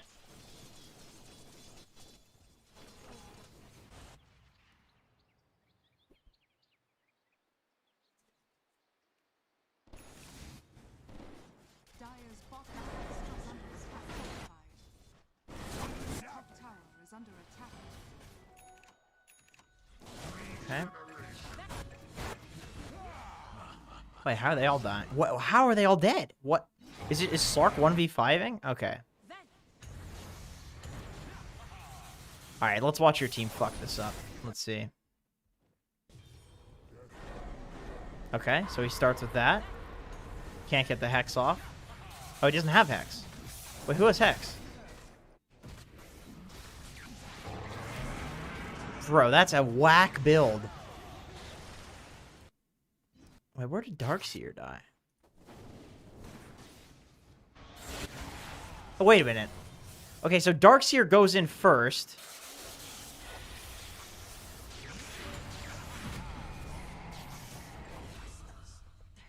He doesn't try to initiate, though. He just gets gone on. And then this guy goes in.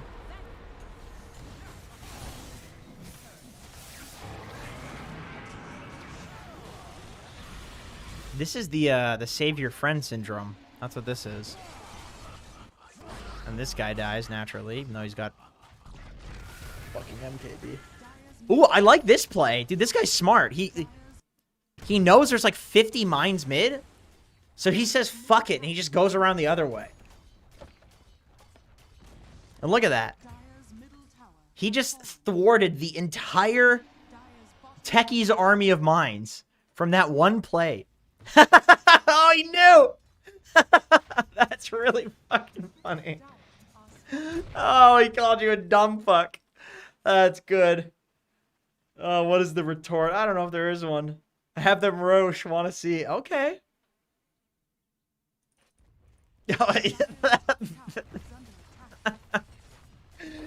Oh, that's good. All right, that's good banter. That's good banter. Very nice.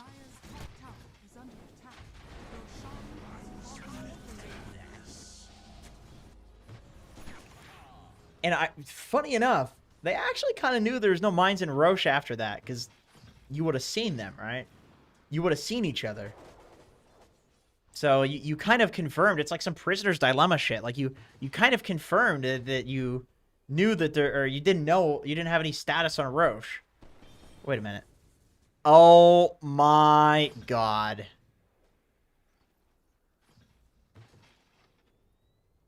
Okay.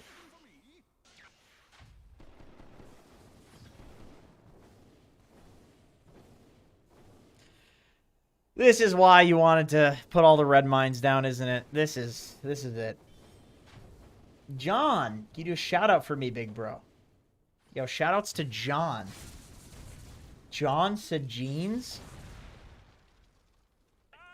What is Sajines? Tell me how to pronounce that. What does that mean? I go this talent too. I think if you go the 252 damage talent, you're a shit. You're a shit.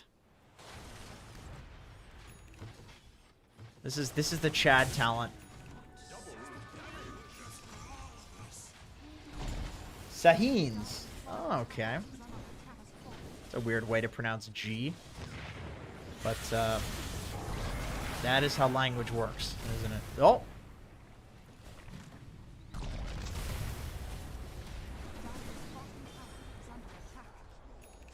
This guy's about to eat shit. Nope, never mind. He's fine.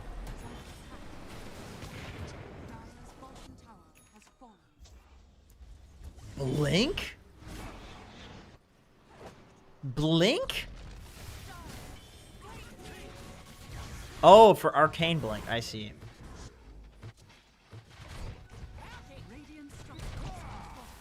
See, here's a weird thing at this point in the game, is I feel like you need a fighting techies build at this point in the game. Not with the talent, because that sucks. You need a fighting techies build with the Aghanim Shard, because if you're winning, which you should be at this point with techies, if you're winning, you don't want to just keep putting mines down like this and playing passive. Like, that's... No, it's not going to work. Oh my god. Okay. I mean, still, because you're all dead, you don't get anything for this. Like, that's the weird thing about being this, like, I'm going to plant 100,000 mines down techies at this point.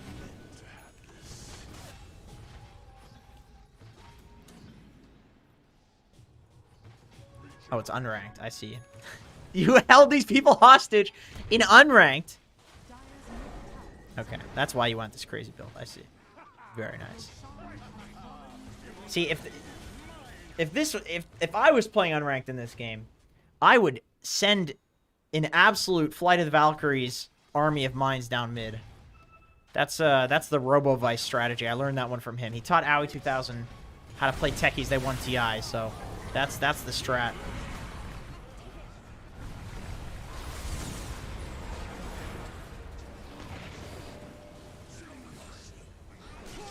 Get over here. Pudge is so cool. I'll get the Ag Shard. The Ag Shard is really fucking good. I mean, you have every talent, so you just get whatever the hell you want.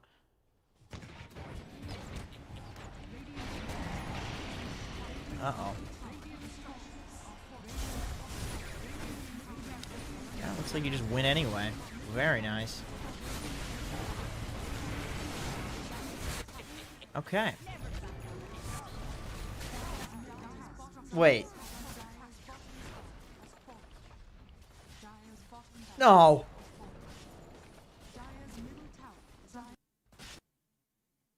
Dire's structures are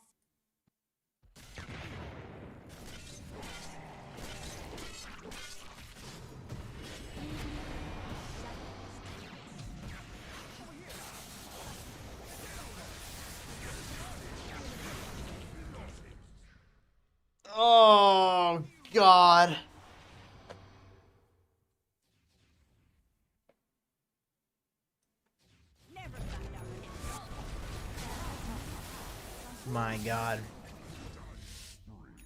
Oh, did they win? I mean, I feel like they could just go throne. That's the right call, dude.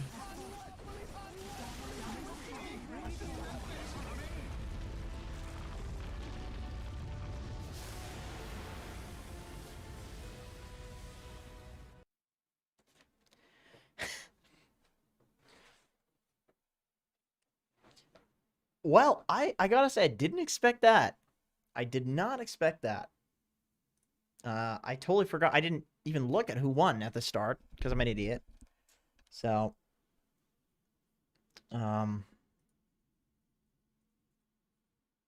okay. I think that's gonna be it for me. Fathom. You send that to me on Discord or Patreon. I will record an off stream for you. My GF is getting off work soon, so it's her birthday actually. It's her birthday. It was her birthday yesterday, the 15th. But you know, to us it's still that day, so I will go spend some time with her, be a good boy. Favorite ice cream? I like cookie dough. I like cookie dough. Okay, thanks guys. I appreciate everybody coming to check it out. And hope to see you in another video or stream. Love you guys. See you. I'll do this again soon. I'll do this again soon. I'm gonna try to start doing this as a thing. So if you sign up to Patreon, this won't be the last. This won't be the last. So see you guys. Thanks for